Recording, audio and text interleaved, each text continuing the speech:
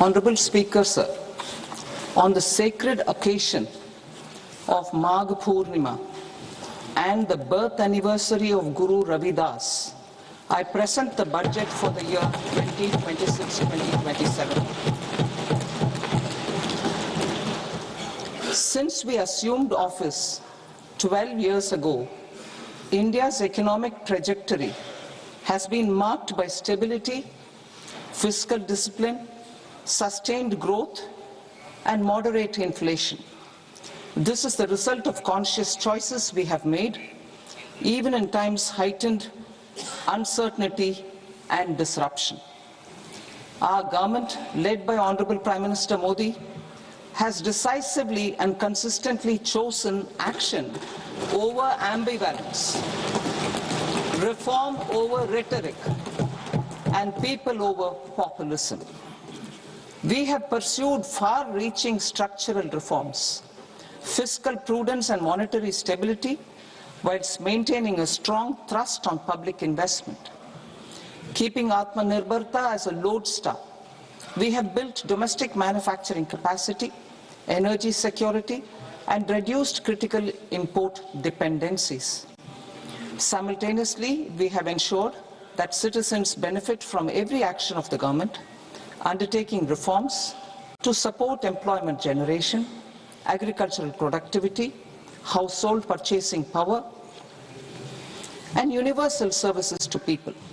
These measures have delivered a high growth rate of around 7% and helped us make substantial strides in poverty reduction and improvement in the lives of our people.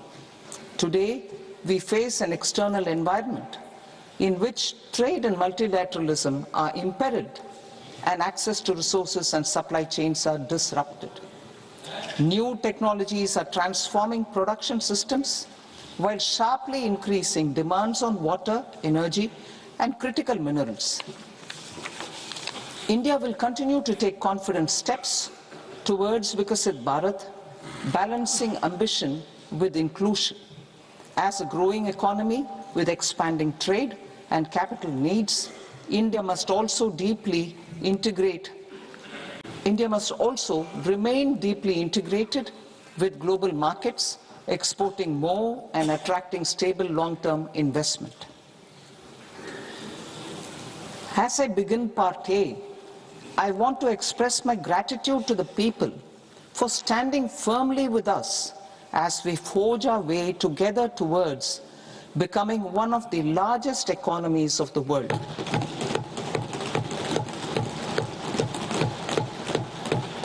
Our aim is to transform aspiration into achievement and potential into performance as we ensure that the dividends of growth reach every farmer, the scheduled caste, the scheduled tribes, the nomads, the youth, the poor, and the women. In Vikasit Bharat Young Leaders Dialogue 2026, several innovative ideas were shared with our Prime Minister, which have inspired many of the proposals, making this a unique Yuva Shakti-driven budget. Our government's sankalp is to focus on our poor, underprivileged, and the disadvantaged. To deliver on this sankalp, and given that this is the first budget prepared in Kartavya Bhavan, we are inspired by three Kartavya. Our first Kartavya is to accelerate and sustain economic growth by enhancing productivity and competitiveness and building resilience to volatile global dynamics. Our second Kartavya is to fulfill aspirations of our people and build their capacity, making them strong partners in India's path to prosperity. Our third Kartavya, aligned with our vision of Sabka Saath, Sabka Vikas, is to ensure that every family, community, region, and sector has access to resources, amenities, and opportunities for meaningful participation. This threefold approach requires a supportive ecosystem. The first requirement is to sustain the momentum of structural reforms, continuous, adaptive, and forward-looking. Second, a robust and resilient financial sector is central to mobilizing savings, allocating capital efficiently, and managing risks. Third, cutting-edge technologies, including AI applications, can serve us as force multipliers for better governance. Reform Express. Our government has undertaken comprehensive reforms towards creating employment, boosting productivity, and accelerating growth. After the Prime Minister's announcement on Independence Day in 2025, over 350 reforms have been rolled out. This includes GST simplification, notification of labor codes, and rationalization of mandatory quality control orders. High-level committees have been formed, and in parallel, the central government is working with the state governments on deregulation and reducing compliance requirements. The Reform Express is well on its way and will maintain its momentum to help us fulfill our kartavya. I now move to specific proposals.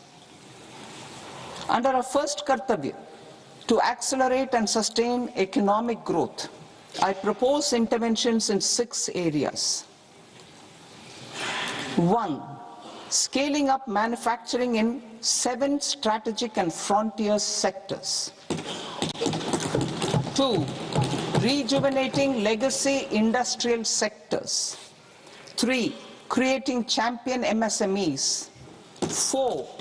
Delivering a powerful push for infrastructure. 5. Ensuring long-term security and stability. And 6. Developing city economic regions. Scaling up of manufacturing in 7 strategic and frontier sectors. Biopharma Shakti, meaning biopharma strategy for health advancement through knowledge, technology, and innovation. Scaling up of manufacturing in 7 strategic and frontier sectors. Biopharma Shakti, meaning biopharma strategy for health advancement diseases like diabetes, cancer, and autoimmune disorders. Biologic medicines are key to longevity and quality of life at affordable costs. To develop India as a global biopharma manufacturing hub,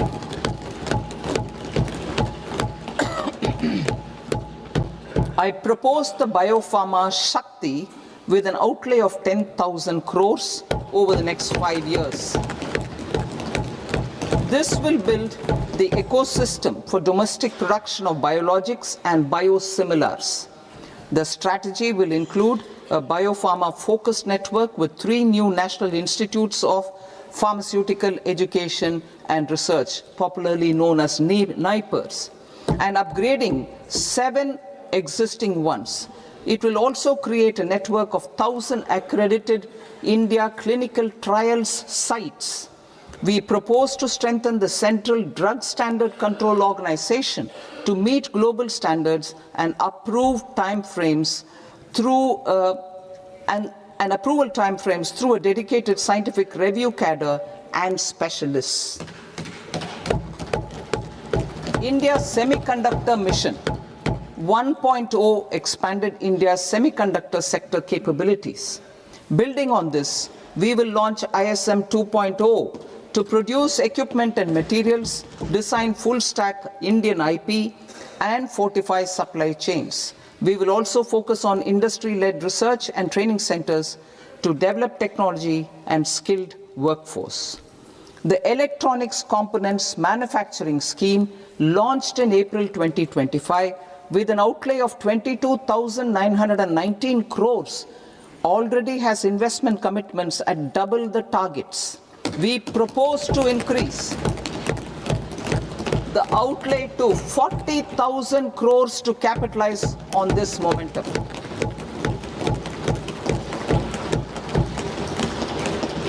A scheme for rare earth permanent magnets was launched in 2025 November.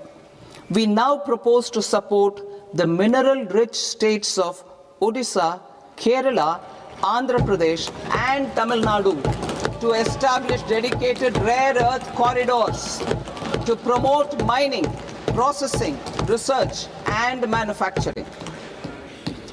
To enhance domestic chemical production and reduction import dependency and reduce import dependency, we will launch a scheme to support states in establishing 3 dedicated chemical parks through challenge route on a cluster-based plug-and-play model. Strong capital goods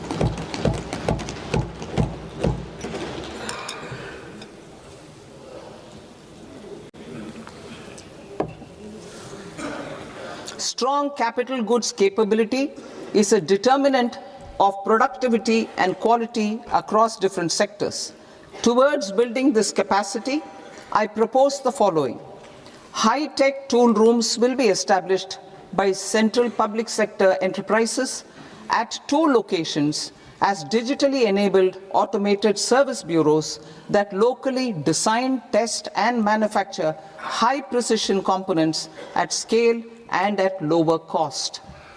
2. A scheme for enhancement of construction and infrastructure equipments will be introduced to strengthen domestic manufacturing of high value and technologically advanced CIE.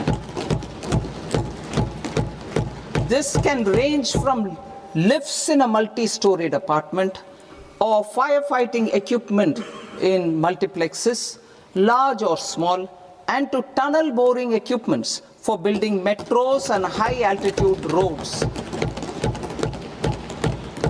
I also propose a scheme for container manufacturing to create a globally competitive container manufacturing ecosystem with a budgetary allocation of 10,000 crores over a 5-year period.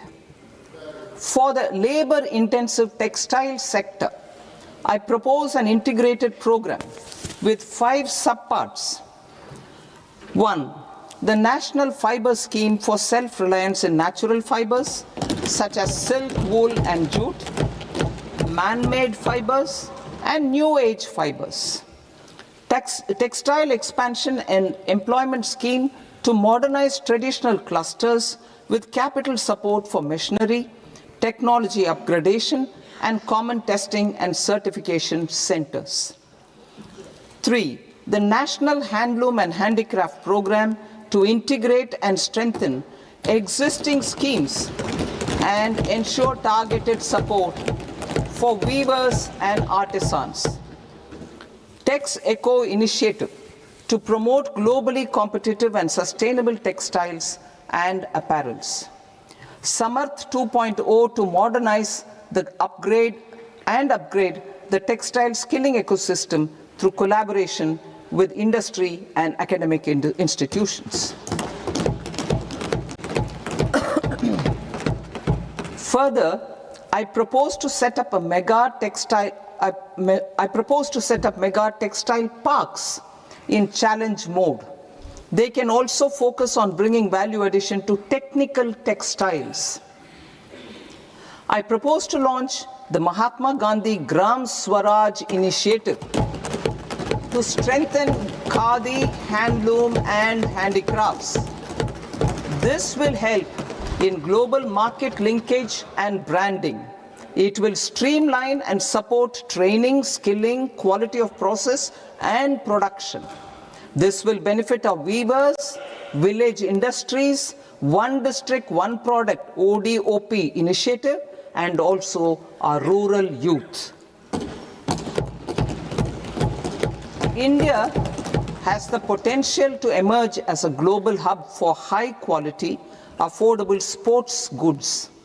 I propose a dedicated initiative for sports goods that will promote manufacturing, research and innovation in equipment design, as well as material sciences.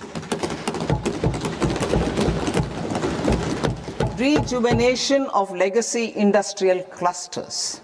I propose to introduce a scheme to revive 200 legacy industrial clusters to improve their cost competitiveness and efficiency through infrastructure and technology upgradation. Creating champion SMEs and supporting micro enterprises. Recognizing MSMEs as a vital engine of growth, I propose a three-pronged approach to help them grow as champions. Equity support. I propose to introduce a dedicated 10,000 crores SME growth fund to create future champions, incentivizing enterprises based on select criteria.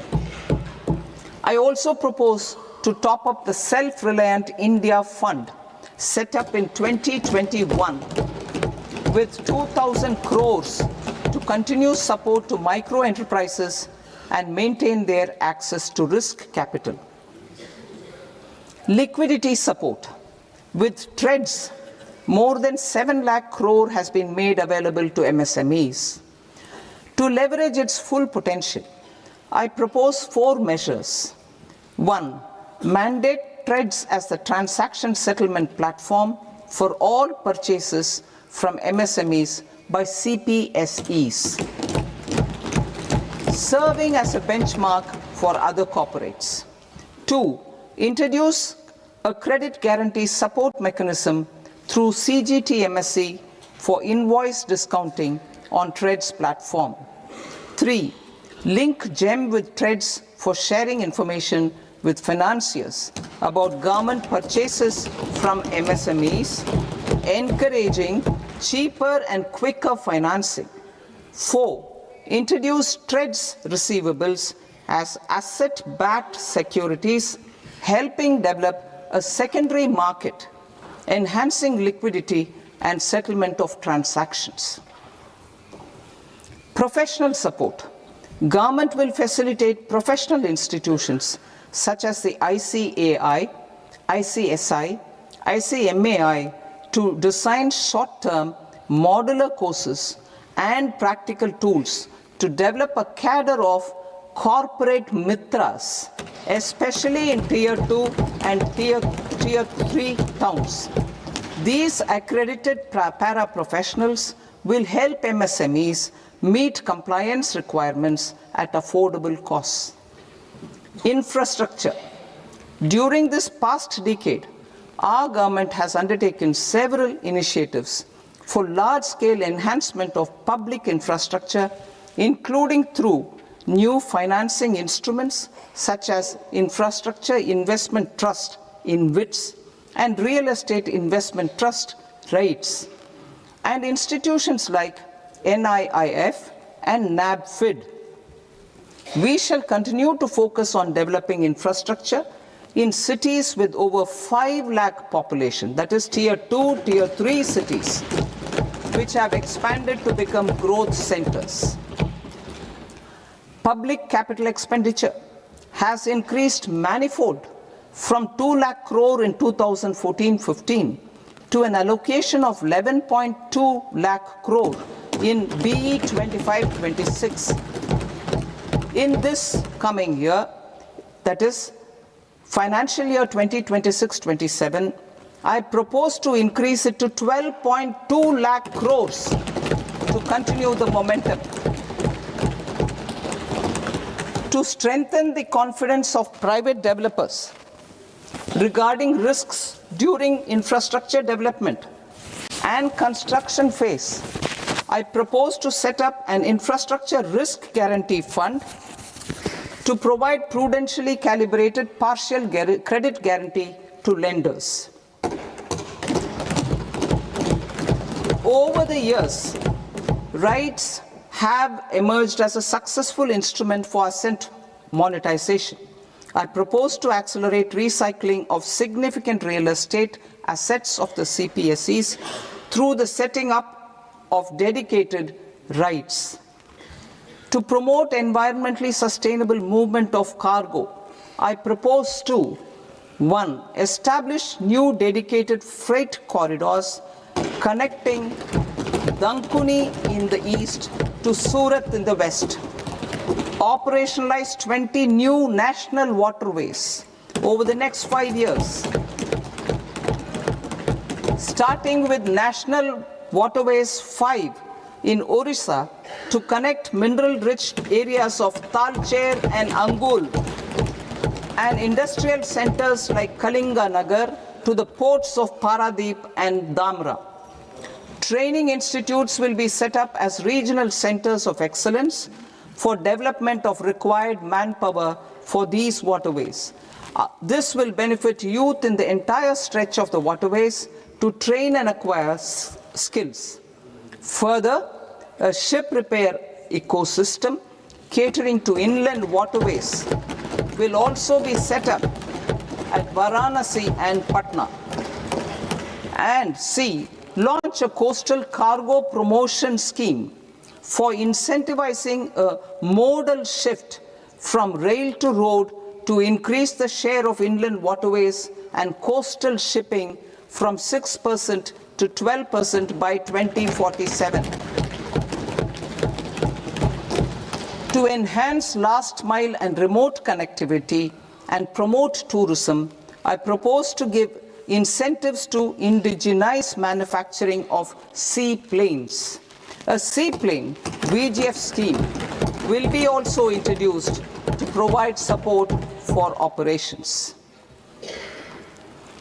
Carbon capture, utilization and storage. Aligning with the roadmap launched in December 2025, the carbon capture, utilization and storage technologies at scale will achieve higher readiness and in end-use application across 5 industrial sectors, including power, steel, cement, refineries, and chemicals. An outlay of 20,000 crore is proposed over the next 5 years for this purpose.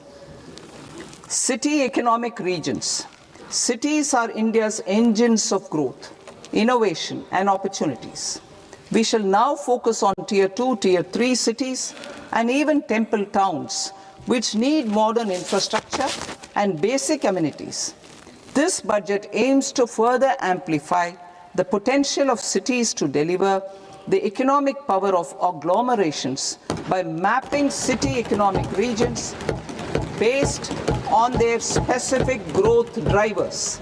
An allocation of 5,000 crore per CER over 5 years is proposed for implementing their plans through a challenge mode with a reform cum result based financing mechanism. In order to promote environmentally sustainable passenger systems, we will develop 7 high-speed rail corridors between cities as growth connectors, namely Mumbai to Pune, Pune to Hyderabad, Hyderabad to Bengaluru, Hyderabad to Chennai, Chennai to Bengaluru, Delhi to Varanasi, Varanasi to Siliguri.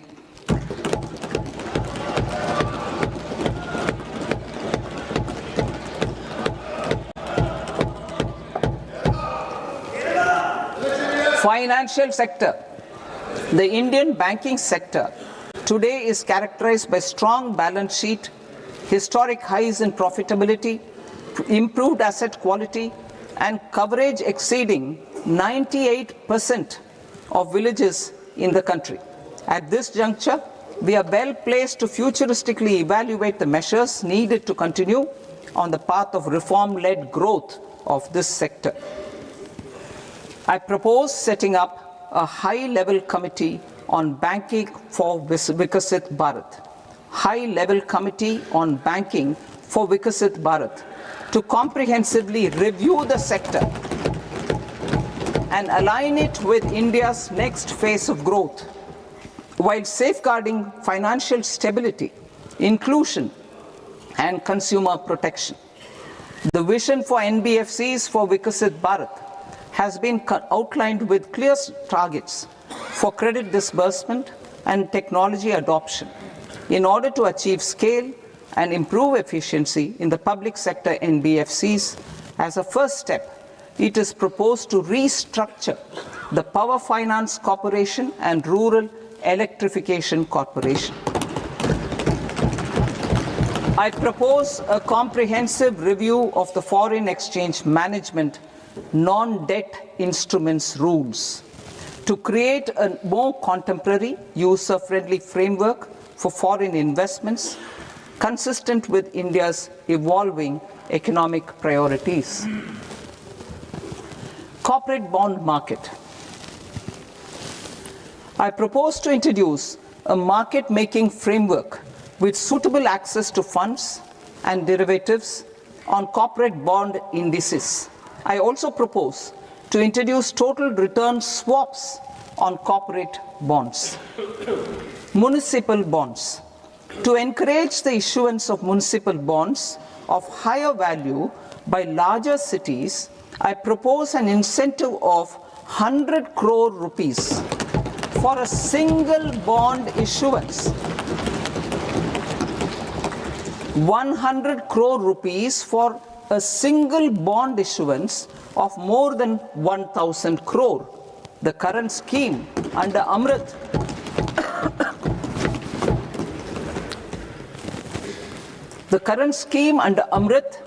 which incentivizes issuances up to 200 crores only, will also continue to support smaller and medium towns. That will also continue to support the smaller and medium towns. Ease of doing business. Individual persons resident outside India, PROI, will be permitted to invest in equity instruments of listed Indian companies through the portfolio investment scheme. It is also proposed to increase the investment limit for an individual PROI under the scheme from 5% to 10%, with an overall investment limit for all individual PROIs to 24% from the current 10%. Emerging technologies including AI. 21st century is technology driven. Adoption of technology is for the benefit of all people. Farmers in the field, women in STEM, youth keen to upskill, and Divyangjan to access newer opportunities. The government has taken several steps to support new technologies through AI Mission, National Quantum Mission, Anusandhan National Research Fund, and Research and Development and Innovation Fund. Our second kartavya is to fulfill aspirations and build capacities. Close to 25 crore individuals have come out of multi-dimensional poverty through a decade of our government's sustained and reform-oriented efforts.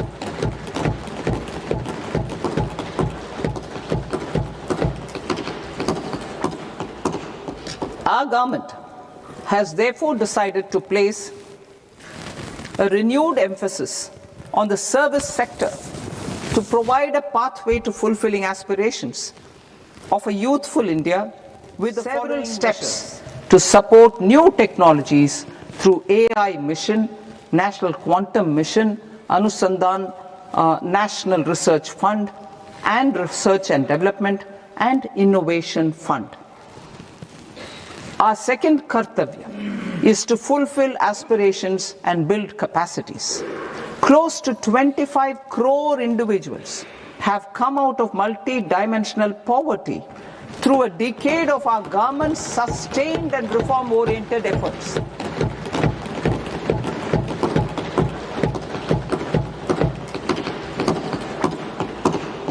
Our government has therefore decided to place a renewed emphasis on the service sector to provide a pathway to fulfilling aspirations of a youthful India, with the following measures.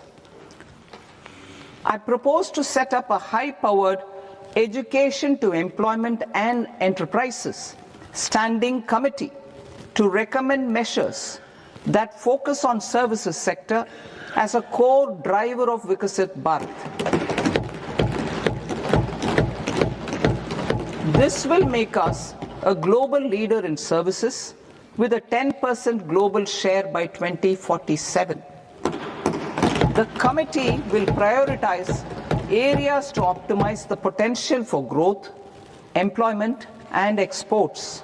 They will also assess the impact of emerging technologies, including AI, on jobs and skill requirements and propose measures thereof, including optometry, radiology, anesthesia, OT technology, applied psychology and behavioral health, and add 1 lakh AHPs over the next 5 years. A strong care system covering geriatric and allied care services will be built. A variety of NSQF-aligned programs will be developed to train multi-skilled caregivers, combining core care and allied skills such as wellness, yoga, and operation of medical assistive devices. In the coming year, 1.5 lakh caregivers will be trained.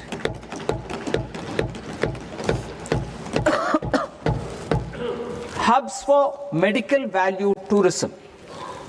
To promote India as a hub for medical tourism services, I propose to launch a scheme to support states in establishing 5 regional medical hubs in partnership with the private sector.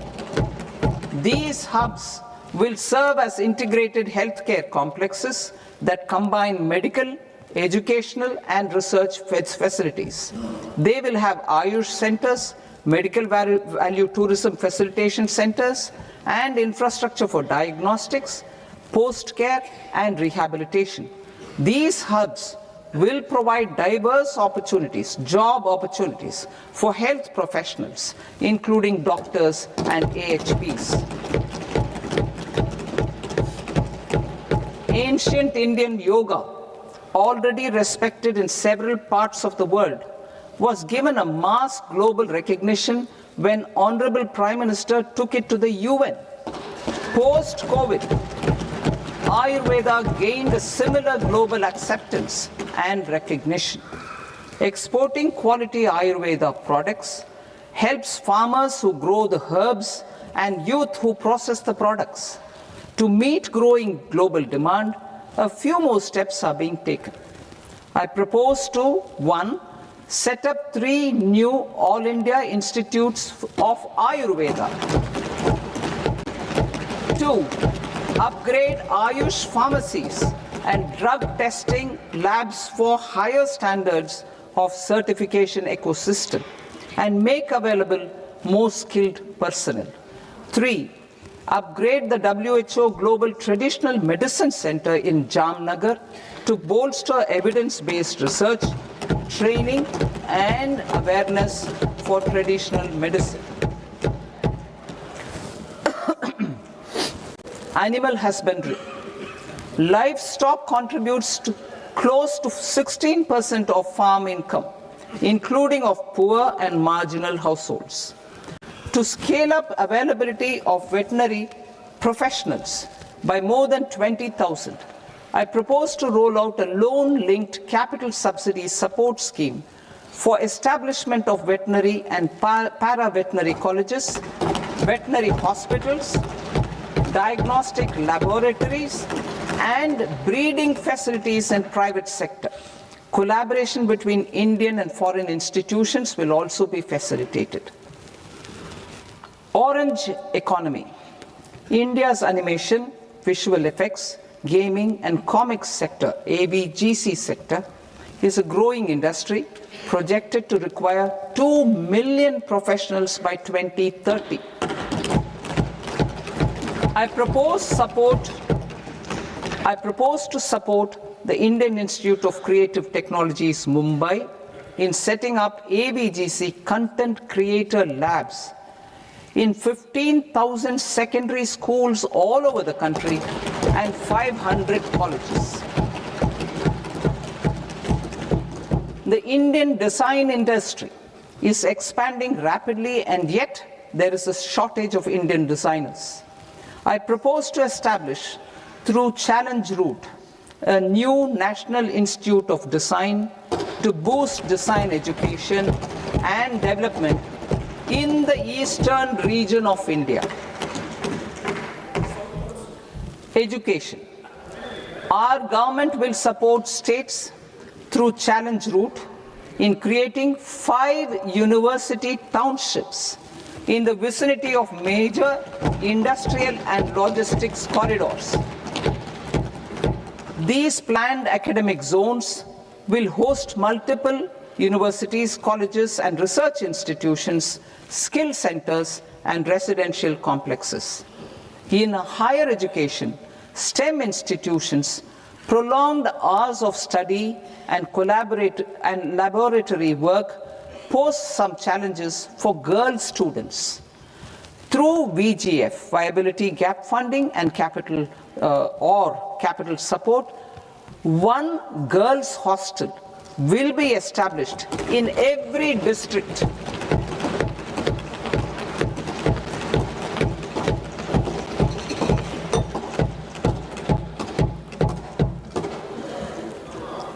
To promote astrophysics and astronomy via immersive experiences. 4 telescope infrastructure facilities will be set up or upgraded. The National Large Solar Telescope, the National Large Optical Infrared Telescope, the Himalayan Chandra Telescope, and the Cosmos 2 Planetarium. Tourism. The tourism sector has the potential to play a large role in the employment generation, forex earnings, and expanding the local economy. I propose to set up a National Institute of Hospitality by upgrading the existing National Council for Hotel Management and Catering Technology. It will function as a bridge between academia, industry, and government. I also propose a pilot scheme for upskilling 10,000 guides in 20 iconic tourist sites through a standardized, high-quality, 12-week training course in hybrid mode in collaboration with the Indian Institute of Management. A national destination digital knowledge grid will be established to digitally document all places of significance, cultural, spiritual, and heritage.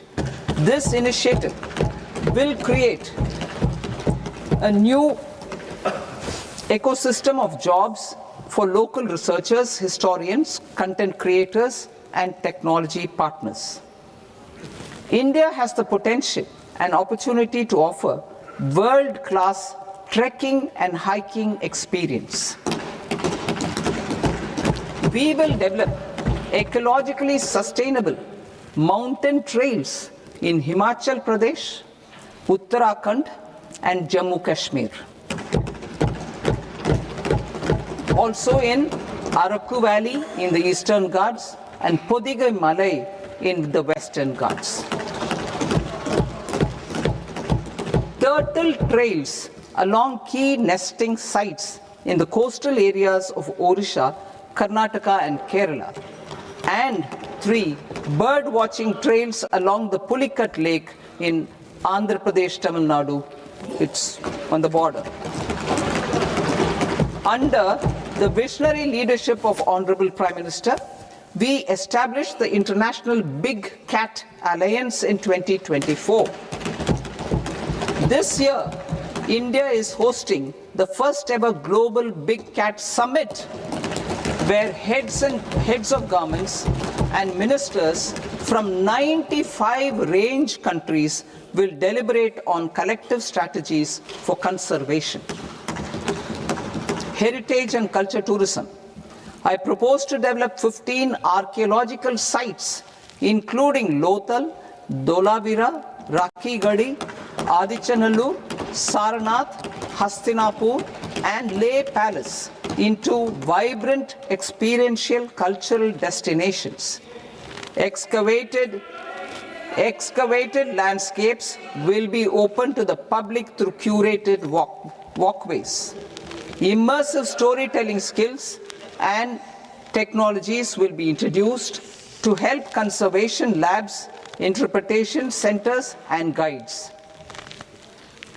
The sports sector provides multiple means of employment, skilling, and job opportunities.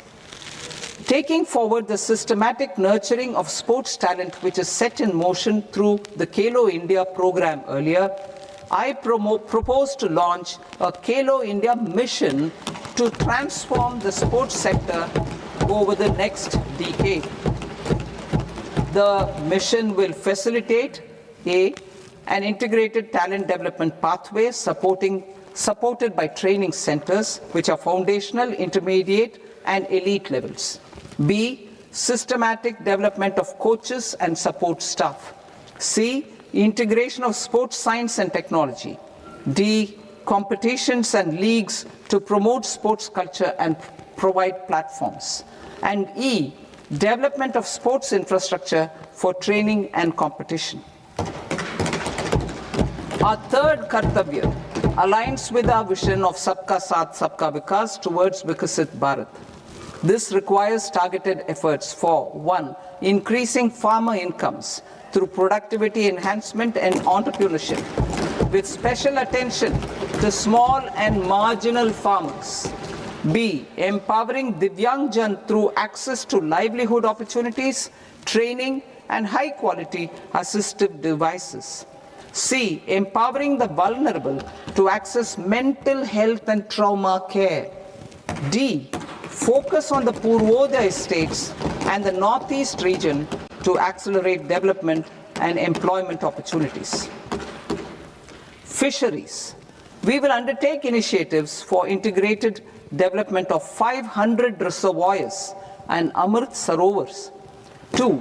Strengthen the fisheries value chain in coastal areas and enable market linkages involving startups and women-led groups together with fish farmer producer organizations.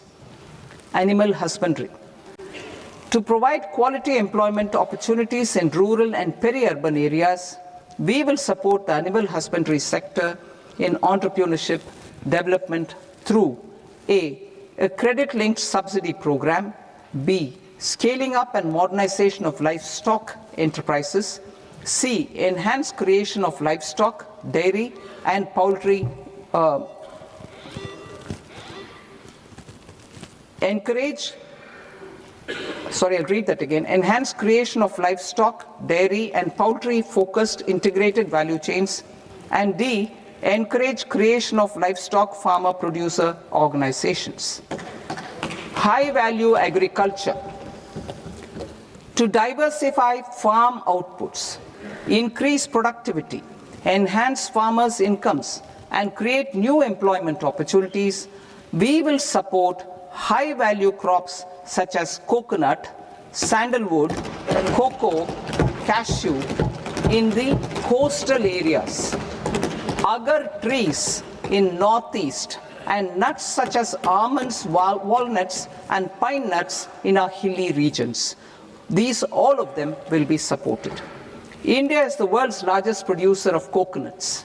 About 30 million people, including nearly 10 million farmers, depend on coconuts for their livelihood. To further enhance competitiveness in coconut production, I propose a coconut promotion scheme to increase production and enhance productivity through various interventions, including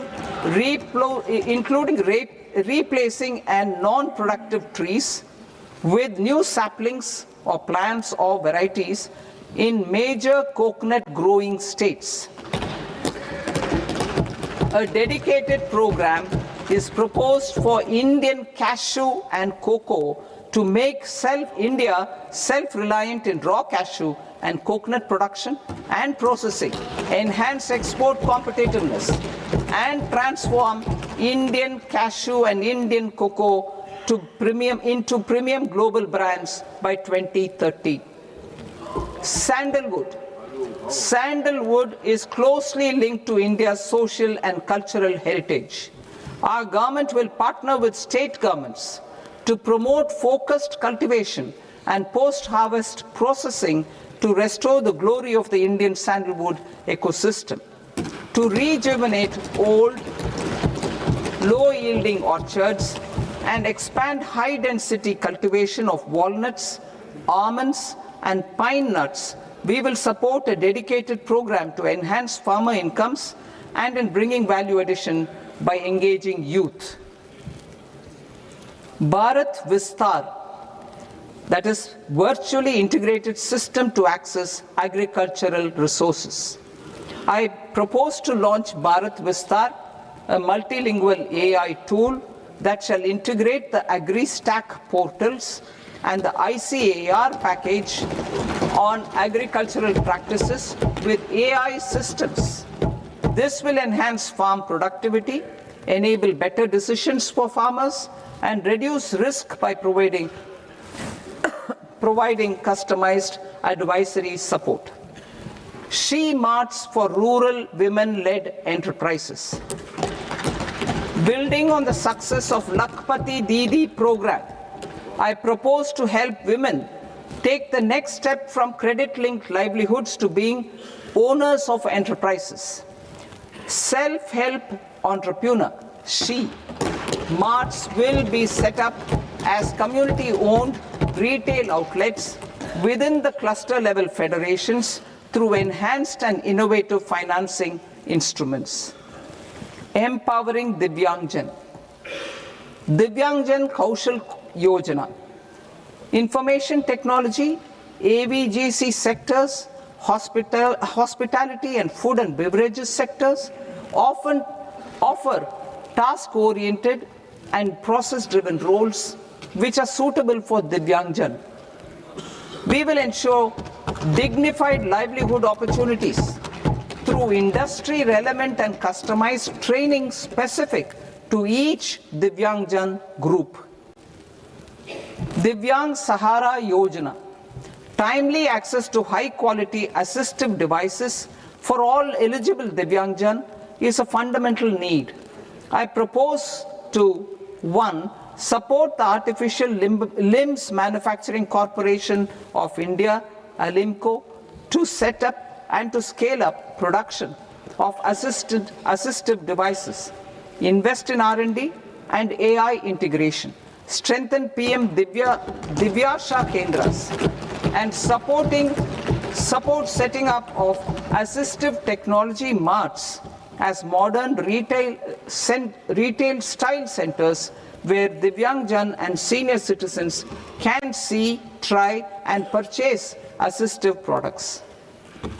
Reaffirming our commitment to mental health and trauma care. There are no national institutes for mental health care in North India. We will therefore set up a NIMHANS 2 and also upgrade national mental health institutes in Ranchi and in Tezpur as regional apex institutions. Emergencies expose families, particularly the poor and vulnerable, to unexpected expenditure. We will strengthen and increase these capacities by 50% in district hospitals by establishing emergency and trauma care centers. Focus on Purvodaya states and northeastern regions. Purvodaya. I propose the development of an integrated East Coast industrial corridor with a well-connected node at Durgapur, creation of 5 tourism destinations in 5 Purvodaya states, and the provision of 4,000 e-buses. Buddhist sites in northeastern region. The northeastern region is a civilizational confluence of Theravada and Mahayana or Vajrayana traditions. I propose to launch a scheme for development of Buddhist circuits in Arunachal Pradesh, Sikkim, Assam, Manipur, Mizoram, and Tripura. The scheme will cover preservation of temples and monasteries, pilgrimage interpretation centers, connectivity, and pilgrim amenities. 16th Finance Commission. On 17th November 2025, the 16th Finance Commission submitted its report to the President. As mandated under Article 281 of the Constitution, the government is to lay the report along with the explanatory memorandum on the action taken report on the recommendations of the Commission in Parliament, which, Sir, Honourable Speaker, you've allowed me to do at the commencement of this session. The government has accepted the recommendation of the Commission to retain the vertical share of devolution at 41%. As recommended by the Commission, I have provided 1.4 lakh crores of rupees to the states for the year 2026-2027 as Finance Commission grants. These include rural and urban local body and disaster management grants. Fiscal consolidation. Government has been delivering on our fiscal commitments consistently without compromising on social needs. To strive towards accepted standards of fiscal management in Budget 25-26, I had indicated that the central government would target reaching a debt to GDP ratio of 50 plus or minus 1% by 2030-31. In line with this, the debt to GDP ratio is estimated to be 55.6% of GDP in BE 26-27, compared to 56.1% of GDP in RE 25-26. A declining debt to GDP ratio will gradually free up resources for priority sector lending and expenditure by reducing the outgo on interest payments. One of the main operational instruments for debt targeting is the fiscal deficit. I am happy to inform this august House that I fulfilled my commitment made in 2021-2022 to reduce fiscal deficit below 4.5% of GDP by 25-26. In RE 25-26, the fiscal deficit has been estimated at par with BE of 2025-26 at 4.4% of GDP. In line with the new fiscal prudence path of debt consolidation, the fiscal deficit in BE 26-27 is estimated to be 4.3% of the GDP.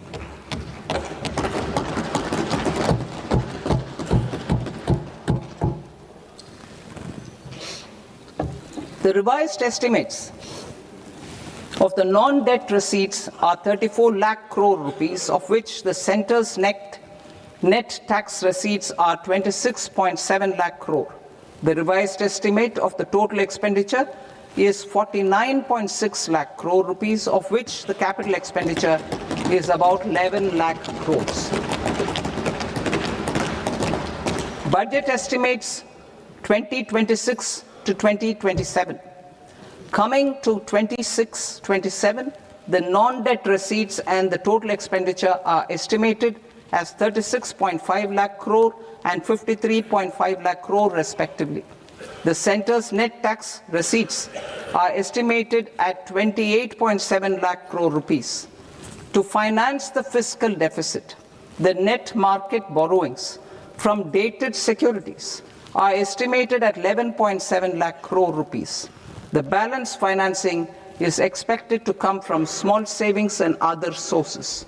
The gross market borrowings are estimated at 17.2 lakh crore rupees. I'll now move to Part B. Part B, direct taxes.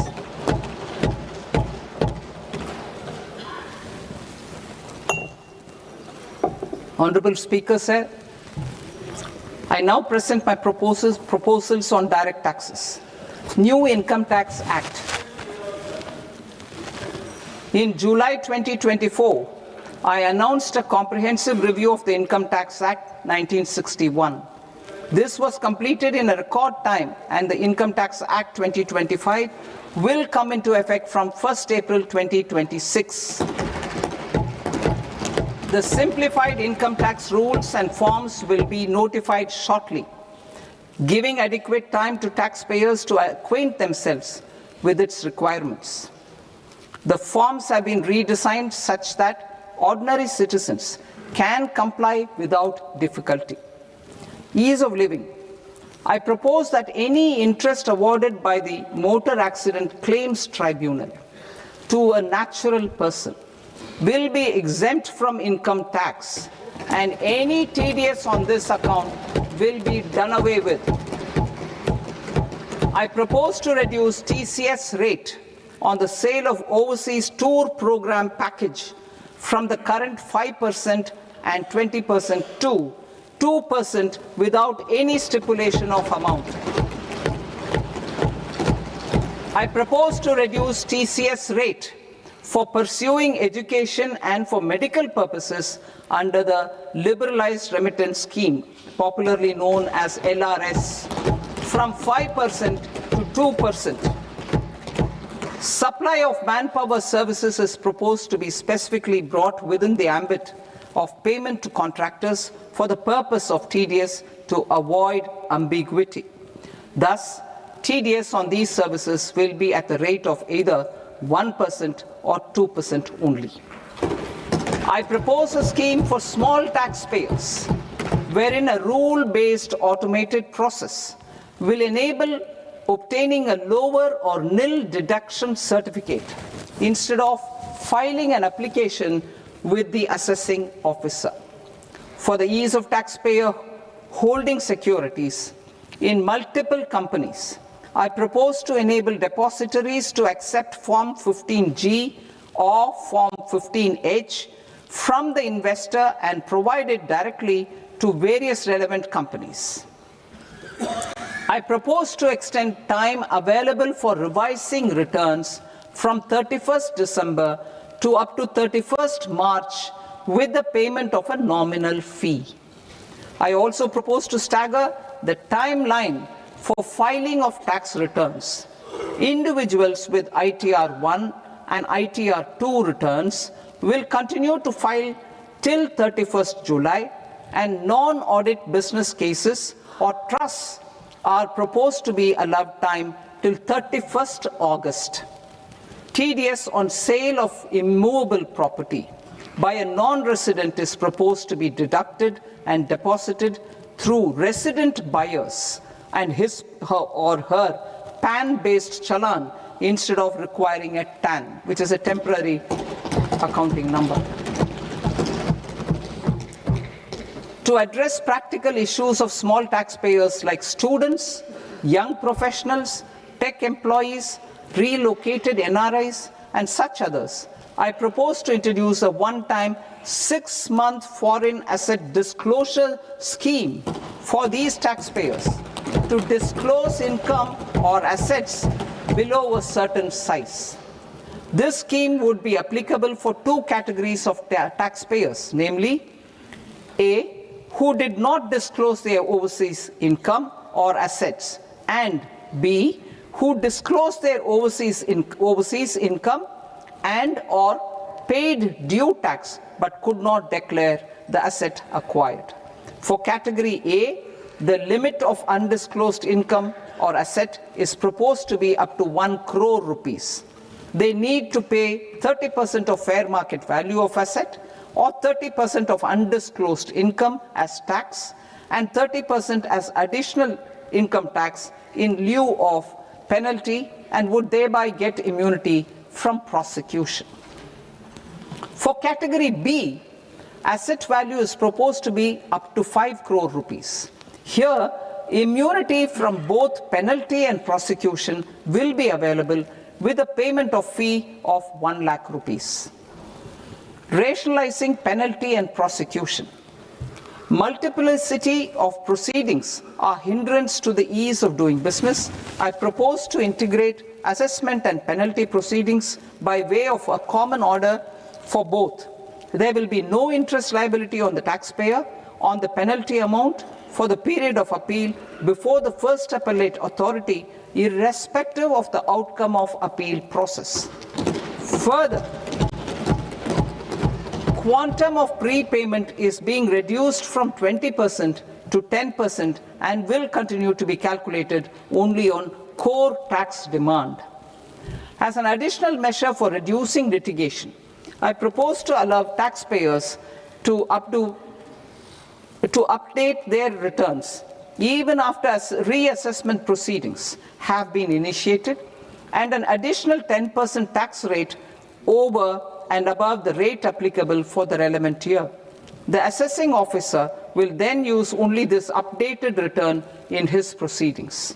There is already a framework for immunity from penalty and prosecution in the cases of underreporting. I propose to apply this framework for immunity to misreporting too. However, in such a case, the taxpayer will need to pay 100% of the tax amount as an additional income tax over and above the tax and interest due. Penalties for certain technical defaults, such as failure to get accounts audited, non-furnishing of transfer pricing audit report, and default in furnishing statement for financial transactions, are proposed to be converted into fee.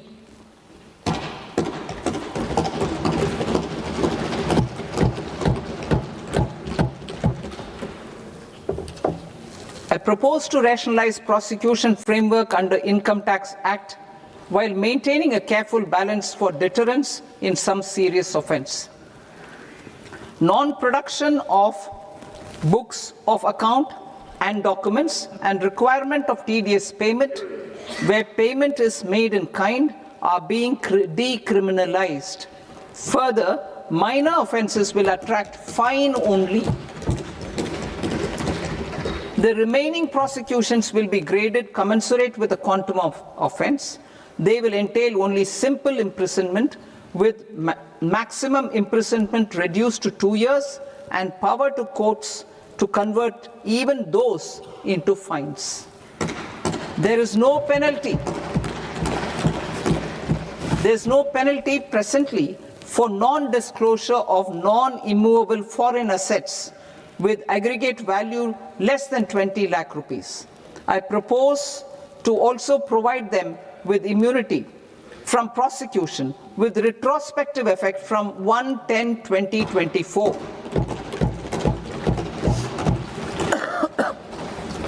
Cooperatives. Deduction is already allowed to a primary cooperative society engaged in supplying milk, oilseeds, fruits or vegetables raised or grown by its members. I propose to extend this deduction to also include supply of cattle feed and cotton seed produced by its members. I propose to allow inter-cooperative society dividend income as deduction under the new tax regime to the extent it is further distributed to its members. I further propose to allow exemption for a period of 3 years to dividend income received by a notified national cooperative federation on their investments made in companies up to 31/1/2026. This exemption would be allowed only for dividends further distributed to its member cooperatives. Supporting IT sector as India's growth engine. India is a global leader in software development services, IT-enabled services, knowledge process outsourcing services, and contract R&D services relating to software development. These businesses and their segments are quite interconnected with each other. All these services are proposed to be clubbed under a single category of information technology services with a common safe harbor margin of 15.5% applicable to all. The threshold for availing safe harbor for IT services is being enhanced substantially from 300 crore rupees to 2,000 crore rupees. Safe harbor for IT services shall be approved by an automated rule-driven process without any need for tax officer to examine and accept the application. Once applied by an IT services company, the same safe harbor can be continued for a period of 5 years at a stretch at its choice. For IT services companies who want to conclude advanced pricing agreement, APA, I propose to fast-track unilateral APA process for IT services and endeavor to conclude it within a period of 2 years.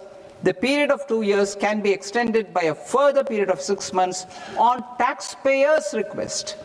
I propose to extend the facility of modified returns available to the entity entering APA to its associated entities also. Attracting global business and investment.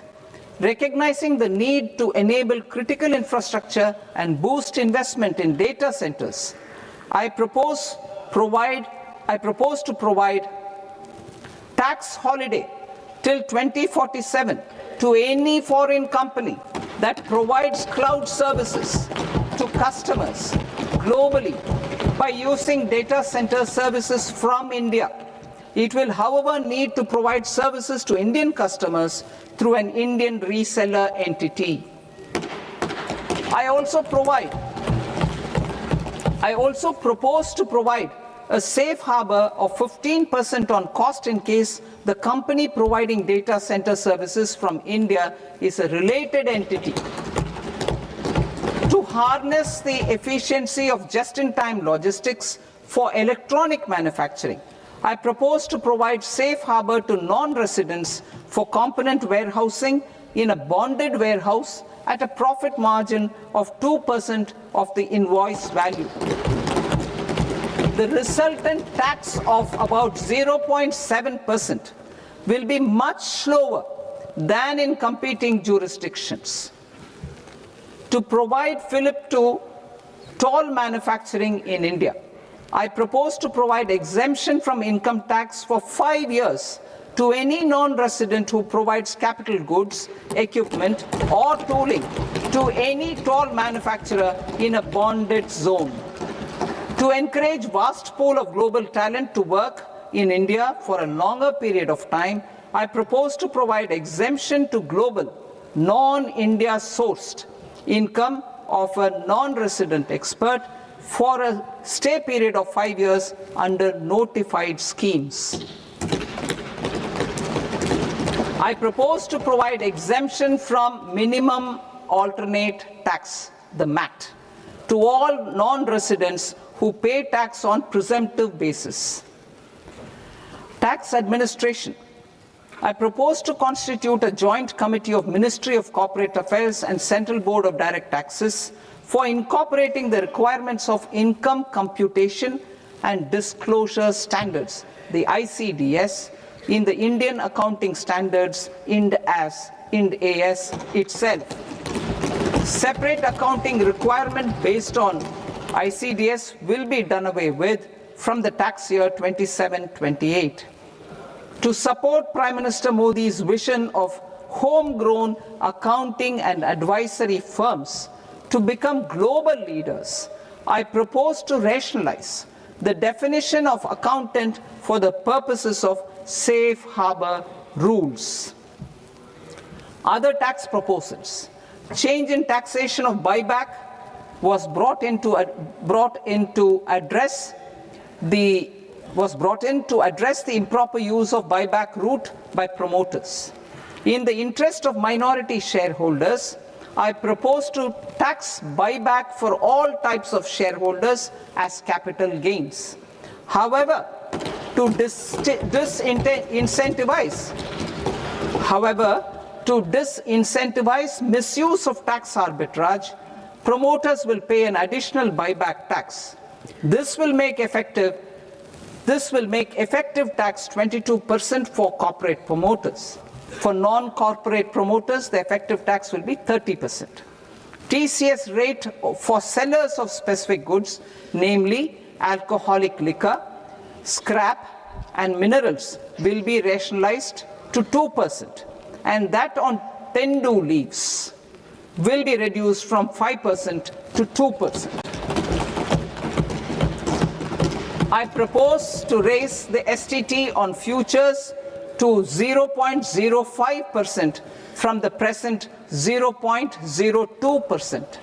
STT on options premium and exercise of options are both proposed to be raised to 0.15% from the present rate of 0.1% and 0.125% respectively.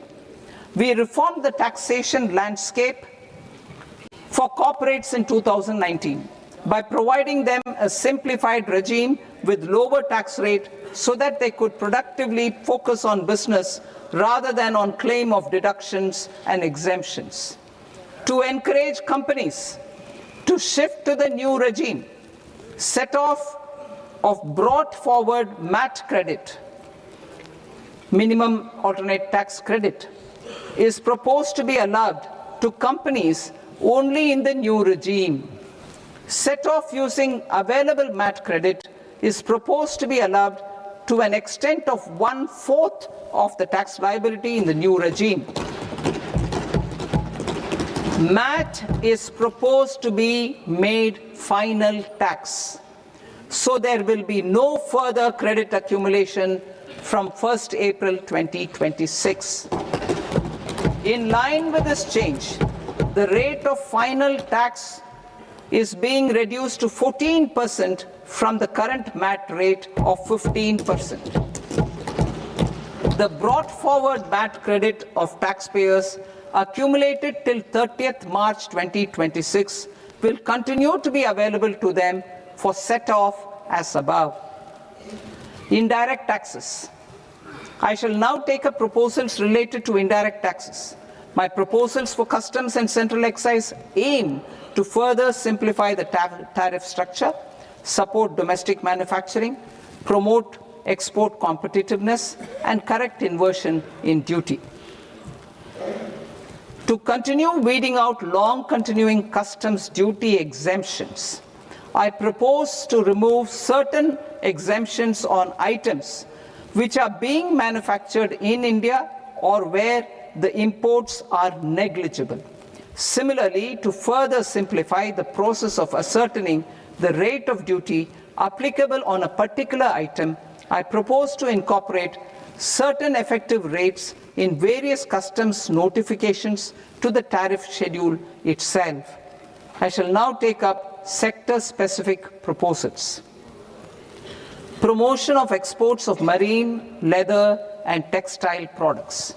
I propose to increase the limit for duty-free imports of specified inputs used for processing seafoods for export from the current 1% to 3% of FOB value of the previous year's export turnover.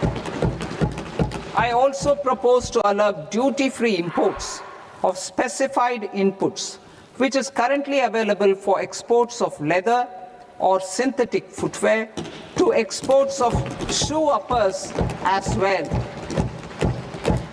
I propose to extend the time period for export of final product from the existing 6 months to 1 year for exporters of leather or textile garments, leather or synthetic footwear, and other leather products.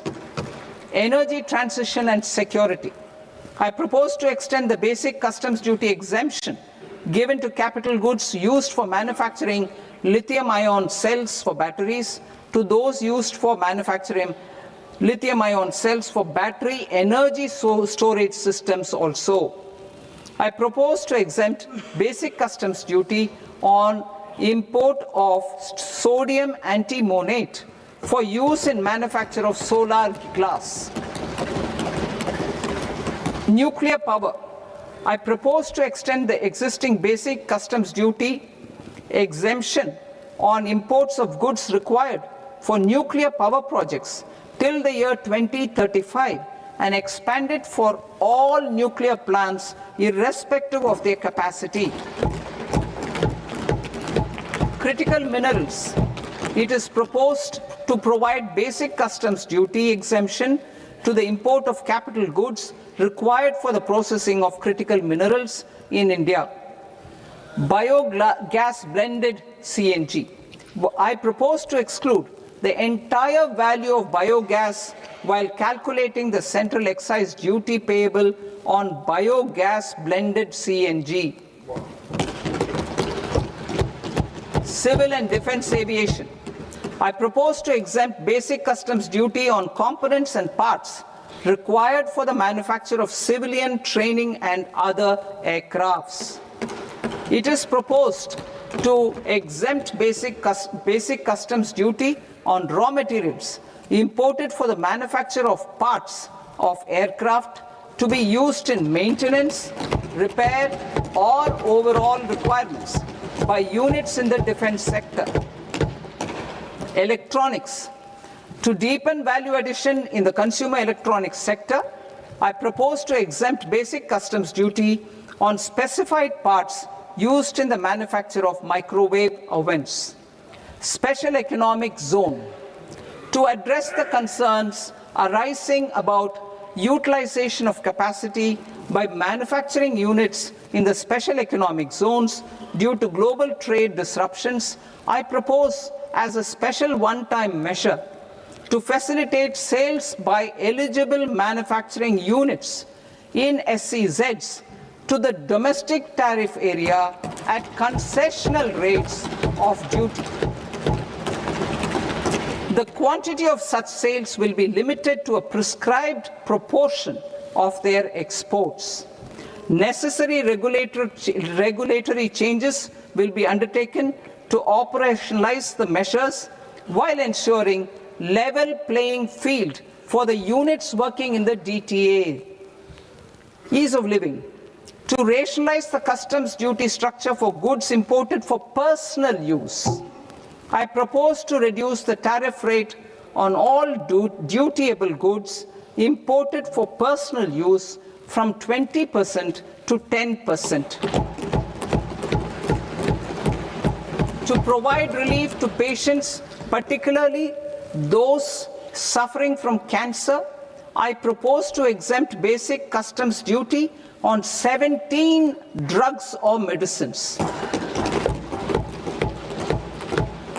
I propose also to add 7 more rare diseases for the purposes of exempting import duties on personal imports of drugs, medicines, and food for special medical purposes used in their treatment. Customs process.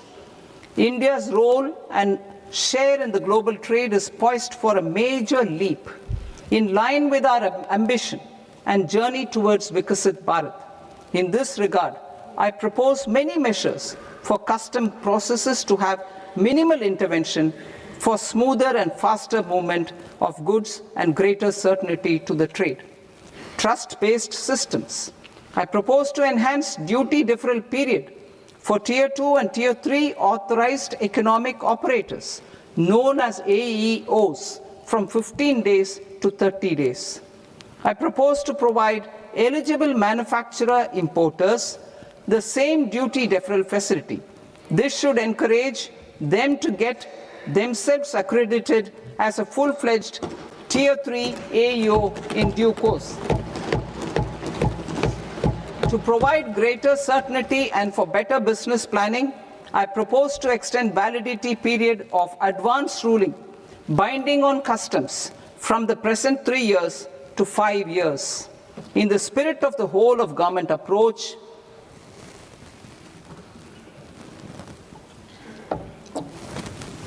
government agencies will be encouraged to leverage AEO accreditation for preferential treatment in clearing their cargo. Regular importers with trusted long-standing supply chains will be recognized in the risk system so that the need for verification of their cargo every time can be minimized. Export cargo using electronic sealing. Export cargo using electronic sealing will be provided through clearance from the factory premises to the ship. For import of goods not needing any compliance, filing of bill of entry by a trusted importer and arrival of goods will automatically notify customs for completing their clearance formalities. This will enable goods to be released immediately on arrival. The customs warehouse framework will be transformed into a warehouse operator-centric system with a self-declarations, electronic tracking, and risk-based audit. These reforms will move away from the current system of officer-dependent approvals and reduce transaction delays and compliance costs. Ease of doing business. Approvals required for cargo clearance from various government agencies will be seamlessly processed through a single and interconnected digital window by the end of the financial year. Processes involved in clearance of food, drugs, plant, and animal and wildlife products, accounting for about 70% of interdicted cargo, will be operationalized on this system by April 2026 itself. For goods not having any compliance requirement, clearance will be done by customs immediately after online registration is completed by the importer, subject to the payment of duty. Customs integrated system will be rolled out in 2 years as a single integrated and scalable platform for all customs processes. Utilization of non-intrusive scanning with advanced imaging and AI technology for risk assessment will be expanded in a phased manner with the objective to scan every container across all the major ports. New export opportunities to support Indian fishermen to fully harness the economic value of marine resources beyond our territorial waters. The following measures will be taken. A. Fish catch by an Indian fishing vessel in exclusive economic zone or on the high seas will be made free of duty. Landing of such fish on foreign port will be treated as export of goods. Safeguards will be put in place to prevent misuse during fish catch, transit, or transshipment. To support aspirations of India's small businesses, artisans, and startups to access global markets through e-commerce, I am pleased to announce complete removal of the current value cap of 10 lakh rupees per consignment on courier exports. In addition, handling of rejected and returned consignments will be improved with effective use of technology for identifying such consignments. I propose to revise provisions governing baggage clearance during international travel to address genuine concerns of passengers. The revised rules will enhance duty-free allowances in line with the present-day travel realities and provide clarity in temporary carriage of goods brought in or taken out. There are honest taxpayers who are willing to settle disputes by paying all their dues, but they get deterred due to negative connotation associated with penalty. They will now be able to close cases by paying an additional amount in lieu of penalty. Honorable Speaker, sir, with this, I commend the budget to this august House. Jai Hind.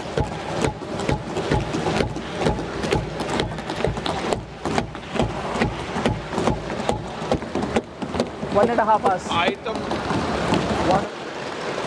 Item number 3, माननीय वित्त मंत्री जी.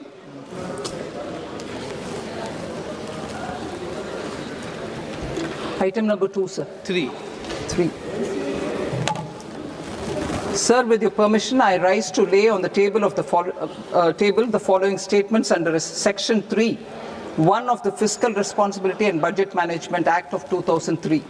medium-term fiscal policy cum fiscal policy strategy statement, and macroeconomic framework statement. Item number 4 माननीय वित्त मंत्री जी। Sir, with your permission, I move for leave to introduce the Finance Bill 2026. प्रश्न ये कि विधेयक को पुनर्स्थापित करने की अनुमति प्रदान की जाए। जो सदस्य इस पक्ष में हाँ गए, जो सदस्य विरोध में ना गए, मेरे विचार में निर्णय हाँ वालों के पक्ष में हाँ वालों के पक्ष में अनुमति प्रदान की जाती है। माननीय मंत्री जी, अब विधेयक पुनर्स्थापित करें। Sir, I introduce the bill. माननीय सदस्यगण, आपको सूचित किया जाता है कि माननीय वित्त मंत्री जी के बजट भाषण की कॉपी पब्लिकेशन काउंटर पर ली जाती है। बजट भाषण और बजट से संबंधित दस्तावेज आपके मोबाइल फोन और मेंबर पोर्टल्स पर ही उपलब्ध है। सभा की कार्रवाई कल सोमवार दिनांक 2 फरवरी 2026 को प्राप्त 11 बजे तक के लिए स्थगित की जाती है।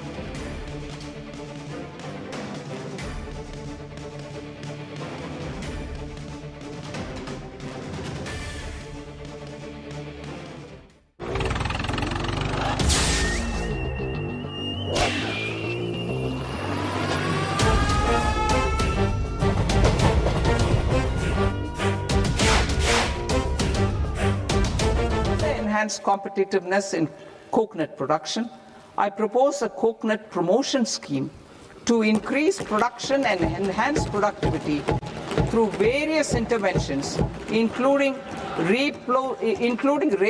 replacing and non-productive trees with new saplings or plants or varieties in major coconut growing states.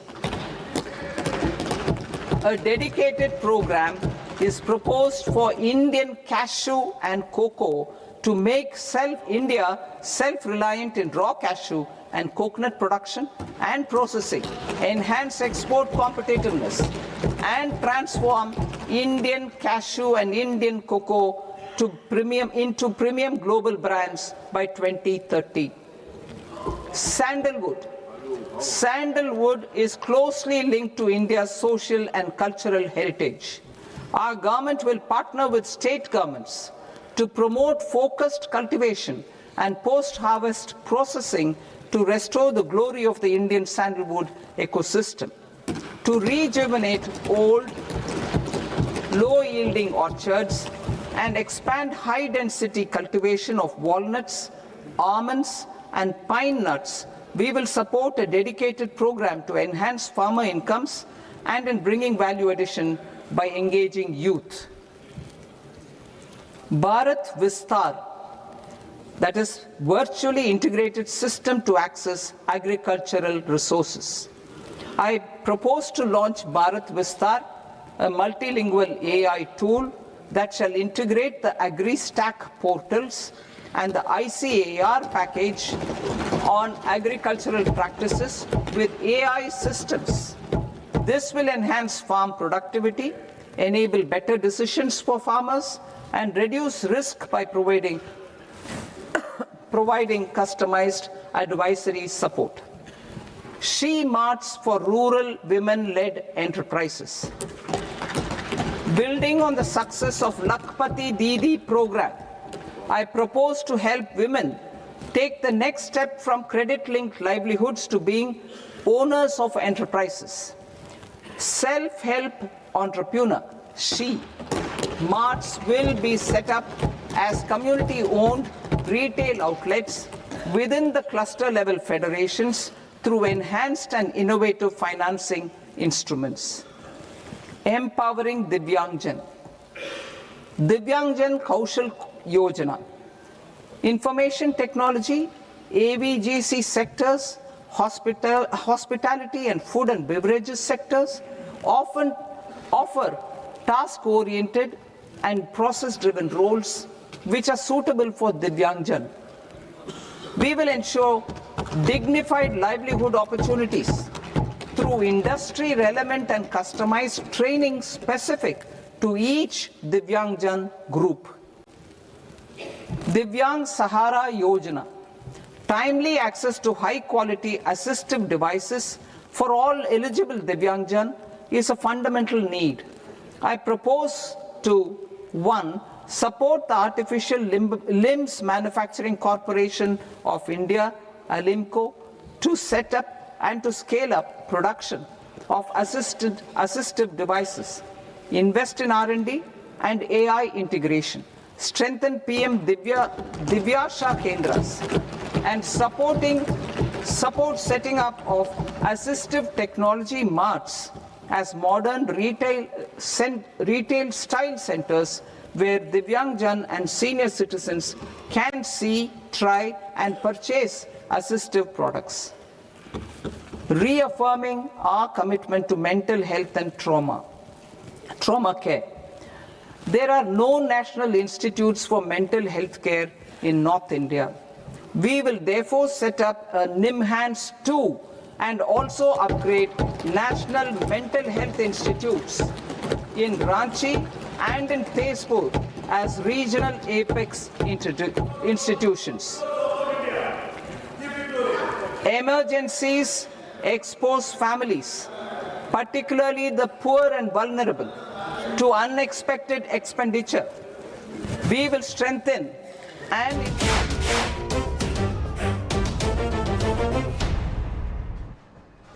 இந்திய மக்களினுடைய ஒட்டுமொத்த எதிர்பார்ப்பையும் பெற்றிருந்த மத்திய பட்ஜெட் தாக்கல் நிறைவு பெற்றிருக்கிறது. மத்திய நிதியமைச்சர் நிர்மலா சீதாராமன் இதனுடைய தாக்கலை நிறைவு செய்திருக்கிறார். இந்த மத்திய நிதி பட்ஜெட்டில் முக்கியமான அறிவிப்புகள் என்னென்ன, இருக்கக்கூடிய முக்கிய அம்சங்கள் என்னென்ன என்பதை பார்க்கலாம். குறிப்பாக தனிநபர் வருமான வரி விலக்கு வரம்பில் இந்த ஆண்டு எவ்வித மாற்றமும் இல்லை என்ற அறிவிப்பை நிதியமைச்சர் நிர்மலா சீதாராமன் குறிப்பிட்டிருக்கிறார் உரையில். மின்சாதன துறையை ஊக்குவிக்க ரூபாய் 40,000 கோடி நிதி ஒதுக்கப்படும் என்று தன்னுடைய உரையில் குறிப்பிட்டிருக்கிறார். டேட்டா சென்டர்கள்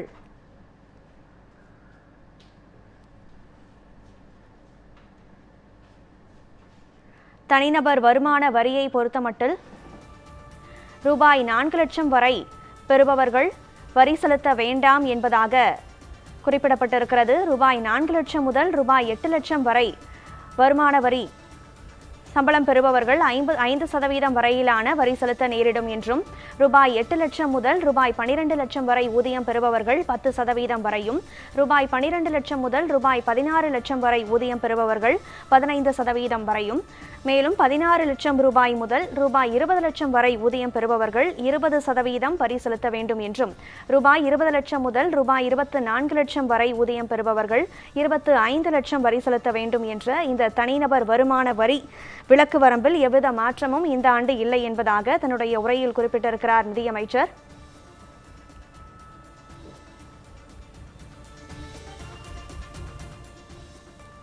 மேலும் ஏழை குடும்ப பின்னணியில் இருப்பவர்களின் 50% மருத்துவ செலவை மத்திய அரசு ஏற்க முடிவு செய்திருப்பதாக பட்ஜெட்டில் நிர்மலா சீதாராமன் குறிப்பிட்டிருக்கிறார்.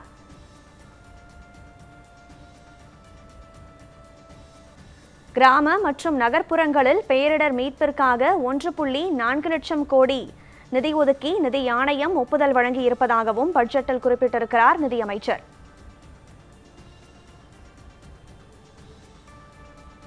மாநிலங்களுக்கு வரி பகிர்வு விகிதத்தில் எந்த மாற்றமும் இல்லை என்று தெரிவிக்கப்பட்டிருக்கிறது பட்ஜெட்டில்.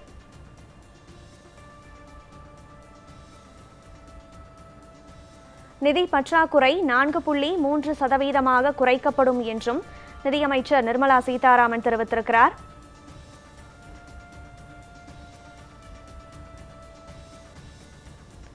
ஏப்ரல் 1 முதல் புதிய வருமான வரி சட்டம் அமலாவதாக தெரிவிக்கப்பட்டிருக்கிறது. வருகிற ஏப்ரல் 1 முதல் புதிய வருமான வரி சட்டம் அமலுக்கு வரும் என்று தெரிவிக்கப்பட்டிருக்கிறது.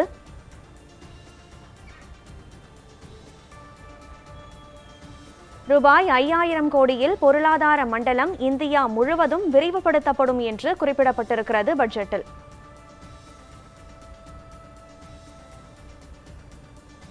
மின்சாதன துறையை ஊக்குவிக்க ரூபாய் 40,000 கோடி நிதி ஒதுக்கப்படும் என்று குறிப்பிட்டிருக்கிறார் நிதியமைச்சர் பட்ஜெட்டில்.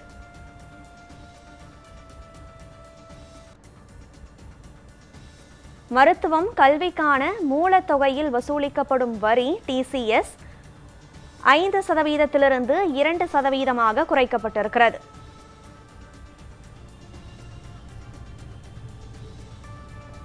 வருமானம் குறித்து தவறான தகவல் அளித்தால் 100% அபராதம் விதிக்கப்படும் என்றும் பட்ஜெட்டில் குறிப்பிடப்பட்டிருக்கிறது.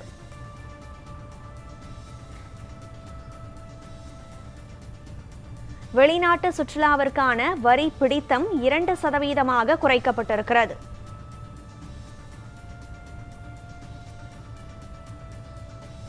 வெளிநாடு சுற்றுப்பயணம் செல்வோருக்கு வரி பிடித்தம் 2% குறைக்கப்பட்டிருக்கிறது.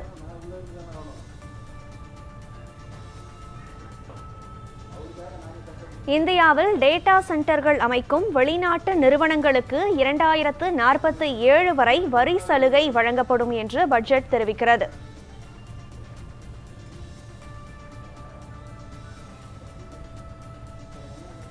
காலணிகள் ஏற்றுமதி செய்வதற்கு மூலப்பொருட்களை வரியில்லாமல் இறக்குமதி செய்ய சலுகைகளும் அறிவிக்கப்பட்டிருக்கிறது.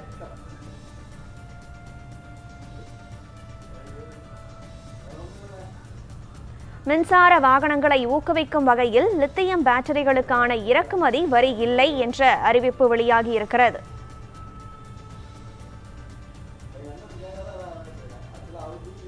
கலால் வரி, சுங்கவரி எளிமைப்படுத்தி குறைக்க நடவடிக்கை எடுக்கப்பட்டிருக்கிறது.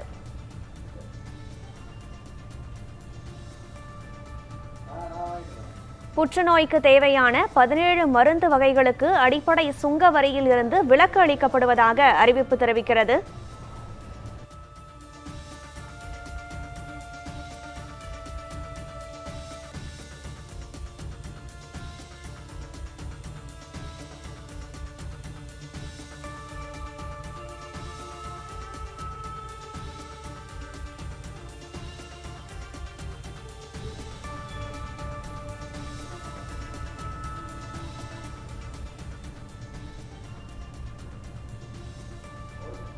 மத்திய பட்ஜெட் தாக்கலாகி வரும் நிலையில் பங்குச்சந்தைகள் சரிவை சந்தித்து வருகிறது.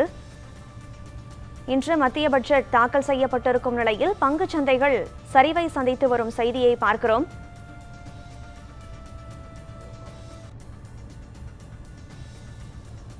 நிதி பட்ஜெட்டில் குறிப்பிடப்பட்டிருக்கும் அறிவிப்புகளை தொடர்ந்து பார்க்கலாம். 2027ஆம் ஆண்டிற்குள் நிதி பற்றாக்குறை சரி செய்யப்படும் என்று பட்ஜெட்டில் நிதியமைச்சர் நிர்மலா சீதாராமன் தெரிவித்திருக்கிறார்.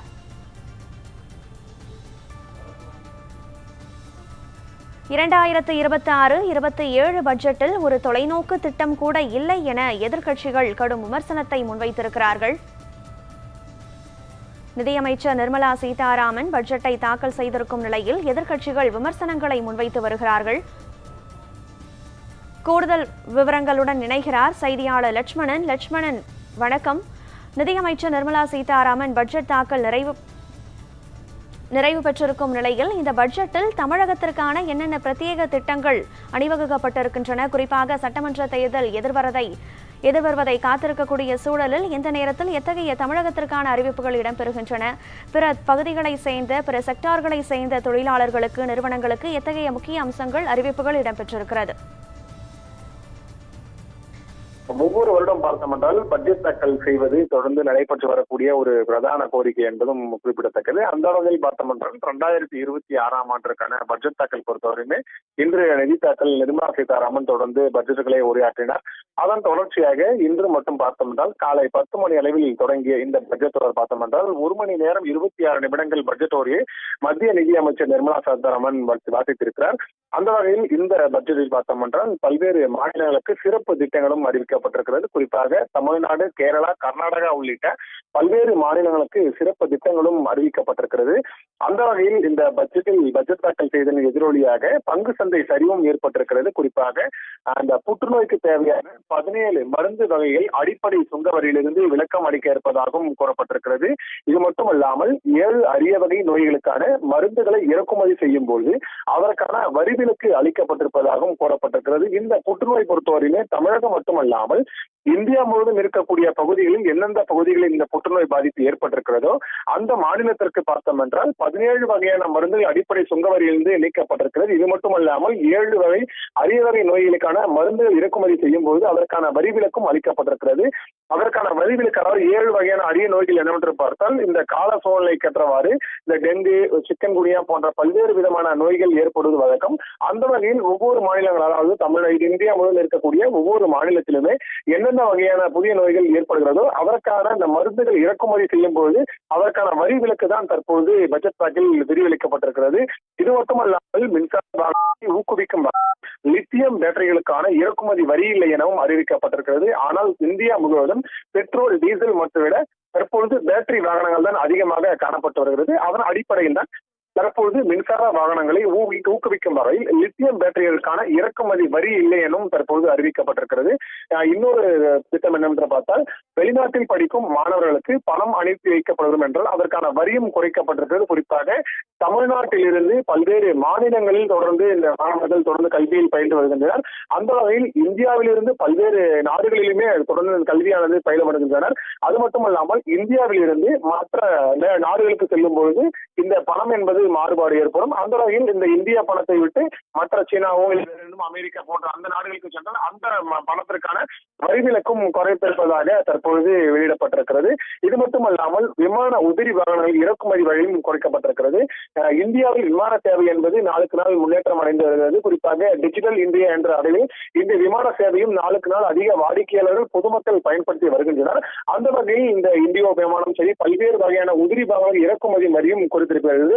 இது மட்டுமல்லாமல் காலணிகள் ஏற்றுமதி செய்வதற்கான மூலப்பொருட்கள் வரி இல்லாமல் இறக்கும் செய்ய சலுகையானது ஏற்படுத்தப்பட்டிருக்கிறது. இந்த காலணி என்பது தமிழ்நாடுல இந்தியா உலகம் முழுவதும் இருக்கக்கூடிய மக்களின் பெரும்பான்மையான அடிப்படை வசதிகளாக ஒன்றாக கருதப்படுகிறது. அந்த வகையில் காலணிகளை ஏற்றுமதி செய்வதற்கான மூலப்பொருட்கள் வரி இல்லாமல் இறக்குமதி செய்வதற்கான நடவடிக்கைகளும் மேற்கொள்ளப்பட்டிருக்கிறது. இது மட்டுமல்லாமல் பல்வேறு பொருட்களுக்கான ஏற்றுமதி கலால் வரியின் வரி குறைப்பும் அறிவிக்கப்பட்டிருக்கிறது. குறிப்பாக இந்தியாவிலிருந்து ஏற்றுமதி செய்யப்படும் பொருட்களும் சரி, பல நாடுகளிலிருந்து இந்தியாவுக்கு இறக்குமதி செய்யப்படும் பொருட்களும் சரி, இந்த ஏற்றுமதி கலால் வரியின் வரியானது குறைக்கப்பட்டிருப்பதாகவும் கூறப்பட்டிருக்கிறது.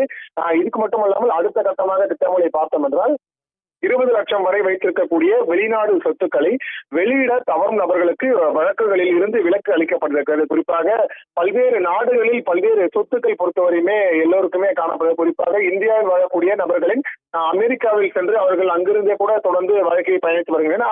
அந்த நாடுகளுக்கு சென்று ஒரு இடம் வாங்குவதும் சரி, ஒரு பல்வேறு சொத்துக்களை வாங்குவதும் சரி, இது போன்ற இடர்பாடுகள் தொடர்ந்து ஏற்பட்டு வரக்கூடிய நிலையில் அதற்கான புதிய திட்டமானது தற்பொழுது கொண்டு வரப்பட்டிருக்கிறது. குறிப்பாக 20 லட்சம் வரை வைத்திருக்கக்கூடிய வெளிநாடு சொத்துக்களை வெளியிட தவறும் நபர்களுக்கு வழக்குகளில் இருந்து விலக்கு அளிக்கப்படுகிறது. இதற்கு முன்பாக வழக்குகள் பதியப்பட்டிருக்கக்கூடிய நிலையில் இனிவரும் காலங்களில் வழக்கிலிருந்து விலக்குகள் அளிக்கப்பட்டிருப்பதாகவும் கூறப்பட்டிருக்கிறது. அதன் தொடர்ச்சியாக பார்த்தோம் என்றால் மத்திய பட்ஜெட்டுக்கு மத்திய அமைச்சரை ஒப்புதல் வழங்கியும் தொடர்ந்து பல்வேறு வகையான திட்டங்களும் அறிவிக்கப்பட்டு வருகிறது. குறிப்பாக தமிழ்நாடு மட்டுமின்றி இந்தியாவில் இருக்கக்கூடிய பல்வேறு மாநிலங்களுக்குமே இந்த திட்டங்களானது பொருந்தும் என்பதும் குறிப்பிடத்தக்கது.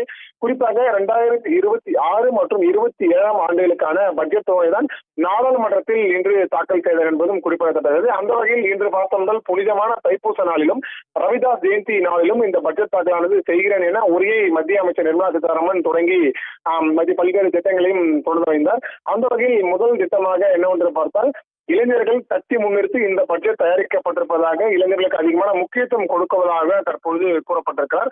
இது மட்டுமல்லாமல் இந்த பல்வேறு சீர்திருத்தங்களை கொண்டு வந்திருக்கிறோம். குறிப்பாக ஜிஎஸ்டிக்கு சீர்திருத்தமானது கொண்டு வரப்பட்டிருப்பதாகவும், லேபர் கோட் சீர்திருத்தம் என பல்வேறு விஷயங்களை மேற்கொண்டிருக்கிறோம் என தொடர்ந்து ஆலோசனை மேற்கொள்ளப்பட்ட பிறகுதான் இந்த பட்ஜெட் தாக்கலானது நடைபெற்றிருக்கிறது. முதல் திட்டமாக என்னவென்று பார்த்தால் மருந்து தயாரிப்பு துறைக்காக 10,000 கோடி ரூபாய் ஒதுக்கீடு, இதன் மூலம் பயோ பார்மா என்ற சக்தி திட்டம் கொண்டு வரப்படும் என மத்திய நிதியமைச்சர் நிர்மலா சீதாராமன் தெரிவித்திருக்கிறார். மருத்துவம் குறிப்பாக ஒவ்வொரு நபர்களுக்குமே மருத்துவம் என்பது ஒரு முதன்மையான அடிப்படை சேவையாக காணப்படுகிறது. எந்த ஒரு நோய் தொற்று ஏற்பட்டாலுமே அதிலிருந்து வெளிவதற்கான நடவடிக்கைகள் தான் ஒன்றிய அரசும் சரி மாநில அரசும் சரி பல்வேறு நடவடிக்கைகளும் மேற்கொண்டு வருகின்றனர். அதன் அடிப்படையில் பார்த்தோம் என்றால் கடந்த 2019 ஆண்டு பார்த்தோம் என்றால் நாடு முழுவதும் கொரோனா தொற்று என்பது அதிகமாக பாதிக்கப்பட்டு லட்சக்கணக்கான மக்கள் உயிரிழந்தார்கள் என்பதும் எல்லோருக்கும் தெரிய வந்த உண்மைதான்.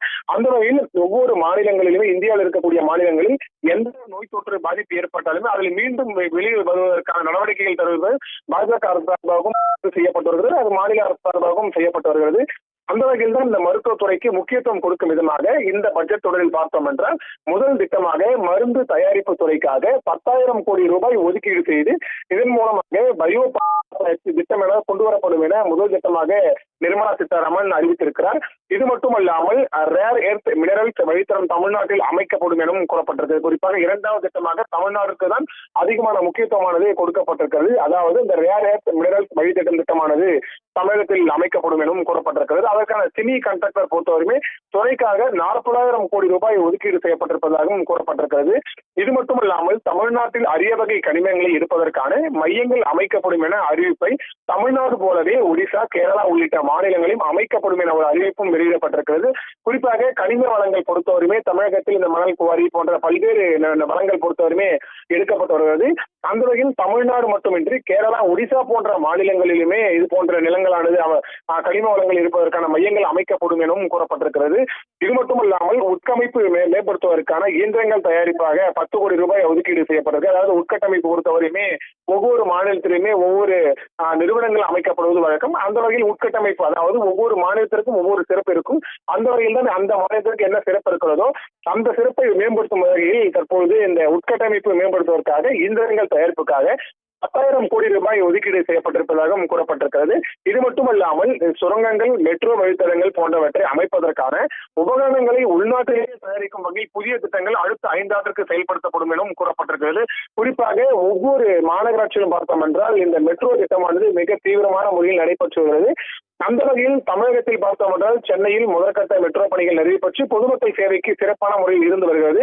2ஆம் கட்ட மெட்ரோ வகையானது தொடர்ந்து நடைபெற்று வரக்கூடிய நிலையில் அந்த மெட்ரோ பணிகளுக்காக தோண்டப்படும் அதற்கான உபகரணங்கள், அதாவது பெரிய பெரிய லார்ஜஸ்ட் கிரேன்கள், மேலும் அந்த துளை போடும் இயந்திரங்கள் போன்ற பல்வேறு மாநிலங்களிலிருந்தும் பல்வேறு நாடுகளில் இருந்தும் இறக்குமதி செய்யப்பட்டுதான் இந்தியாவில் பல்வேறு இடங்களில் இந்த மெட்ரோ பணிகளானது நடைபெற்று வருகிறது.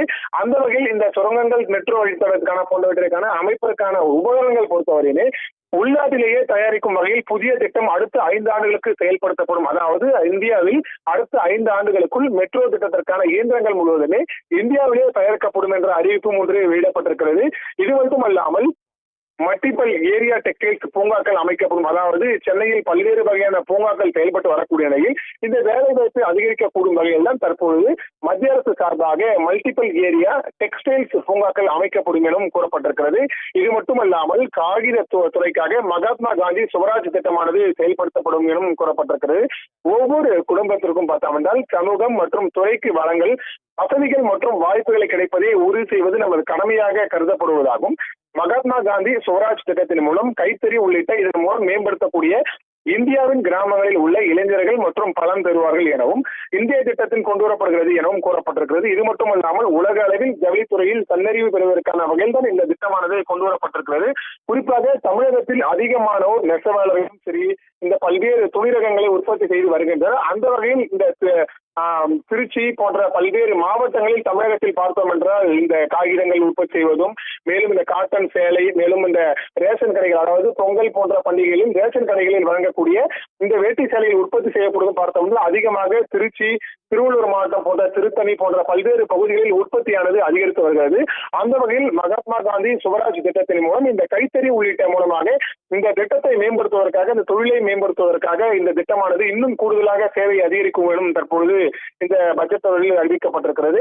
இது மட்டுமல்லாமல் நுண் சிறு குறு தொழில்துறையை மேம்படுத்த மும்முனை திட்டம் அறிமுகப்படுத்தப்படுகிறது. இதற்காக 10,000 கோடி ரூபாய் ஒதுக்கீடும் செய்யப்பட்டிருக்கிறது. குறிப்பாக இந்த திட்டம் பொறுத்தவரையுமே அடுத்தடுத்த ஆண்டுகளுக்கு தீவிரமான முறையில் செயல்படுத்துவதற்கான வாய்ப்புகளும் கூறப்படுகிறது. சிறு குறு தொழில்துறை என்னவென்று பார்த்தால் இந்த தமிழகத்தில் பார்த்தோம் என்றால் வீட்டிலிருந்தே பெண்கள் பல்வேறு தொழில்களை செய்து வருகின்றனர். குறிப்பாக இந்த தையல் இயந்திரம் வைத்து ஒரு தொழில் செய்வதும் மேலும் இந்த சிறு சிறு கடைகள் வைத்து வியாபாரம் செய்வதும் போன்ற பல்வேறு வகையான வியாபாரங்களை செய்து வரக்கூடிய நிலையில் அந்த வகையில் தான் இந்தியா முழுவதும் நுண் சிறு குறு தொழில்துறை மேம்படுத்த மும்முனை திட்டமாக அறிமுகப்படுத்துவதற்காக 10,000 கோடி ரூபாய் ஒதுக்கீடு செய்யப்பட்டிருக்கிறது. தரம் மிகுந்த விளையாட்டு உபகரணங்கள் தயாரிக்கப்படும். அதாவது இந்தியா முழுவதுமே பல்வேறு மாநிலங்களில் ஒவ்வொரு மாநிலம் இந்த விளையாட்டுக்கு சிறப்பு வாய்ந்த மாநிலமாக காணப்படுகிறது. அந்த வகையில் தமிழகத்தில் பார்த்தோம் என்றால் இந்த முக்கியத்துவம் பொறுத்தவரையுமே விளையாட்டுத்துறைக்கு கொடுக்கப்பட்டு வருகிறது.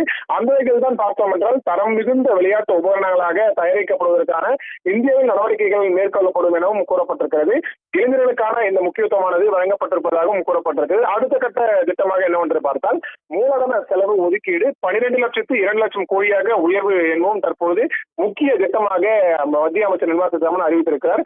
தேசிய நீர்வழி போக்குவரத்து வழித்தடம் ஒடிசாவில் ஏற்படுத்தப்படும். அதாவது தேசிய நீர்வழி போக்குவரத்து பொறுத்தவரையுமே சுரங்கப்பாக அந்த கடலுக்கடியில் செல்லும் திட்டமானது செயல்படுத்தப்படும் எனவும் அதுவும் ஒடிசாவில் செயல்படுத்தப்படும் என ஒரு அறிவிப்பும் வெளியிடப்பட்டிருக்கிறது. இந்த நீர்வழி முனையங்கள் அமைப்பதற்கான புதிய திட்டமானது நீர்வழி மூலமாக முக்கிய துறைமுகங்களை இணைப்பதற்கான திட்டமான அறிவிக்கப்பட்டிருக்கிறது. இந்தியாவின் கிழக்கு மேற்கு வடக்கு தெற்கு என அனைத்து பிராந்தங்களையும் இணைக்கும் வகையில் இந்த புதிய திட்டமானது செயல்படுத்தும் எனவும் கூறப்பட்டிருக்கு. அதாவது கடற்கரையில் அடியில் தான் இந்த திட்டமானது செயல்படுத்துவதற்கான நடவடிக்கைகள் மேற்கொள்ளப்படும் என தற்போது இந்த மத்திய பட்ஜெட்டில் அறிவித்திருக்கிறது. இது மட்டுமல்லாமல் சுற்றுலாத்துறைக்கான கடல் வழி விமான சேவை நிதி ஒதுக்கீடும் செய்யப்பட்டிருக்கிறது. கடலோர போக்குவரத்து கூடுதல் நிதி ஒதுக்கீடு செய்யப்பட்டிருக்கக்கூடிய நிலையில் நாட்டின் கிழக்கு மற்றும் மேற்கு பகுதிகளில் இணைக்க பிரத்யேக சரக்கு ரயில் பாதை அமைக்கப்படும் என அறிவிப்பை இதன் மூலமாக உள்நாட்டின் கட்டமைப்பை மேம்படுத்தும் என அறிவிக்கப்பட்டிருக்கிறது. குறிப்பாக பல்வேறு நாடுகளிலிருந்து நம்ம கடல் வழியாக தான் வணிகம் மேற்கொண்டு வருகிறோம். குறிப்பாக ஏற்றுமதி இறக்குமதி அதாவது இந்தியாவில் ஏற்றுமதி செய்யக்கூடிய இந்த பொருட்களை பொறுத்தவரை மற்ற நாடுகளுக்கு கொண்டு செல்லும் பொழுது இந்த கப்பல் வணிகம் மூலம் தான் தொடர்ந்து பல்வேறு சேவைகளும் மேற்கொள்ளப்பட்டு வருகிறது. அந்த வகையில் தான் இந்த கப்பல் சேவையை மேம்படுத்தும் வகையில் நாட்டின் கிழக்கு மற்றும் மேற்கு பகுதிகளை இணைக்க பிரத்யேகமான சரக்கு ரயில் பாதையை அமைக்கப்படும் என அறிவிப்பும் ஒன்று வெளியிடப்பட்டிருக்கிறது. இதன் மூலமாக பார்த்தோம் என்றால் உள்நாட்டின் கட்டமைப்பு மேம்படுத்தப்படும் எனவும் ஒரு அறிவிப்பானது வெளியிடப்பட்டிருக்கிறது. இது மட்டுமல்லாமல் கட்டமைப்புகளை மேற்கொள்ளும் பொழுது ஏற்படும் பாதிப்புகளை சரி செய்வதற்கான உரிய நிதி அறிமுகப்படுத்தப்பட்டிருக்கிறது. அதாவது இந்த கட்டமைப்புகள் அதாவது பல்வேறு நாடுகள் அதாவது இந்தியாவிலிருந்து போன்ற பல்வேறு நாடுகளுக்கு இந்த கப்பல் சேவை அறிமுகப்படுத்தப்பட்டார். இந்திய ரயில் கப்பல் சேவை அறிமுகப்படுத்தும் பொழுது அதற்கான நிதி பொறுத்தவரையுமே இந்த பட்ஜெட் தாக்கல் மூலம் கூறப்படுகிறது. முக்கியமான அதாவது தமிழகத்தில் முக்கியமாக தலைநகரமாக இருக்கக்கூடிய சென்னைக்கு ஒரு புதிய திட்டத்தை தற்போது பார்க்கலாம். சென்னையில் பார்த்தோம் என்றால் சென்னையிலிருந்து பெங்களூர் ஹைதராபாத் இடையே அதிவேக ரயில் சேவை அறிமுகப்படுத்தும் என சென்னை பெங்களூர் ஹைதராபாத் இடையே அதிவேக ரயில் சேவை அறிமுகப்படுத்தும் என தற்போது கூறப்பட்டிருக்கிறது. அதிவிரைவு ரயில் சேவை அறிவித்த போது கேரளாவுக்கு எங்கே என சிலர் பல்வேறு கேள்விகளையும் எழுப்பியிருந்தனர்.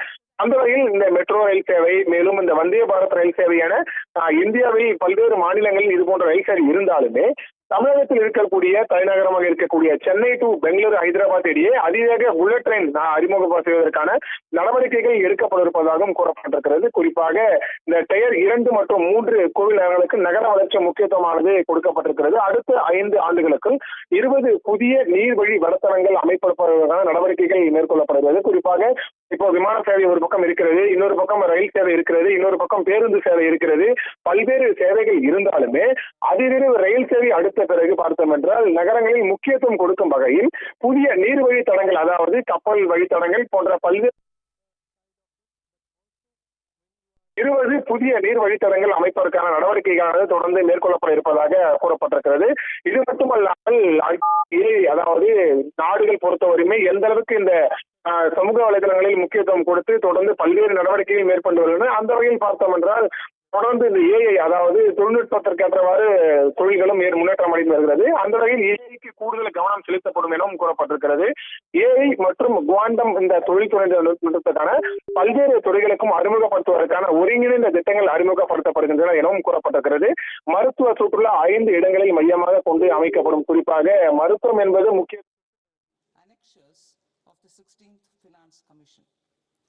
Number 3, explanatory memorandum as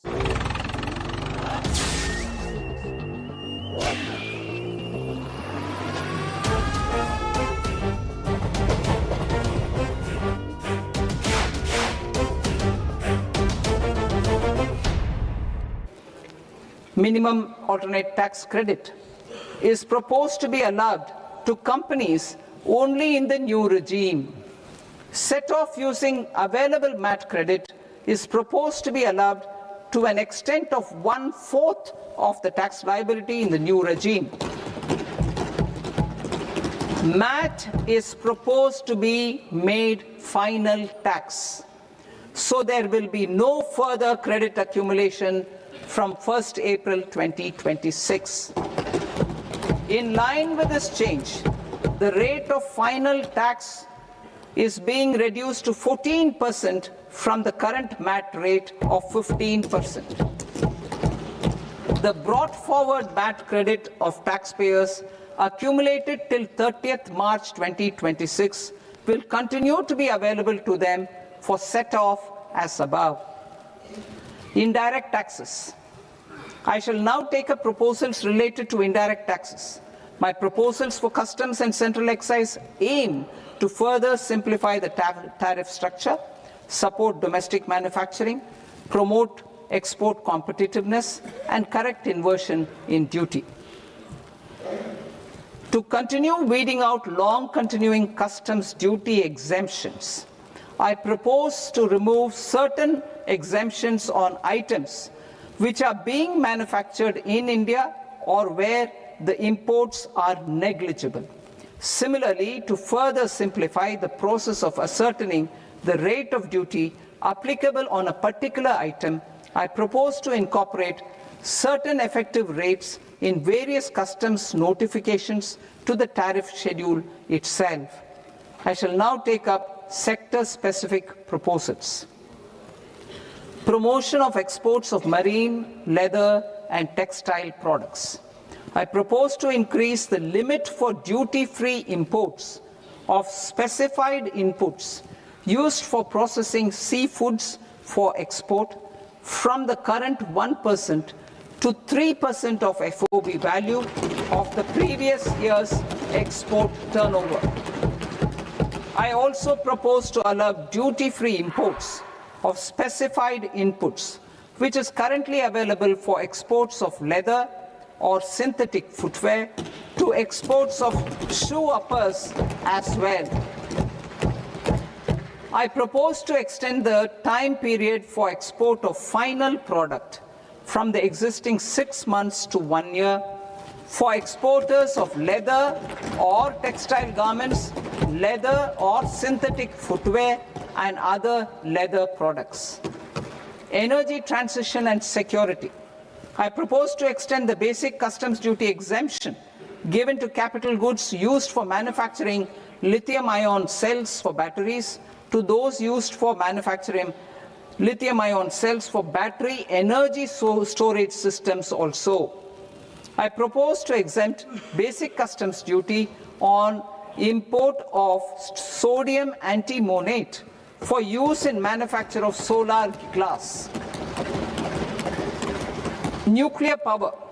I propose to extend the existing basic customs duty exemption on imports of goods required for nuclear power projects till the year 2035 and expand it for all nuclear plants irrespective of their capacity. Critical minerals. It is proposed to provide basic customs duty exemption to the import of capital goods required for the processing of critical minerals in India. Biogas blended CNG. I propose to exclude the entire value of biogas while calculating the central excise duty payable on biogas blended CNG. Civil and defense aviation. I propose to exempt basic customs duty on components and parts required for the manufacture of civilian training and other aircrafts. It is proposed to exempt basic customs duty on raw materials imported for the manufacture of parts of aircraft to be used in maintenance, repair, or overall requirements by units in the defense sector. Electronics. To deepen value addition in the consumer electronics sector, I propose to exempt basic customs duty on specified parts used in the manufacture of microwave ovens. Special economic zone. To address the concerns arising about utilization of capacity by manufacturing units in the special economic zones due to global trade disruptions, I propose as a special one-time measure. வணக்கம் நண்பர்களே, 2026-27 நிதியாண்டுக்கான மத்திய நிதிநிலை அறிக்கையை நிதியமைச்சர் நிர்மலா சீதாராமன் தாக்கல் செய்திருக்கின்றார். மிகுந்த எதிர்பார்ப்புக்கு மத்தியில் தாக்கல் செய்யப்பட்ட இந்த நிதிநிலை அறிக்கையின் மூலமாக இந்தியாவினுடைய சாமானிய மக்களினுடைய ஆசைகள், எண்ணங்கள் நிறைவேற்றப்பட்டிருக்கிறதா? சிறு குறு தொழிலுடைய மேம்பாட்டிற்காக அறிவிப்புகள் வெளியாகி இருக்கின்றன. அது எந்த அளவிற்கு உத்வேகம் தரக்கூடிய ஒன்றாக இருக்கும் என்பதையும், தனிநபர் வருமானம் உள்ளிட்ட பல்வேறு அம்சங்களில் எத்தகைய கவனம் செலுத்தப்பட்டிருக்கிறது, தற்பொழுது தொடங்கியிருக்கக்கூடிய இந்த 2026-27 ஆண்டுக்கான நிதிநிலை அறிக்கையின் மூலமாக அடுத்த பாய்ச்சலை நோக்கி இந்தியாவினுடைய பொருளாதாரம் மாறுமா, தன்னிறைவு பொருளாதாரத்தை நோக்கிய இந்தியாவினுடைய கனவு எத்தகைய சாத்திய புள்ளிகளோடு பயணிக்க இருக்கிறது என்பதை பற்றி விரிவாக பேச இருக்கின்றோம். இன்றைய அமர்வில் நம்மோடு எழுத்தாளர் பாஸ்கரன் கிருஷ்ணமூர்த்தி, தணிக்கையாளர் மற்றும் பொருளாதார ஆலோசகர் ஜி சேகர், பொருளாதார நிபுணர் நந்தன் மாசிலாமணி மூவரும் இணைந்திருக்கின்றார்கள். இன்னும் சற்று நேரத்தில் தேசிய தலைவர் இந்திய தொழில் முனைவர் சங்கத்தினுடைய ரகுநாதனும் பொருளாதார நிபுணர் சோமவல்லியப்பனும் இணைய இருக்கின்றார்கள். ஐவருக்கும் நிகழ்ச்சியில் வணக்கங்கள். ஜி சேகர் சார், நிகழ்ச்சியை உங்ககிட்ட இருந்தே தொடங்குறேன். இந்த பட்ஜெட் எந்த அளவுக்கு எண்ணங்களை நிறைவேற்றி இருக்கிறது, சாமானியர்களுடைய தேவைகளை பூர்த்தி செஞ்சிருக்கிறதா, என்ன அடிப்படையில், என்ன நோக்கம் இதன் மூலமாக வெளிப்பட்டிருக்குது? இந்த பட்ஜெட்னு ஸ்பெசிஃபிக்காக எடுத்துக்கிட்டீங்க அப்படின்னா, இட் இஸ் எடுத்த உடனே ஃபினான்ஸ் மினிஸ்டர் சொன்னாங்க யுவா சக்தி அண்ட் க்ரோத் ஓரியன்ட் பட்ஜெட் தான். இப்போ லாஸ்ட் 5 இயர்ஸாக ஆஃப்டர் கோவிட் எடுத்துக்கிட்டிங்கன்னா க்ரோத் ஓரியன்ட் பட்ஜெட். நீங்கள் சாமானிய மனிதர்கள் எடுத்து பார்த்தீங்கன்னா 2025லேயே சாமானிய மனிதர்களுக்கு என்னென்ன மேக்ஸிமம் கொடுக்கணுமோ அட்வான்டேஜாக கொடுத்துட்டாங்க. உதாரணத்துக்கு சொல்லணும்னா, ஒரு தனிநபர் எம்ப்ளாய்மெண்ட்டில் இருக்காருன்னா அவருக்கு 12.25 லட்சம் வரைக்கும் டேக்ஸ் கிடையாது. அதே மாதிரி அவங்க ஸ்மால் பிஸ்னஸ் அப்படின்னு எடுத்துக்கிட்டிங்கன்னா 2 கோடி பிஸ்னஸ் பண்ணினாங்கன்னா பேங்கிங் சேனல் மூலமாக, அதாவது டிரான்சாக்ஷன் எல்லாமே யூபிஐ பேங்கிங் சேனல் மூலமாக 2 கோடியோ, இல்லை கேஷில் பிஸ்னஸ் பண்ணினா கூட 1.5 கோடி இருக்கிறவங்களுக்கு அந்த 8% 6% டிக்ளேர் பண்ணால், அதாவது 12 லட்சம் இன்கம் வரைக்கும் கிடையாது. அப்போ ஸ்மால் பிஸ்னஸ் பீப்புள் 1.5 கோடி 2 கோடி இந்த லெவலில் பிஸ்னஸ் பண்ணவங்களுக்கு இல்லை. அதே மாதிரி ஜிஎஸ்டி ஏற்கனவே சப்ஸ்டான்ஷியலாக ரிவைஸ் பண்ணியாச்சு. இப்போ என்ன பண்ணியிருக்காங்க அப்படின்னா, அவங்களுடைய ரிட்டர்ன் ஃபைலிங் அப்படிங்கிறத வந்து ஜூலையில் டைம் கொடுத்ததை ஆகஸ்ட் வரைக்கும் நான் ஆடிட் கேசஸ் ஸ்மால் பிஸ்னஸ் பீப்புளுக்கு எக்ஸ்டெண்ட் பண்ணியிருக்காங்க. தனிநபர்னு எடுத்துக்கிட்டிங்கன்னா நீங்கள் இப்போ சில டிடிஎஸ் எல்லாம் நல்லா குறைச்சிருக்காங்க. இப்போ தமிழ்நாடை பொறுத்தவரை எடுத்துக்கிட்டிங்க அப்படின்னா நமக்கு வந்து பீடி 10 லீவ்ஸ் பீடி வந்து தமிழ்நாட்டோட குடிசை தொழிலில் ஒன்று, அதிலோட டிசிஎஸ்லாம் 5%லேருந்து 2%க்கு குறைச்சிருக்காங்க. அதே மாதிரி நீங்கள் எடுத்துக்கிட்டீங்க அப்படின்னா உங்களுக்கு வந்து பெனால்ட்டி, அதாவது அதாவது ஸ்டூடெண்ட்ஸு, ஃபாரின் எம்ப்ளாய்மெண்ட், இவங்களுக்குலாம் நம்ம நாட்டில் என்ன சட்டம் கொண்டு வந்தோம்னா, ஃபாரினில் ஏதாவது இன்கம் இருந்தாலோ இல்லை ஃபாரினில் அசெட் வச்சுருந்தாலோ அதை டிஸ்க்ளோஸ் பண்ணணும் அப்படிங்கிறது ஒரு ஆண்டுக்கு முன்னாடியே கம்பல்சரியாக வந்துச்சு. அவங்களுக்குலாம் இப்போ ஒரு அம்னிஸ்டி, அவங்களுக்கு டிஸ்க்ளோஸ் இல்லைன்னா அது ஃபுல் அமௌண்ட் எல்லாம் பெனால்ட்டி எல்லாம் ப்ராசிக்யூஷன்லாம் இருந்துச்சு. அவங்களுக்கு வந்து அடுத்த 6 மாதத்தில் டிஸ்க்ளோஸ் பண்ணால் அம்னஸ்டி ஸ்கீம் மாதிரி எந்தவித பெனால்ட்டியில் கம்மியாக, இன்ட்ரெஸ்ட்டில் கம்மியாக பண்ணி அதுவும் கொடுக்குறாங்க. ஸோ அந்த மாதிரியும் சிஸ்டம்ஸ் உருவாகிருக்கு. அதே மாதிரி நீங்கள் எடுத்தீங்கன்னா மெடிக்கலோட ட்ரக்ஸ், கேன்சர் அண்ட் ஸ்பெசிஃபிக் ட்ரக்ஸோட இம்போர்ட் டியூட்டியை சப்ஸ்டான்ஷியலாக 17 மருந்துகளுக்கான ஆமாம் குறைச்சிருக்காங்க. அதே மாதிரி தனி மனிதர்கள் இப்போ வந்து அயல் நாட்டிலேருந்து அவங்களுடைய 10 வருஷம் 20 வருஷம் வேலை பார்த்துட்டு இருப்பாரு, இந்தியா வந்துடுவாங்க, இல்லை இங்கேருந்து போவாங்க எடுத்துகிட்டு வருவாங்க, இல்லை இங்கே இந்தியாவில் இருக்கிறவங்க அவங்களுடைய வியாபாரத்துக்கோ இல்லை அவங்களுடைய தனி தேவைக்கோ அவங்களுடைய படிப்புக்கோ ஏதாவது இம்போர்ட் பண்ணுறாங்க அப்படின்னா கொண்டு வராங்கன்னா அதோட டியூட்டியெல்லாம் குறைச்சிருக்காங்க. ஸோ இந்த மாதிரி எடுத்தீங்கன்னா தனிநபர் முன்னேற்றத்திற்கு ஒரு ஓவராலாக நல்லா வந்து எடுத்து பண்ணியிருக்காங்க. பேசலாம். இது என்ன தாக்கத்தை ஏற்படுத்துன்ற நான் அடுத்து நான் உங்கள்கிட்ட வரேன். பாஸ்கர் கிருஷ்ணன் சார், இதில் நீங்கள் ரொம்ப சிறப்பம்சமாக எந்த இதெல்லாம் பார்க்குறீங்க? ஏற்கனவே நான் சொன்ன மாதிரி ரொம்ப சாமானியர்களுக்கான பட்ஜெட்டாக இது இருக்குதான்னு சொல்கிறப்போ ஜிஆர் சேகர் சார் ரொம்ப விளக்கமாக சொல்லிட்டாங்க. அதுக்கு முன்னே இருக்கக்கூடிய பட்ஜெட்டினுடைய நிலவரம் ஒரு இலக்கை பயணித்து வைத்து தான் பயணிக்கிறாங்க. அப்படின்றப்போ 2026-27 நிதியாண்டுக்கான இந்த பட்ஜெட் எதை இலக்காக வச்சிருக்குது? இலக்குன்னா ஒரு ஒட்டுமொத்த பொருளாதார வளர்ச்சி தான். இது நிச்சயமாக ஒரு பரபரப்பான பட்ஜெட் இல்லை, அதை நான் ஒப்புக்கொள்கிறேன். ஒரு மிகவும் பிரபலமாக மிகவும் பரபரப்பாக நீண்ட நாள் விவாதிக்கக்கூடிய அளவுகளான ஒரு பெரிய திட்டங்கள் என்று தனியாக எதுவும் அறிவிக்கப்படவில்லை. ஆனால் 2-3 விஷயங்களில் ஒரு நல்ல தெளிவு இருக்குது அப்படின்னு தோணுது. ஒன்று என்ன அப்படின்னா, எஜுகேஷன், எம்ப்ளாய்மெண்ட், என்டர்பிரைஸ், தமிழ் சொன்னால் கல்வி, வேலைவாய்ப்பு, தொழில் முனைவு, 3ஐயும் இணைத்து ஒரு ஹை பவர் கமிட்டி ஒன்று, உயரதிகார குழு ஒன்று அமைக்கப்படும் அப்படின்னு சொல்லியிருக்காங்க. அநேகமாக அதனுடைய கைட்லைன்ஸ் மிகவும் முக்கியமானதாக இருக்கும்னு தோன்றுகிறது. ஏன்னா இது வரைக்கும் அது மாதிரி யாரும் பண்ணவே இல்லை. தனிப்பட்ட முறையில் அங்கங்கே ஆலோசனைகள், அறிவுரைகள்லாம் வழங்கியிருக்காங்க. ஆனால் முதல் முறையாக அரசாங்கமே அதிகாரப்பூர்வமாக எஜுகேஷன், எம்ப்ளாய்மெண்ட், என்டர்பிரைஸ் 3ஐயும் இணைத்து கல்வி, வேலைவாய்ப்பு, தொழில் முனைவுக்கான ஒரு உயர் அதிகார குழு அமைக்கப்படும் சொல்லியிருக்காங்க. அதுதான் அநேகமாக இனிமேல் வந்து it is going to decide ஆக்சுவலாக என்ன மாதிரிலாம் பண்ணலாம் அப்படின்னு சொல்லிட்டு அந்த யோசனை, அந்த முன்னெடுப்பு, அந்த இனிஷியேட்டிவே வந்து ரொம்ப நல்ல ஒரு முன்னெடுப்பு அப்படின்னு பார்க்குறேன். அவர்கள் என்ன பரிந்துரைகள் தரப்போகிறார்கள், அரசு எவ்வாறு நிறைவேற்றப் போகிறங்கிறது அடுத்த கட்டம். ஆனால் முதல் படியாக இது மாதிரியான ஒன்று என்னென்னா, கல்வியும் வேலைவாய்ப்பும் தொழில் முனைவையும் ஒருங்கிணைக்கிற ஒரு புள்ளியை அவர்கள் கண்டெடுத்திருக்கிறார்கள். இப்போது இந்த மாதிரி பண்ணியிருக்காங்க. அது வந்து என்னை பொறுத்தவரையில் தனிப்பட்ட முறையில் அது மிகச்சிறந்த ஒரு முன்னெடுப்பாக பார்க்கிறேன். ஆனால் இப்போ வந்து கொஞ்ச நேரம் தான் ஆகுது, இது வரைக்கும் அது பெரிதாக எங்கேயுமே பேசப்படவில்லைங்கிறது ரொம்ப ஆச்சரியமான ஒரு விஷயமா இருக்குது. அது ஒரு மிகச்சிறந்த ஒரு நல்ல விஷயம் அப்படின்னு தோணுது. அப்புறம் இரண்டாவது நம்ம முக்கியமாக பார்த்தது இந்த ஆக்சிடென்ட் அண்ட் ட்ராமாட்டிக் கேர் மையம். ஆக்சுவலாக ஒவ்வொரு மாவட்ட மருத்துவமனைகளிலும் விபத்து மற்றும் ட்ராமாட்டிக் கேருக்கான ஒரு சிறப்பு மையம் அமைக்கப்படும் அப்படின்னு சொல்லியிருக்காங்க. அது 50% ரிடக்ஷன் கொடுத்துருக்காங்க. ஆமாம், 50%. அது ஒரு முழுமையான இன்னும் தகவல்கள் வெளிவரவில்லை. எனவே ஒரு வரைவு அறிக்கை தான் இது, அதனால் பின்னால் தான் வரும். ஆனால் நான் சொல்வது அந்த முனைப்பேங்கிறது ரொம்ப அருமையான ஒரு விஷயம். என்னென்னா, என்னுடைய சிற்றறிவு கெட்டிய வரையில் இந்தியாவில் சாலை விபத்தில் மிகவும் அதிகமாக நடைபெறக்கூடிய ஒரு சில மாநிலங்களே தமிழ்நாடும் ஒன்று. அதனால் எங்கே நமக்கு அது வந்து மிகவும் பயனுள்ளதாக இருக்கும் அப்படின்னு பார்க்குறேன். ஏன்னா சாலை விபத்துகள் நமக்கே தெரியும் எந்த அளவுக்கு ஒரு தனி மனிதனையும் அவங்களுடைய குடும்பத்தையும் பாதிக்கக்கூடியது அப்படின்னு சொல்லிட்டு அதில் வந்து நிவாரணம் அளிக்கக்கூடிய வகையில் ஒவ்வொரு மாவட்டத்திலேயுமே விபத்து மற்றும் ட்ராமாட்டிக் காருக்காக சிறப்பு மையம் அமைக்கப்படும் சொல்லப்பட்டிருக்கிறது. அதில் நீங்கள் சொன்ன ஒரு 50% விலை குறைப்பில் அது வந்து நடைமுறையில் மிகவும் சிறந்த ஒரு திட்டமாக பார்க்கிறேன். மூன்றாவது வந்து ரயில்வே பொறுத்தவரையில் ஒரு எக்ஸ்பிரஸ் காரிடார் சொல்லியிருக்காங்க. சென்னைக்கும் ஹைதராபாத்துக்கும் சென்னைக்கும் பெங்களூருக்கும் இடையிலாக அநேகமாக அவங்க மீன் பண்ணி 7 இடங்கள் 7 பகுதிகள் தமிழ்நாட்டை பொறுத்தவரையில் 2, சென்னை ஹைதராபாத், சென்னை பெங்களூர். அது இல்லாமல் வட மாநிலங்கள்னு சொல்லியிருக்காங்க. இது வந்து ஒரு நல்ல ஒரு முன்னெடுப்பாக பார்க்கிறேன். ஏனென்றால் எனக்கு தெரிந்தவரையில் ஒரு 10 ஆண்டுகளுக்கு முன்பாகவே பொருளாதார ஆய்வறிக்கை வருகிற போது இஃப்எம் கரண்ட் 2015-2016 ஆய்வறிக்கை நினைக்கிறேன், ஒரு மிகச்சிறந்த ஒரு பொருளாதார ஆய்வறிக்கை. அதில் என்ன சொல்லியிருந்தாங்கன்னா, இந்த சரக்கு போக்குவரத்தில் வேறு எதையும் விட நம்ம ரயிலை அதிகம் பயன்படுத்தினால் நமக்கு வெகுவாக செலவு குறையும், உற்பத்தியாளர்களுக்கு செலவு குறையும், மிகவும் பாதுகாப்பானது, சுற்றுச்சூழலுக்கு மிகவும் உகந்தது அப்படின்னு சொல்லியிருந்தாங்க. அதை சிறிதாக எடுத்து இப்போது எக்ஸ்பிரஸ் காரிடார்னு சொல்லிட்டு சென்னைக்கும் ஹைதராபாத்துக்கும் சென்னைக்கும் பெங்களூருக்கு நடுவில் முதல்ல இப்போதைக்கு அறிவிச்சிருக்காங்க. அது சென்னை பெங்களூர் கூட எனக்கு பெரிதாக அது ஈர்க்கவில்லை. அதனால் சென்னை ஹைதராபாத்துக்கு மிக நிச்சயமாக வேண்டும். ஏன்னா உங்களுக்கு சாலை மார்க்கமாக சென்னை பெங்களூருக்கு மிக அருகில் இருக்கிறது. அதுவும் இல்லாமல் அவங்களுக்கு தொழில்பேட்டை எல்லாமே ராணிப்பேட்டை ஹோசூரை சேர்ந்து இருக்கிறது, மிக அதிக தொலைவு இல்லை அவர்களுக்கு.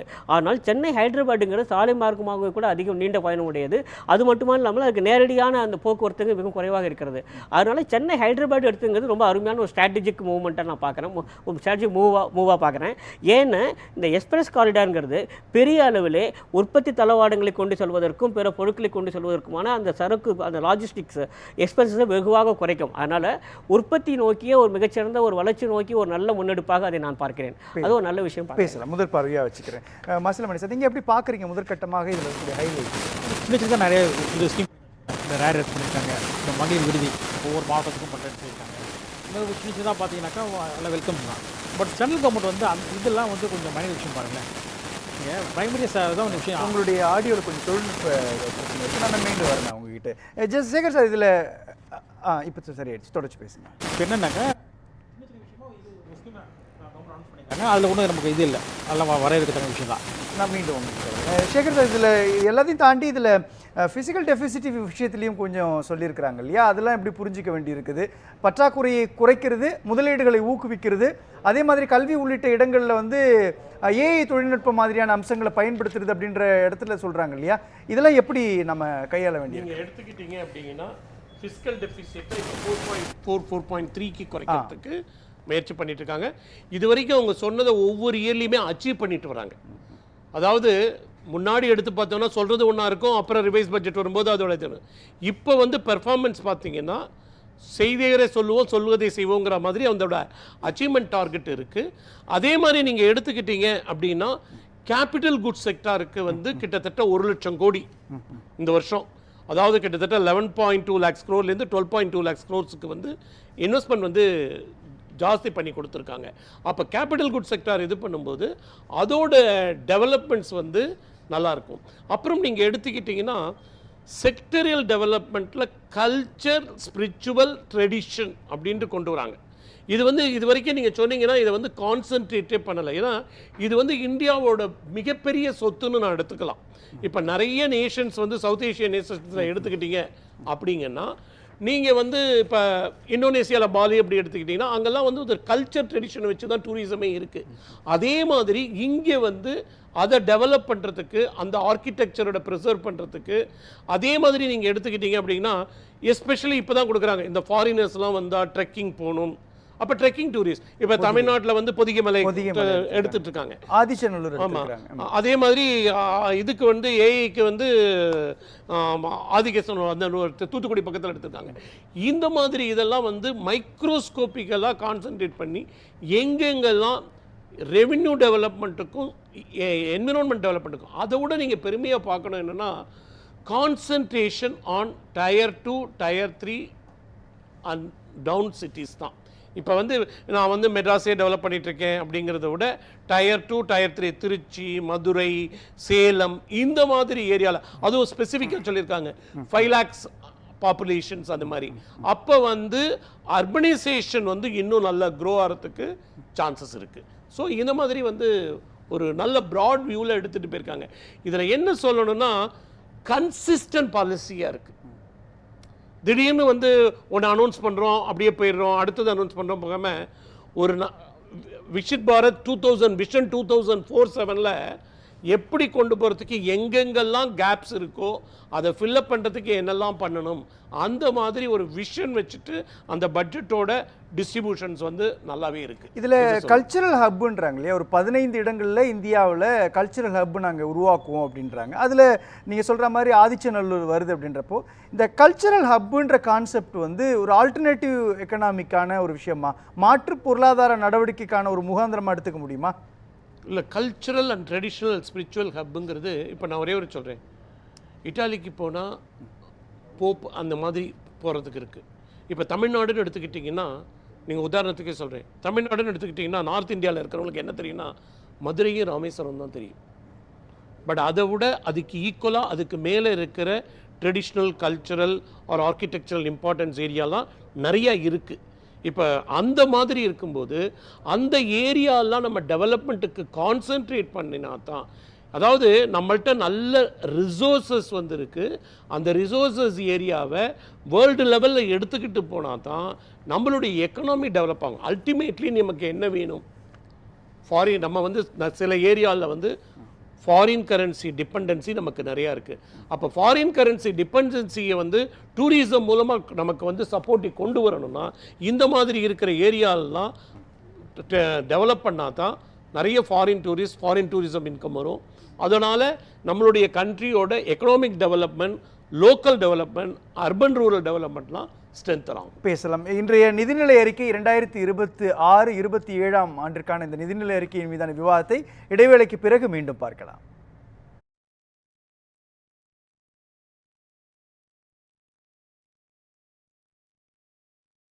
இன்வெஸ்ட்மெண்ட் சேலஞ்ச் கிரெடியா மியூச்சுவல் ஃபண்ட்ல 30% லாபம் வருமா? Depends on market. இதே போல சென்னை சிட்டி லிமிட் உங்கள் News7 தமிழ் மற்றும் News7 தமிழ் பக்தி யூடியூப் சேனலில் தினம் ஒரு தெய்வத்தின் வழிபாடு. திங்கட்கிழமை தீயாக மாறி தான் என்ற அகந்தையை அளித்த சிவபெருமானின் பாடல். That is virtually integrated system to action. செவ்வாய்க்கிழமை செய்த வினையை மன்னித்து சேவர் கொடியாக தன் கையில் ஏந்திய முருகனின் பாடல்கள். புதன்கிழமை அகத்திய மாமுனியின் கமண்டலத்தில் அடைந்த காவிரியை விடுவித்த விநாயகர் பாடல்கள்.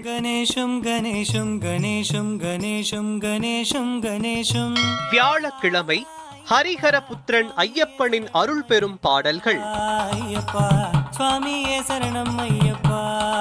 வெள்ளிக்கிழமை ஆதிசக்தி அம்மனின் அருள் பெறும் தெய்வீக பாடல்கள். சனிக்கிழமை சயன கோலத்தில் பார்க்கடலில் பள்ளி கொண்டிருக்கும் பெருமானின் பாடல்கள்.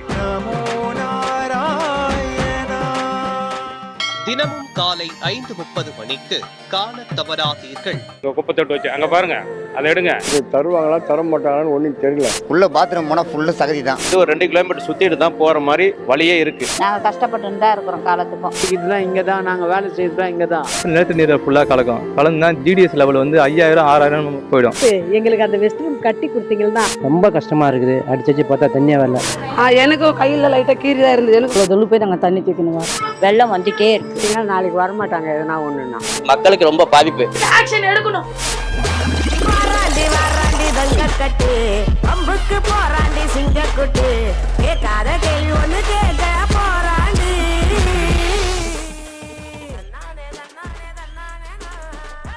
உங்கள் News7 தமிழ் மற்றும் News7 தமிழ் பக்தி யூடியூப் சேனலில் தினம் ஒரு தெய்வத்தின் வழிபாடு. திங்கட்கிழமை தீயாக மாறி தான் என்ற அகந்தையை அளித்த சிவபெருமானின் பாடல்கள். செவ்வாய்க்கிழமை செய்த வினையை மன்னித்து சேவர் கொடியாக தன் கையில் ஏந்திய முருகனின் பாடல்கள். புதன்கிழமை அகத்திய மாமுனியின் கமண்டலத்தில் அடைந்த காவிரியை விடுவித்த விநாயகர் பாடல்கள்.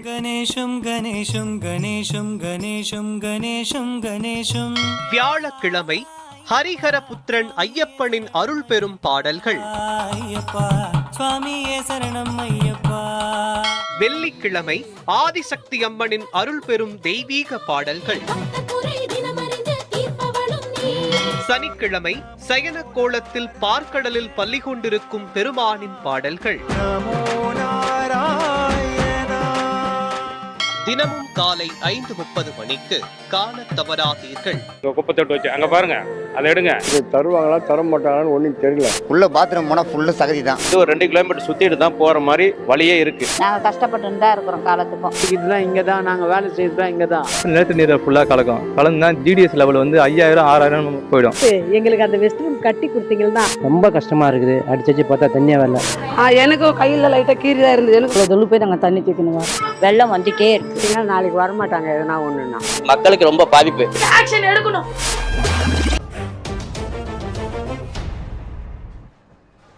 இந்திய மக்களினுடைய ஒட்டுமொத்த எதிர்பார்ப்பையும் பெற்றிருந்த மத்திய பட்ஜெட் தாக்கல் நிறைவு பெற்றிருக்கிறது. மத்திய நிதியமைச்சர் நிர்மலா சீதாராமன் இதனுடைய தாக்கலை நிறைவு செய்திருக்கிறார். இந்த மத்திய நிதி அரசியல் நிகழ்ச்சிக்கு மீண்டும் வரவேற்கின்றோம். தற்பொழுது நம்மோடு இந்திய தொழில் முனைவோர் சங்கத்தினுடைய தேசிய தலைவர் ரகுநாதன் இணைந்திருக்கிறார், அவர்கிட்ட பேசலாம். ரகு சார், நீங்கள் எப்படி பார்க்குறீங்க? இந்த எக்ஸ்பெக்டேஷன்லாம் சரியாக இருக்குதா? என்ன இலக்கோடு இந்த பட்ஜெட் தாக்கல் செய்யப்பட்டிருக்கிறது? என்ன பொறுத்த வரைக்கும் இந்த பட்ஜெட் வெறும் ஒரு சில லாங் டேர்ம் அறிவிப்புகள், மறுபடியும் செக்டர் சார்ந்த கார்ப்பரேட் நிறுவனங்களை ஈர்க்கக்கூடிய அறிவிப்புகளாகத்தான் பார்க்கிறேன். எம்எஸ்எம்இ பொறுத்தவரை, அதாவது சிறு குறு தொழில்களை பொறுத்தவரை நாங்க என்ன எதிர்பார்த்தோமோ இமீடியட் ரிலீஃப் எதிர்பார்த்தது எதுவும் இந்த பட்ஜெட்ல இல்லை. மறுபடியும் சொல்றேன் தம்பி, எதுவும் இல்லை. 3 அறிவிப்புகளை பற்றி பேசியிருந்தார்கள் சிறு குறு தொழில்களுக்காக. அதுல ஒண்ணு 10,000 கோடி ரூபாய் ஈக்விட்டியில இன்வெஸ்ட் பண்றதை பத்தி. இதைத்தான் போன ஆண்டு ஃபண்ட் ஆஃப் ஃபண்ட்ஸ் என்று சொல்லி இருந்தார்கள். இரண்டாவது 2,000 கோடி புதுப்பிக்கிறதுக்கு அல்லது டெவலப்மெண்ட்டுக்கு, இனோவேஷனுக்கு கொடுத்திருக்காங்க. ஒரு கிட்டத்தட்ட 2 லட்சம் கோடி வருவாய் ஈட்டக்கூடிய சிறு குறு தொழில்களுக்கு ஜிடிபியில் 30% பங்களிக்கக்கூடிய சிறு குறு தொழில்களுக்கு 2,000 கோடி என்பது உண்மையிலேயே ஒரு இன்சல்ட். அந்த 2,000 கோடியில் என்ன சாதித்து விட முடியும்? 3 விதமான பிரச்சனைகளை பற்றி கேட்டிருந்தோம். ஒண்ணு மட்டும் தெரியுது, பட்ஜெட்ல எம்எஸ்எம்இ பத்தி பேசுறாங்களே தவிர உண்மையில எம்எஸ்எம்இ கிட்ட கருத்துக்களை கேட்கலன்றது தெரியுது. அப்படி கேட்டிருந்தாங்கன்னா இன்றைய பிரச்சனை என்ன அப்படின்றது ஒரு சிறிய குழந்தைக்கு கூட தெரியக்கூடிய அளவுல இருக்கு. யுஎஸ் டாரிஃப் 6 மாதம் ஆகுது, நிவாரணம் எதுவும் கொடுக்கல. பொருட்கள் தேங்கி இருக்கிறத பாக்குறோம், ரொட்டேஷனல் ஃபண்ட்ஸ் இல்லாம இருக்கிறத பாக்குறோம், கழுத்துல கத்தி வைத்து பேங்கும் சப்ளையரும் கிரெடிட்டர்ஸும் இருக்கிறத பாக்குறோம், வரவேண்டிய பணம் வராதத பாக்குறோம், மூலப்பொருட்களின் விலை கட்டுக்கடங்காமல் போறத பாக்குறோம், லாபமற்ற ஒரு சூழ்நிலையில தொழில் நிறுவனங்கள் இயங்குவதை பாக்குறோம். இப்ப நம்ம என்ன பேசிக்கிட்டு இருக்கிறோம்? இவங்க எல்லாம் புது டெக்னாலஜி மாறணும், இனோவேஷன் பண்ணணும், R&Dல ஈடுபடணும், இந்த ஏரியா வளரப்போகுது, வளர்ச்சி அடைய போகுதுன்னு பேசுறோமே தவிர இன்றைக்கு ஒரு வயிற்று பசியோட இருக்கிற யானைக்கு சோளப்பொரி கொடுக்கிற மாதிரியான பட்ஜெட் இது. வருத்தம் அளிக்கக்கூடிய பட்ஜெட்ன்றது ஒரு சிறிய வார்த்தை. கடந்த 9 வருடங்களாக அன்புமிகு நிதியமைச்சர் கொடுத்த பட்ஜெட் எத்தனையோ பேருடைய நலன்களை மீட்டெடுத்திருக்கு. அதல பாதாளத்துல கோவிட் போது விழுந்த ஒரு ஜிடிபியை எடுத்து நிறுத்திய பெருமை நமது நிதியமைச்சர் கிட்ட இருக்கு. கார்ப்பரேட் நிறுவனங்களுக்கு PLI ஸ்கீம்ல இருந்து, இன்டர்ன்ஷிப் ஸ்கீம்ல இருந்து எவ்வளவோ ஸ்கீம்ஸ் கொண்டு வந்து அவர்களிடமிருந்து நம்மை இன்வெஸ்ட்மெண்ட் அதிகமா கொண்டு வந்த நிதி அமைச்சர் இவர். போன ஆண்டு நடுத்தர மக்களுடைய வருமான வரி விதிப்பை மேலே உயர்த்தி அவர்கள் கையில் பணம் இருக்கக்கூடிய அளவிற்கு ஏற்பாடுகளை செய்த நிதி அமைச்சர் இவர். ஜிஎஸ்டி 2.0 மூலியமாக பல பொருட்களின் வரியை குறைத்து தீபாவளி நேரத்திலே வணிகத்தை பெருக்கியவர் இவர். இவர் ஏன் சிறு குறு தொழில்களுடைய இன்றைய காலகட்டத்து நடவடிக்கைகளை எடுக்கவில்லை, சொல்லவில்லை, தொடவில்லை? 10,000 கோடிக்கு மேல ஒதுக்கி இருக்கிறாங்களே சார். அடிப்படை கட்டமைப்பை மேம்படுத்துதல், அதே மாதிரி கொரோனாவால் வீழ்ச்சியடைந்த சிறு குறு தொழிலை மேம்படுத்துறதுக்காக 10,000 கோடிக்கு மேல ஒதுக்கி இருக்கிறோன்றாங்களே. தம்பி உங்களுக்கு அதை பற்றிய புரிதல் இன்னும் கொஞ்சம் வேணும். அந்த 10,000 கோடி தான் போன பட்ஜெட்ல ஃபண்ட் ஆஃப் ஃபண்ட்ஸ்னு கொடுத்தது. அந்த ஃபண்ட் ஆஃப் ஃபண்ட்ஸ் கொடுத்தது டேக் ஆஃபே ஆகல. இப்ப அதே ஃபண்டுக்கு வேற பேர். போன ஆண்டு எம்எஸ்எம்இ துறைக்காக 22,500 கோடி ஒதுக்கப்பட்டது.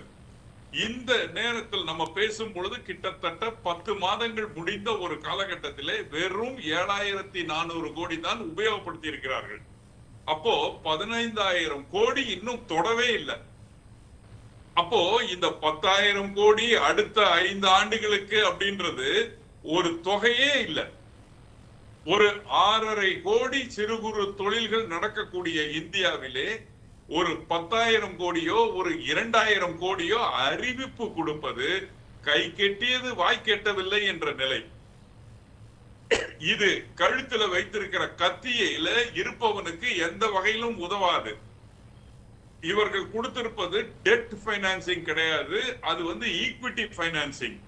ஈக்விட்டி ஃபைனான்சிங்னா நீங்க பிரைவேட் லிமிடெட் கம்பெனியா தான் மினிமம் இருக்கணும். அந்த கம்பெனிக்கு டைரக்டர்ஸ் இருக்கணும், போர்ட் ஆஃப் டைரக்டர்ஸ் இருக்கணும், ப்ரொஃபஷனல் மேனேஜ்மெண்ட் இருக்கும். பொதுவாக அது வந்து நடுத்தர தொழில்களாக இருக்குமே தவிர குறுந்தொழிலாகவோ அல்லது சிறு தொழிலாகவோ இருப்பதற்கு வாய்ப்புகள் கம்மி. அப்ப என்னதான் இலக்கு வைத்து இந்த பட்ஜெட் தாக்கல் செய்யப்பட்டிருக்குது சார்? என்ன இலக்கோடு தான் இது தாக்கல் செய்திருக்கிறார்? அதுதானே நாங்க கேட்டுட்டு இருக்கிறோம். என்ன இலக்கு உங்களுக்குன்னு? இது இன்னொரு பட்ஜெட் அப்படின்ற மாதிரி கொடுத்திருக்கீங்களா அல்லது எந்த இலக்கு? விக்ஷித் பாரத பத்தி சொல்றோமே, வெளிநாட்டிலிருந்து இந்தியாவுக்கு வந்து டேட்டா சென்டர் ஓபன் பண்றவங்களுக்கு 21 வருஷத்துக்கு வரி கொடுக்கறீங்களே, வரி நிவாரணம் கொடுக்கறீங்களே.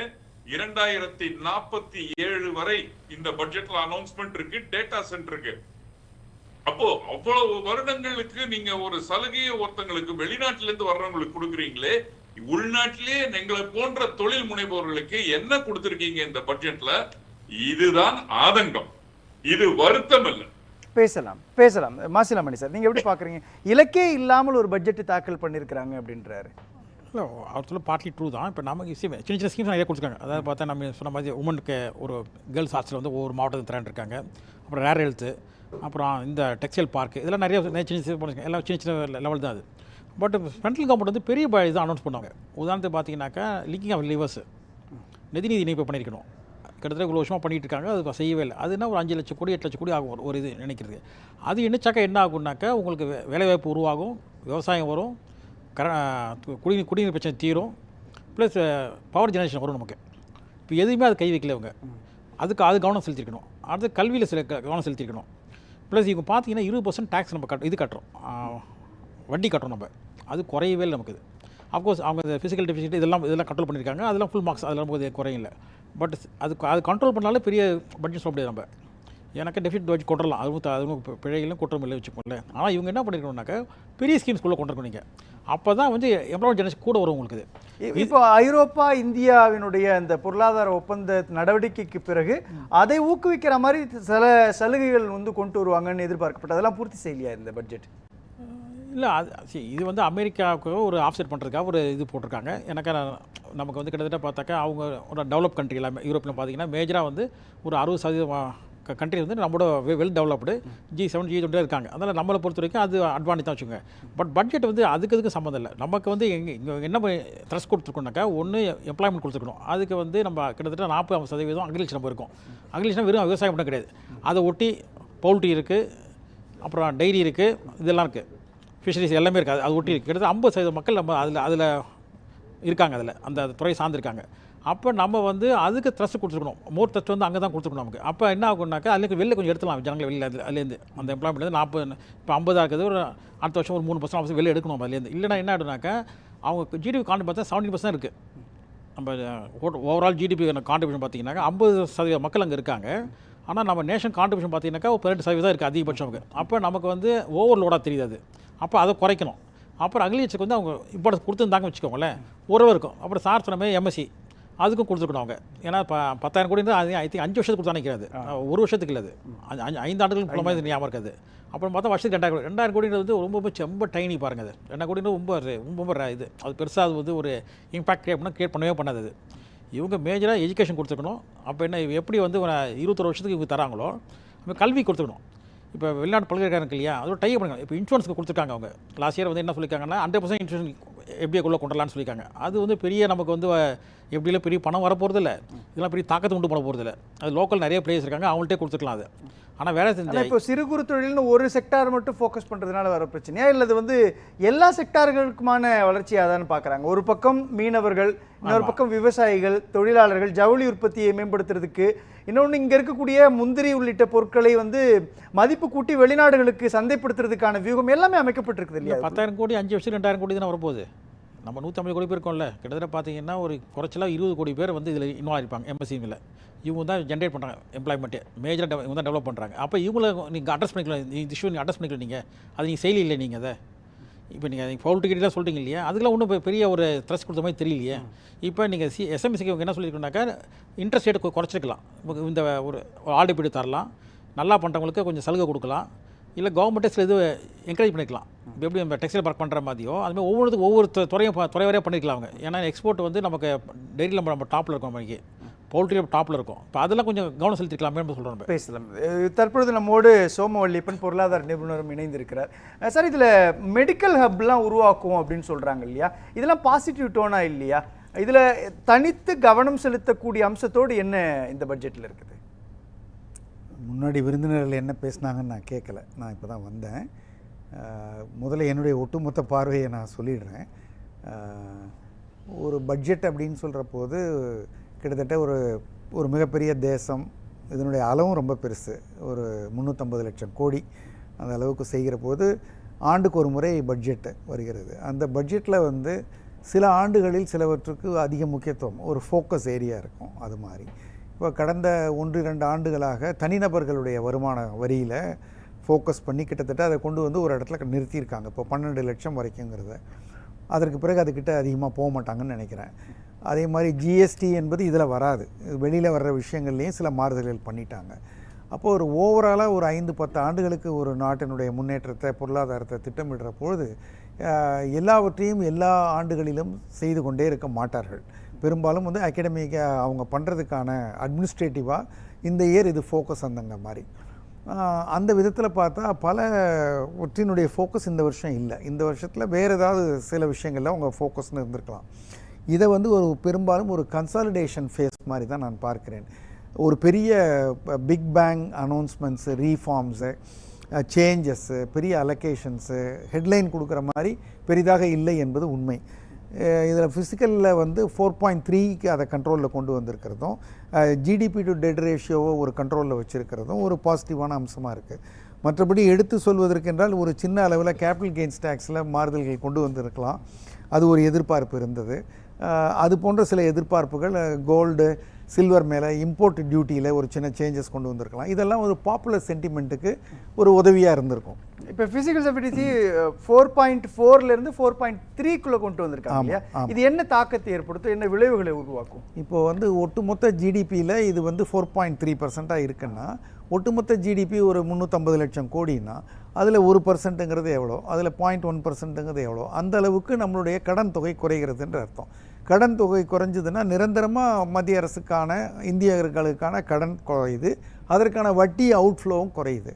அப்படிங்கிற பொழுது வரும் ஆண்டுகளிலும் இதற்கு செய்ய வேண்டிய செலவு குறைவு, டெவலப்மெண்ட்டுக்கு போனால் அதிகமாக கிடைக்கும், அந்த மாதிரி ஒன்று இருக்கும். அதனால் அது தவிர நமக்கு இன்டர்நேஷ்னல் ரேட்டிங் எல்லாம் இதை பொறுத்து தான் வைப்பாங்க. இந்தியன் சாவரின் ரேட்டிங்கிறது இது ஒரு வலுவான தேசமாக, பொருளாதாரமாக நம்பத்தகுந்த தேசமானு பார்க்குற பொழுது ஃபிஸ்கல் டெபிசிட் அதிகமாக இருந்ததுன்னா இவங்க ரொம்ப கடன் வாங்கி ஓட்டிக்கிட்டு இருக்காங்க அப்படின்னு நம்புவாங்க. இது குறைய இவர்கள் ஒரு வருமானத்தை நம்பி நடந்து கொண்டிருக்கிறதுன்னு நமக்கு கடன் குறைந்த வட்டிக்கு கிடைக்கும். அயல்நாட்டு கடன்கள், நம்முடைய நிறுவனங்களுக்கு அயல்நாட்டு கடன்கள் குறைந்த வட்டிக்கு கிடைக்கும். ஒட்டுமொத்தமாக தேசம் வந்து ஒரு பணம் வேணும்னா வாங்க முடியும், அது வெளி நாடுகளோடு இருக்கிற தொடர்புக்கு உதவியாக இருக்கும். அந்த விதத்தில். ஆனால் இந்த டாலர் மதிப்பு அதிகமாக இருக்கிறது, தங்கத்தினுடைய மதிப்பு அதிகமாக இருக்குங்கிறதெல்லாம் தான் மக்கள் மனதில் இருக்கிற விடயங்கள்.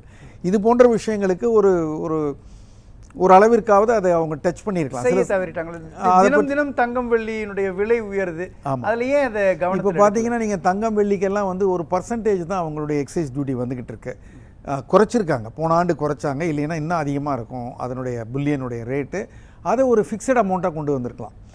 எப்படியும் அவர்களுக்கு வரக்கூடிய வருமானம் வரத்தான் போகிறது. இது வெள்ளியோ தங்கமோ விலை உயர்வதனால கூட வருமானம் வர வேண்டிய அவசியம் கிடையாது. அது பர்சன்டேஜாக இருக்கிற போது அப்படி ஒரு வாய்ப்பு இருக்கிறது. இது மாதிரி சென்டிமெண்டலாக மக்களுக்கு ஒரு சந்தோஷம் கொடுக்குற மாதிரி அந்த மாதிரி அட்ரஸ் பண்ண மாதிரி தெரியல. இது more of an administrative budget. அவங்க பழைய பட்ஜெட்டை கன்சாலிடேட் பண்ணியிருக்காங்க, டேக்ஸில் கொஞ்சம் ரீஃபார்ம்ஸ் பண்ணியிருக்காங்க, அட்மினிஸ்ட்ரேட்டிவாக இருக்க பிரச்சனைகளெல்லாம் குறைச்சிருக்காங்க, சில ரயில் தடங்கள் அறிவிச்சிருக்காங்க, ஃபிஷரிஸுக்கு சொல்லியிருக்காங்க. எஸ்எம்இக்கு 10,000 என்பது குறைவு தான் அது அந்த ஆண்டுக்கு. அதில் அவர் சொன்னதில் வந்து நிறைய பேர் அதை செலவழிக்கலைன்னா 2 விதமாகவும் இருக்கும். அந்த எலிஜிபிலிட்டிக்குள்ளார வர்றவங்க, அதை அப்ளை பண்ணுறவங்க தான் அதை செலவழிக்க முடியும். அவங்க அப்ளை பண்ணி அவங்களுக்கு கிடைக்காம போச்சா அல்லது அவங்க அப்ளை பண்ணதுக்கு இல்லையா அந்த ரூல்ஸ் என்பதை அந்த துறையில் இருக்கவங்களுக்கு தான் தெரியும். அதுபோல் இந்த அறிவிப்பினுடைய தொகை குறைவு தான் அந்த பெரிய செக்டாருக்கு. அது மாதிரி அக்ரிகல்ச்சரில் சில இன்னும் கூடுதல் அறிவிப்புகள் வந்து முன்னெல்லாம் இங்கே இந்தியாவில் விளையக்கூடிய பொருட்களை மதிப்பு கூட்டி வெளிநாடுகளில் விற்பதற்கான அந்த இலக்கை நிர்ணயிச்சிருக்கிறாங்க இல்லையா, அதெல்லாம் விவசாயிகளுடைய வாழ்க்கையை மேம்படுத்துமா? அதாவது விவசாயிகளுடைய வாழ்க்கையை மேம்படுத்துறதுல பல முக்கியமான பெரிய விடயங்கள் இருக்குது. இப்போது பாக்கெட்ஸ் சின்ன இப்போ மினிமம் சப்போர்ட் ப்ரைஸுங்கிறது ஒரு பெரிய விஷயம். இப்போது நீங்கள் அதுக்கு கொடுக்குற அந்த உர மானியம்ங்கிறது ரொம்ப பெரிய விஷயம். அது மாதிரி பெரிய விஷயங்கள் இருக்குது, சின்ன விஷயங்கள் இருக்குது. சிலது சொல்வதற்கு எடுப்பாக இருக்கும், பட் அதனுடைய இம்பேக்ட் வந்து ரொம்ப குறைவாக இருக்கும். சிலது இதில் சொல்லவே படவில்லை, அதனுடைய impact last year budget continue ஆகுது இல்லை. இப்போ இந்த பட்ஜெட்டுங்கிறது நம்ம பேசுகிறது கடந்த ஆண்டு பட்ஜெட்டு செலவினங்களுக்கும் இந்த ஆண்டு பட்ஜெட்டுக்கும் வித்தியாசம் இருக்கிறது தான் பேசுகிறோம். வித்தியாசம் இல்லாதவெல்லாம் தொடர்றது தான் அர்த்தம். இப்போ 12 லட்சம் வருமான வரி விலக்கு என்பது தொடரப்போகிறது. இப்போ குறைத்த ஜிஎஸ்டி என்பது குறைய போகிறது. நம்ம புதுசாக என்னன்னு கேட்குற போது புதுசாக சொல்வதற்கு ஒரு பெரிதாக ஒரு ஃப்ளாஷியாக இல்லை என்பது என்னுடைய ஓட்டு மொத்தம். குறைந்தபட்சம் 5 மாநில தேர்தலை கணக்கில் வைத்து கூட எந்த அறிவிப்பும் வெளியிடலை. அப்படி வெளியிடாது நல்லது. அப்படி வெளியிடாதது பொருளாதாரத்துக்கு நல்லது. ஏன்னா முதலமைச்சர் ஸ்டாலின் இன்னைக்கு அதை பேசுறாரு. பட்ஜெட் ஆரம்பிக்கிறதுக்கு முன்னாடி தேர்தலை மையமாக வைத்தாவது தமிழ்நாட்டுக்கு கிடைக்க வேண்டிய சில விஷயங்களை செய்யுங்கன்றாரு. ஆமாம், அந்த கிசான் பணம் எது வரைக்கும் ஏற்கனவே அறிவிச்சாங்கன்னு தெரியல, இப்போ இன்னும் கொஞ்சம் கூடுதலாக அறிவித்திருக்கலாம், அப்படியெல்லாம் செய்திருக்கலாம். ஆனால் அப்படியெல்லாம் செய்கிற போக்கு யாராவது ஒருத்தராவது நிறுத்தணும்ல, எங்கேயாவது ஒரு இடத்துலையாவது நிறுத்தப்படணும் இல்லை. ஏன்னா இது போட்டியில் போய் கூடுதலாக போய்கிட்டே இருக்குல்ல. அந்த விதத்தில் இது அந்த விதத்தில் இது அறிவிக்காதது என்பது சரி, அந்த விதத்தில் அறிவிக்காது என்பது ஏமாற்றம். ரெண்டும் உண்மை. பேசலாம். பாஸ்கர் சார், இதில் வந்து வருமான வரி தொடர்பான விஷயங்களில் ஒரு உச்சவரம்பு நிர்ணயிடுச்சு இல்லையா, அதுக்கு மேலே அதுக்குள்ளே எதுவும் கொண்டுட்டு போகலை அப்படின்ற ஒரு அம்சமும். ரெண்டாவது இவங்க என்ன செய்கிறாங்க, வருமானத்தை மறைத்தால் 100% அபராதம் அப்படின்ற ஒரு அதிரடியான நடவடிக்கையை சொல்கிறாங்க இல்லையா. இது என்ன தாக்கத்தை ஏற்படுத்தும்? இல்லை, அது ஏற்கனவே பல ஆண்டுகளாக சொல்லி கொண்டு வரக்கூடியது தான். ஏன்னா எப்படின்னா, income tax return is affidavit by itself. நீங்கள் வந்து அரசாங்கத்துக்கு நீங்கள் சொல்லக்கூடிய ஒரு மாதிரியான ஒரு உறுதி பத்திரம் தான், ஒரு பிரமாண பத்திரம் தான். அதில் எப்படி போய் சொல்ல முடியும்? அதில் அவங்க சொல்கிறது என்னென்னா, ஒரு வில்ஃபுல் கன்சீல்மெண்ட்டுங்கிறது மிக மோசமான ஒரு விஷயம். அரசாங்கம் உங்கள் வருமானத்துக்கு மீறி வரி விதிக்கிறது என்று சொன்னால் உங்கள் வருமானம் என்ன என்று அரசு கேட்கிறது, நீங்களாக முன் வந்து படிவம் தாக்கல் செய்கிறீர்கள். அந்த படிவத்தில் எப்படி நீங்களாக தெரிந்து ஒரு போய் சொல்ல முடியும்? அதுக்கு ஒரு அபராதம் இருந்து தானே ஆகணும், அதுக்கு ஒரு தண்டனை இருந்து தானே ஆகணும். அதனால் அது ஏற்கனவே பல ஆண்டுகளாக சொல்லி கொண்டு வரக்கூடியது தான். இந்த மாதிரி ஒரு வில்ஃபுல் கன்சீல்மெண்ட் அப்படிங்கிறதும், தெரிந்தே போய் சொல்வது அப்படிங்கிறதும், தவறாக ஒரு தகவலை தருவது என்பதும் மிக நிச்சயமாக அபராதத்துக்கு உட்படுத்தப்பட வேண்டிய ஒன்று தான். அதனால் என்னை பொறுத்தவரையில் அது வந்து ஸ்ட்ரிக்ட்லி ஆன் மாரல் கிரவுண்ட்ஸ், அது முழுமையாக வரவேற்கிறேன். ஆனால் இதை தாண்டி நீங்கள் பார்த்தீங்கன்னா 2-3 விஷயங்கள் இந்த பட்ஜெட்டில் சொல்லப்படாத விஷயங்கள் அப்படின்னா, எனக்கு என்னவோ இந்த ஒரு பரபரப்பான திட்டங்கள் இல்லாததுங்கிறது வந்து ஒரு கான்சியஸ் டெசிஷனாக தோணுது. என்ன கான்சியஸ்? ஆமாம், என்ன அப்படின்னா, பல வளர்ந்த நாடுகளுடைய வரவு நிதிநிலை அறிக்கையில் நீங்கள் பார்த்தீங்கன்னா, தொடர்ந்து காலங்காலமாக நீங்கள் பார்த்துக்கொண்டீங்கன்னா, பொதுவாக கவர்ச்சிகரமான திட்டங்கள்லாம் பட்ஜெட்டில் அவங்க அறிவிக்கிறது இல்லை. சரிங்களா? பல ஆண்டுகளாக இந்தியாவில் அப்படி ஒரு நடைமுறை இருந்து வந்தது. அந்த நடைமுறையை மாற்ற வேண்டும் என்று பார்க்குறேன். ஏன்னா ஒரு குறிப்பிட்ட ஒரு சொல்லை அவங்க பயன்படுத்துகிறாங்க. ஒரு சீர்திருத்த பொருளாதாரம் அப்படின்னு சொல்லிட்டு ஒரு விஷயத்தை தொடர்ந்து வலியுறுத்தி வருகிறார்கள். சீர்திருத்த பொருளாதாரம் என்று வருகிற போது அங்கே கவர்ச்சிகரமான திட்டங்களுக்கு இடமில்லை. அதனால் நாங்கள் சீர்திருத்த பொருளாதாரத்தில் அதிக கவனம் செலுத்துகிறோம், அதிக அக்கறை செலுத்துகிறோம், அது எங்களுக்கு நாட்டம் இருக்கிறது அப்படிங்கிறத எப்படி சொல்ல முடியும் அப்படின்னா இப்படி தான் சொல்ல முடியும். சரிங்களா? அது ஒன்று. அப்புறம் இரண்டாவது, இப்போது கூட நான் சொல்கிறேன், இந்த ஒதுக்கீடு என்பது ஒரு வரைவு அறிக்கை தான் இப்போ சொல்லப்படுகிறது. இந்த ஒதுக்கீட்டுக்குள்ளே என்னெல்லாம் திட்டங்கள் இருக்கிறது என்பது முழுமையாக இன்னும் வெளியிடவில்லை. ஒரு உதாரணத்துக்கு ஒரே ஒன்று சொல்கிறேனே, பொருளாதார ஆய்வறிக்கை என்ன சொல்லிச்சு அப்படின்னா, கல்வி என்று வருகிற போது இப்போதும் கூட பல கிராமங்களில் இருந்து உயர்நிலை கல்வி என்று சொன்னால் அவங்க நகரங்களுக்கு செல்ல வேண்டியிருக்கிறது. 8ஆம் வகுப்புக்கு மேலே வேண்டும் என்று சொன்னால் அவர்கள் உயர்கல்விக்காக வேறு இடத்துக்கு போக வேண்டியிருக்கிறது. கல்லூரி கல்விக்கு இன்னும் அதிக தூரம் செல்ல வேண்டியிருக்கிறது. இன்னமும் கூட கிராமங்களுக்கு வந்து சேரவில்லை அப்படின்னு ஒன்று பொருளாதார அறிவிக்கையில் நேரடியாக குறிப்பிடப்பட்டிருக்கிறது. அப்போ இந்த பட்ஜெட்டில் அது குறித்து ஏதோ ஒரு அறிவிக்கை வரும் பார்த்தோம், அதில் ஒன்றும் வரவில்லை. ஆனால் அதற்கான திட்டம் இருக்கிறது என்றால் எனக்கு தோன்றுகிறது. குறைந்தபட்சம் ஒவ்வொரு மாவட்டத்திலேயும் ஒரு ஏறளவுக்கு 50 100 பள்ளிகள் வரையிலே நெய்பர்ஹுட் ஸ்கூல்ஸ், ஹை ஸ்கூல்ஸ் கொண்டு வர திட்டங்கள் இருக்கும் என்று எனக்கு தோன்றுகிறது. சரிங்களா? ஏன்னா அதிகாரப்பூர்வமாக அறிவிக்க தயாராக இல்லை. ஆனால் அது இந்த பட்ஜெட்டில் அறிவிக்கப்படவில்லை. நிதிநிலை அறிக்கை பற்றி நாங்கள் ஒதுக்கீடுகளை தருகிறோம், அதற்கு மேலான திட்டங்களை பிறகு அறிவிக்கலாம் அப்படிங்கிறதா இருக்குது. பொதுவாக வளர்ந்த நாடுகள் அப்படி தான், நடைமுறை அப்படி தான். கவர்ச்சிகரமான திட்டங்களை நிதிநிலை அறிக்கையில் எப்போதுமே தருவதில்லை. அரசாங்கம் எந்த வழி செல்கிறது என்பதை மட்டுமே நிதிநிலை அறிக்கை குறிக்கும். நிதி ஒதுக்கீடுகள் தமிழ்நாட்டில் இருக்கக்கூடியவங்களுக்கு ஒரு பாதிப்பை ஏற்படுத்தும் இல்லையா? அது ஏன்னா கடந்த பட்ஜெட்டில் பீகாருக்கு அதிகமான நிதி ஒதுக்கப்பட்டது, ஆந்திராவுக்கு அதிகமான நிதி ஒதுக்கப்பட்டது. இந்த பட்ஜெட்டில் தமிழ்நாட்டில் தேர்தல் நடக்க போது அதனுடைய அடிப்படையிலாவது ஒதுக்கலாமா அப்படின்ற பார்வை தமிழகத்தில் இல்லை. அது ஒரு ஆரோக்கியமான செயலை தான் நான் பார்க்குறேன். என்னென்னா, தேர்தலை மனது வைத்துக்கொண்டு நிதிநிலை அறிக்கை தயாரிப்பது என்பதை நான் ஏற்றுக்கொள்வதில்லை. அது எந்த மாநிலமாக இருந்தாலும் சரி, அது ஒரு ஆரோக்கியமான ஒரு போக்கு அல்ல. அந்த ஒரு ஆரோக்கியமான போக்கு இல்லை என்பதே அநேகமாக இந்த முறை மத்திய அரசு உணர்த்தி இருக்கிறது. ஆனால் தமிழகத்துக்கு எதுவுமே இல்லையா அப்படிலாம் இருக்கவே முடியாது. நிதி ஒதுக்கீடு தான் செய்யப்பட்டிருக்கிறது, திட்டங்கள் அறிவிக்கப்படவில்லை. பொதுவாக திட்டங்களை அறிவிப்பதை நானே கூட வரவேற்பதில்லை. உங்களை பற்றி நிதிநிலை அறிக்கை என்பது என்ன அப்படின்னா இது ஒரு எஸ்டிமேட்டு, இது ஒரு டிராஃப்ட். இந்த ரெண்டையும் நம்ம முதல்ல மனசில் வச்சுக்கணும். இது ஒரு உத்தேச வரைவு அறிக்கை தான். இந்த உத்தேச வரைவு அறிக்கையிலே எல்லாவற்றையும் அறிவிக்க வேண்டும் என்றால் அறிவிக்க வேண்டிய அவசியம் இல்லை அப்படிங்கிறது தான் ஒரு ஆரோக்கியமான நிதிநிலை அறிக்கையாக இருக்கும். பட்ஜெட்டிங்கில் நான் தொடர்ந்து ஒவ்வொரு ஆண்டும் சொல்லிக்கொண்டு வரக்கூடியது என்ன அப்படின்னா, தயவுசெய்து திட்டங்களை விடுங்கள். உங்களுடைய போக்கு என்ன, உங்களுடைய ட்ரெண்ட் என்ன முதல்ல சொல்லுங்கள். திட்டங்களாக இல்லைன்னாலும் கூட குறிப்பாக தமிழ்நாட்டுக்குன்னு பார்த்தா நம்ம கல்ச்சரல் ஹப் பத்தி ஒன்று சொல்லியிருக்கிறாங்க. இன்னொரு விஷயம் அதிவிரைவு ரயில் சேவையை மேம்படுத்துவதற்கான திட்டங்களை கொண்டு வந்திருக்காங்க. Hyderabad to Chennai, Chennai to Bangalore. இது ரெண்டுமே முதலீடுகளுக்கான ஒரு அம்சத்தையோ அல்லது தமிழ்நாட்டினுடைய பொருளாதார கட்டமைப்பை மேம்படுத்துவதற்கான திட்டமா இல்லைன்ற ஒரு பார்வை உருவாகும். இல்லை, திட்டமா இல்லை என்று நம்ம அறுதிட்டு சொல்ல முடியாது. என்னமா வரப்போறது, ஏற்கனவே நம்ம அதை பற்றி பேசியிருக்கோம். எக்ஸ்பிரஸ் கார்டர் பற்றி நான் தொடக்கத்திலே சொன்னேன். இந்த எக்ஸ்பிரஸ் கார்டுங்கிறது இட்ஸ் வெரி குட் இனிஷியேட்டிவ், ஒரு நல்ல தாட்டு தான் அது. அது எந்த அளவுக்கு பயன் தரும் போக போக தான் பார்க்க தெரியும். அதுவும் சென்னை பெங்களூரை விட சென்னை ஹைதராபாடுங்கிற எக்ஸ்பிரஸ் கார்டை மிக அதிக அளவில் பயன் தரக்கூடியதாக இருக்கும் அப்படின்னு நான் பார்க்குறேன், மிக நிச்சயமாக. அப்புறம் இந்த கல்ச்சுரல் ஹப் பொறுத்தவரைக்கும் நான் திரும்ப சொல்கிறேன், G20 அந்த மாநாடு இங்கே நடந்த போது அது சொல்லுவாங்க, அந்த சுற்றுலாத்துறை சார்ந்த ஒரு அறிக்கையை கேட்டிருந்தாங்க, கொடுத்துருந்தேன் பேப்பரில். அப்போ நம்ம என்ன சொல்லியிருந்தோம் அப்படின்னா, சுற்றுலாத்துறை இன்னும் மேம்படுத்த வேண்டியது இருக்கிறது. குறிப்பாக நீங்கள் முதல்ல ஐடென்டிஃபை பண்ணுங்கள், சுற்றுலா தலங்களை முதல்ல நீங்கள் ஐடென்டிஃபை பண்ணுங்கள், அப்புறம் நீங்கள் சுற்றுலா மேம்படுத்துவதற்காக செய்யலாம் அப்படின்னு சொல்லிட்டு என்னுடைய அந்த பேப்பரில் கொடுத்துருந்தேன். அதை ஒட்டி தான் வந்திருக்கு, நான் சொல்ல மாட்டேன். ஆனால் இது மாதிரியான கோரிக்கை பல சமயங்களே வந்தது. இந்த கல்ச்சுரல் ஹப் அப்படிங்கன்னா என்னென்ன, it's an attempt to identify the tourist spots first.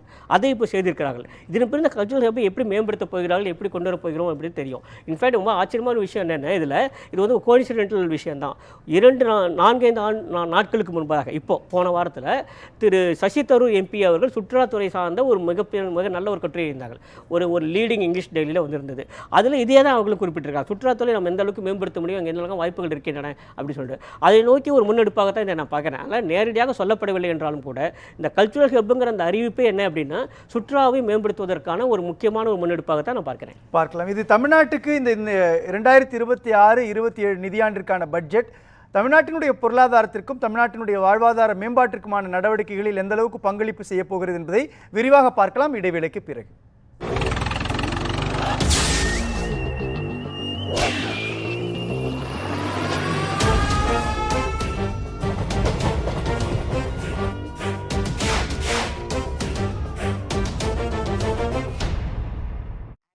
Investment challenge கிரெடியா, share மார்க்கெட்ல 60% லாபம் உறுதியா, ஹை ரிஸ்க். இதே போல் உங்கள் News7 தமிழ் மற்றும் News7 தமிழ் பக்தி யூடியூப் சேனலில் தினம் ஒரு தெய்வத்தின் வழிபாடு.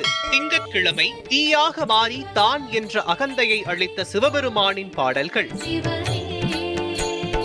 செவ்வாய்க்கிழமை செய்த வினையை மன்னித்து சேவர் கொடியாக தன் கையில் ஏந்திய முருகனின் பாடல்கள்.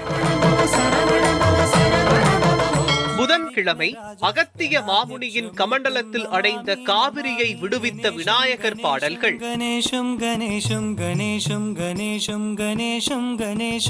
வியாழக்கிழமை ஹரிஹர புத்திரன் ஐயப்பனின் அருள் பெறும் பாடல்கள். வெள்ளிக்கிழமை ஆதிசக்தி அம்மனின் அருள் பெறும் தெய்வீக பாடல்கள். சனிக்கிழமை சயன கோலத்தில் பார்க்கடலில் பள்ளி கொண்டிருக்கும் பெருமானின் பாடல்கள். தினமும் காலை 5:30 மணிக்கு காண தவறாதீர்கள்.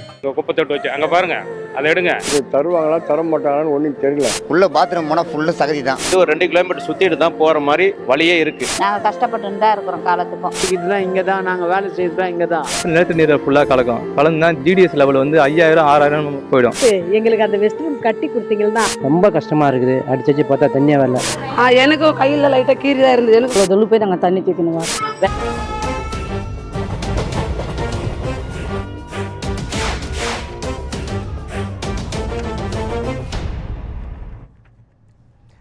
நிதிநிலை அறிக்கை 2026-27 மீதான விவாதத்தில் மீண்டும் உங்களை சந்திப்பதில் மகிழ்ச்சி. சோமவல்லி, தமிழ்நாட்டிற்கு அப்படின்னு ஸ்பெசிஃபிக்காக எதுவும் இல்லை அப்படின்ற ஒரு பார்வை இருக்கு இல்லையா, அது யதார்த்தத்தில் உண்மைதானா?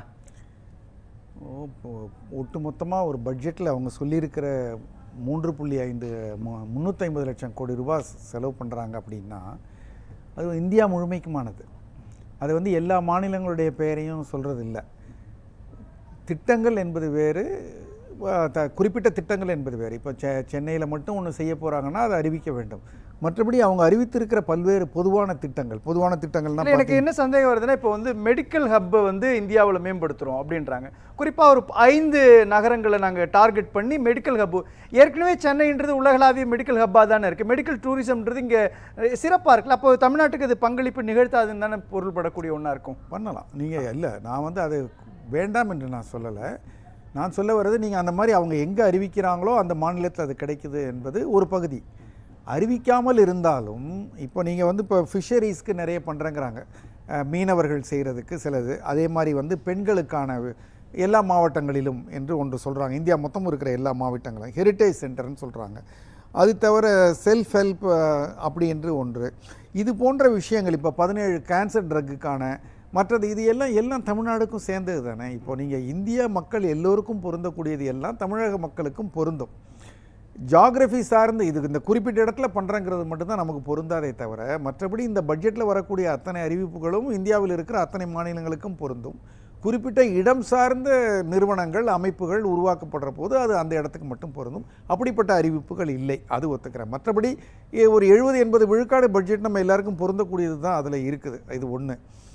ரெண்டாவது வந்து இவங்க இப்போ என்ஆர்ஐ லிமிட் சொல்கிறதோ அல்லது மற்ற விஷயங்கள் சொல்கிறதோ மட்டும் இல்லாமல் பட்ஜெட்டுக்கு வெளியில் நிறைய நடக்குது. இப்போ உதாரணமாக ஐரோப்பிய யூனியனோட போட்டிருக்கிற அந்த பொருளாதார ஒப்பந்தம் என்பதில் நிறைய நம்மளால் ஐரோப்பாவுக்கு ஏற்றுமதி செய்ய முடியும், 0 டேக்ஸில் பண்ண முடியும்னு சொன்னால் எந்த மாநிலங்கள்லாம் ஏற்றுமதி செய்து விட முடியும்? ஏற்கனவே அதற்கு ஆயத்தமாக இருக்கிற செய்து கொண்டு இருக்கிற மாநிலங்கள்னு பார்த்தா தமிழ்நாடு முன்னணியில் இருக்குது. இப்போ நான் பார்த்தேன், ஜவுளித்துறையில் 40-45 விழுக்காடு மொத்த இந்திய உற்பத்தியில் தமிழ்நாட்டிலேருந்து தான் போகுதுன்னா ஐரோப்பாவுக்கு நமக்கு அவ்வளோ அந்த ஒரு ஒப்பந்தம் பட்ஜெட்டுக்கு வெளியில் இருக்கிறது இவ்வளோ பெரிய. அதே மாதிரி தோல் உற்பத்தின்னு பார்த்தீங்கன்னா, தோல் பொருட்கள் பண்ணுறது பார்த்தீங்கன்னா லெதரெல்லாம் வந்து தமிழ்நாடு தான் முன்னணியில் இருக்குது. இது மாதிரி எஸ்எம்இ இந்தியாவிலே தமிழ்நாட்டில் தான் அதிகமாக இருக்குது. இப்போ இது மாதிரி பல ஏற்றுமதி சார்ந்த விஷயங்களுக்கு அந்த ஒப்பந்தம் உதவி செய்கிறது. அப்போது அது தமிழ்நாடுன்னு சொல்லலை, அது வந்து ஐரோப்பாவோ இந்தியா ஒப்பந்தம்னு சொல்கிறோம். மற்ற மாநிலங்கள் வந்து எங்களுக்கு இல்லையே அப்படின்னு அவங்களுக்கு புரியக்கூட இல்லை. இன்னும் நம்ம தான் அதிகமாக பண்ணி கொண்டு இருக்கிறோம். அதனால் எந்த ஜியாகிரஃபியில் எது நல்லா இருக்குதோ அந்த ஜியாகிரஃபிலேருந்து அந்த பெனிஃபிட் கிடைக்கிது. அதனால் நமக்கு குறிப்பான சிறப்பு திட்டங்கள் அறிவிக்கப்படவில்லை என்பது அரசியல் காரணமாக இருக்கலாம், தேர்தலாக இருந்தும் செய்யாமல் இருக்கலாம், வேறு ஏதோ இருக்கலாம். ஆனால் அது இல்லாமலும் தமிழ்நாட்டுக்கு வருவன இருக்கின்றன என்பதை நம்ம அப்படியே மறந்துட வேண்டாம்னு சொல்கிறோம். பேசலாம். சேகர் சார், இதில் நீங்கள் சொல்கிற மாதிரி தமிழ்நாட்டுக்கான ஸ்பெசிஃபிக்கான திட்டங்கள்னு பார்க்குறப்ப என்ன இருக்குது? ஒரு சோமவல்லிப்பன் சார் சொல்கிறப்போ இந்திய ஐரோப்பிய யூனியனுடைய இந்த ஒப்பந்தத்தின் மூலமாக அதிக பலன் தரக்கூடியது தமிழ்நாடு அப்படின்றாங்க. ஏற்கனவே நம்ம அதிலலாம் முன்னணியில் இருக்கிறோம். அப்படின்றப்போ இந்த பட்ஜெட் நாம் ஏற்கனவே முன்னணியில் இருக்கக்கூடிய சில துறைகளை மேலும் மேம்படுத்துறதுக்கான என்ன பங்களிப்பு செஞ்சிடும்?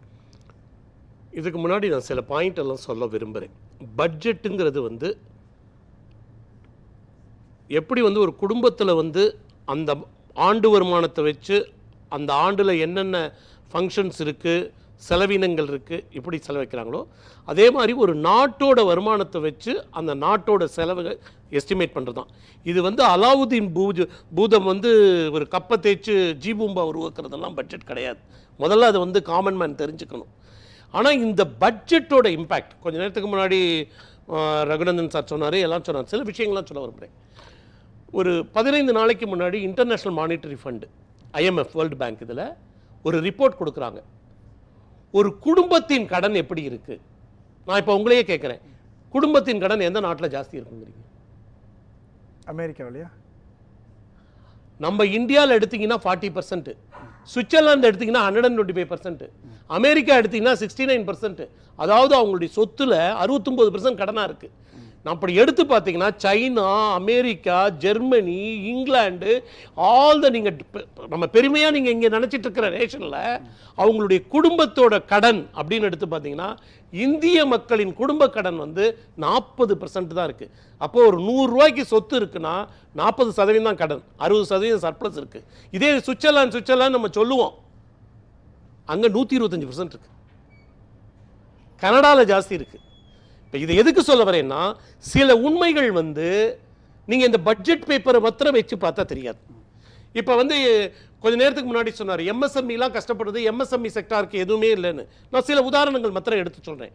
இது வந்து ஒரு பட்ஜெட்டை எடுத்து பார்க்கும்போது பட்ஜெட்டுங்கிறது அடுத்த ஆண்டு எங்களுக்கு என்ன வருமானம் இருக்கும், அடுத்த ஆண்டு நாங்கள் அதை எப்படி செலவு பண்ண போறோம்னு. இந்த பட்ஜெட்டுக்கு முன்னாடி நேத்திக்கு ஒரு பேப்பர் சப்மிட் பண்ணாங்க. அது வந்து எப்படின்னா, இது வரைக்கும் பரீட்சை எப்படி நடந்துச்சு, நாங்கள் எப்படி அந்த பரீட்சையை எழுதி மார்க் வாங்கியிருக்கோங்கிறது எக்கனாமிக் சர்வேன்னு அதில் இந்த ரிப்போர்ட் கொடுத்துருக்காங்க. நான் சொல்கிறேன், எம்எஸ்எம்இ செக்டாரில் மைக்ரோ அண்ட் ஸ்மால் செக்டாருக்கு வந்து இந்த, அதாவது நம்ம இப்போ மோடி கவர்மெண்ட் அப்படின்னு சொன்னோன்னா, முதலாண்டு பெர்ஃபார்மன்ஸ் 2015-16 எடுத்தோன்னா 3,71,000 கோடி தான் கடன் கொடுத்துருக்காங்க. இப்போ முடிவடைந்த ஆண்டு 24-25 முடிவடைந்த ஆண்டு 26 இன்னும் முடிவடையல, 7,98,000 கோடி. பார்த்துக்கங்க, 371 எங்க இருக்கு, 798 எங்க இருக்கு. அதே மாதிரி மீடியம் செக்டாருக்கு 1,15,000 கோடியிலேருந்து 3,63,000 கோடி. ஆனால் நம்ம தமிழ் ஊடகங்களை பேசும்போது என்ன சொல்றீங்க, இது அம்பானிக்கு அதானிக்கு கார்பரேட் செக்டார் பட்ஜெட்டுங்கிறீங்க. இப்போ மீடியம் அண்ட் ஸ்மால் செக்டாருக்கு 10 ஆண்டுகளுக்கு முன்னாடி 4,84,000 கோடியிலேருந்து இன்னைக்கு 11,50,000 கோடி, கிட்டத்தட்ட 9 லட்சம் கோடி யாருக்கு கொடுத்துருக்காங்க, ஸ்மால் மீடியம் அண்ட் மைக்ரோ செக்டாருக்கு. அதே இது large scale sector corporate sector நீங்க எடுத்துக்கங்க, அவங்களுக்கு கொடுத்தது வந்து 22.4 லட்சம்லேருந்து இன்னைக்கு 28, 5.5 லட்சம் தான் கூடி இருக்கு.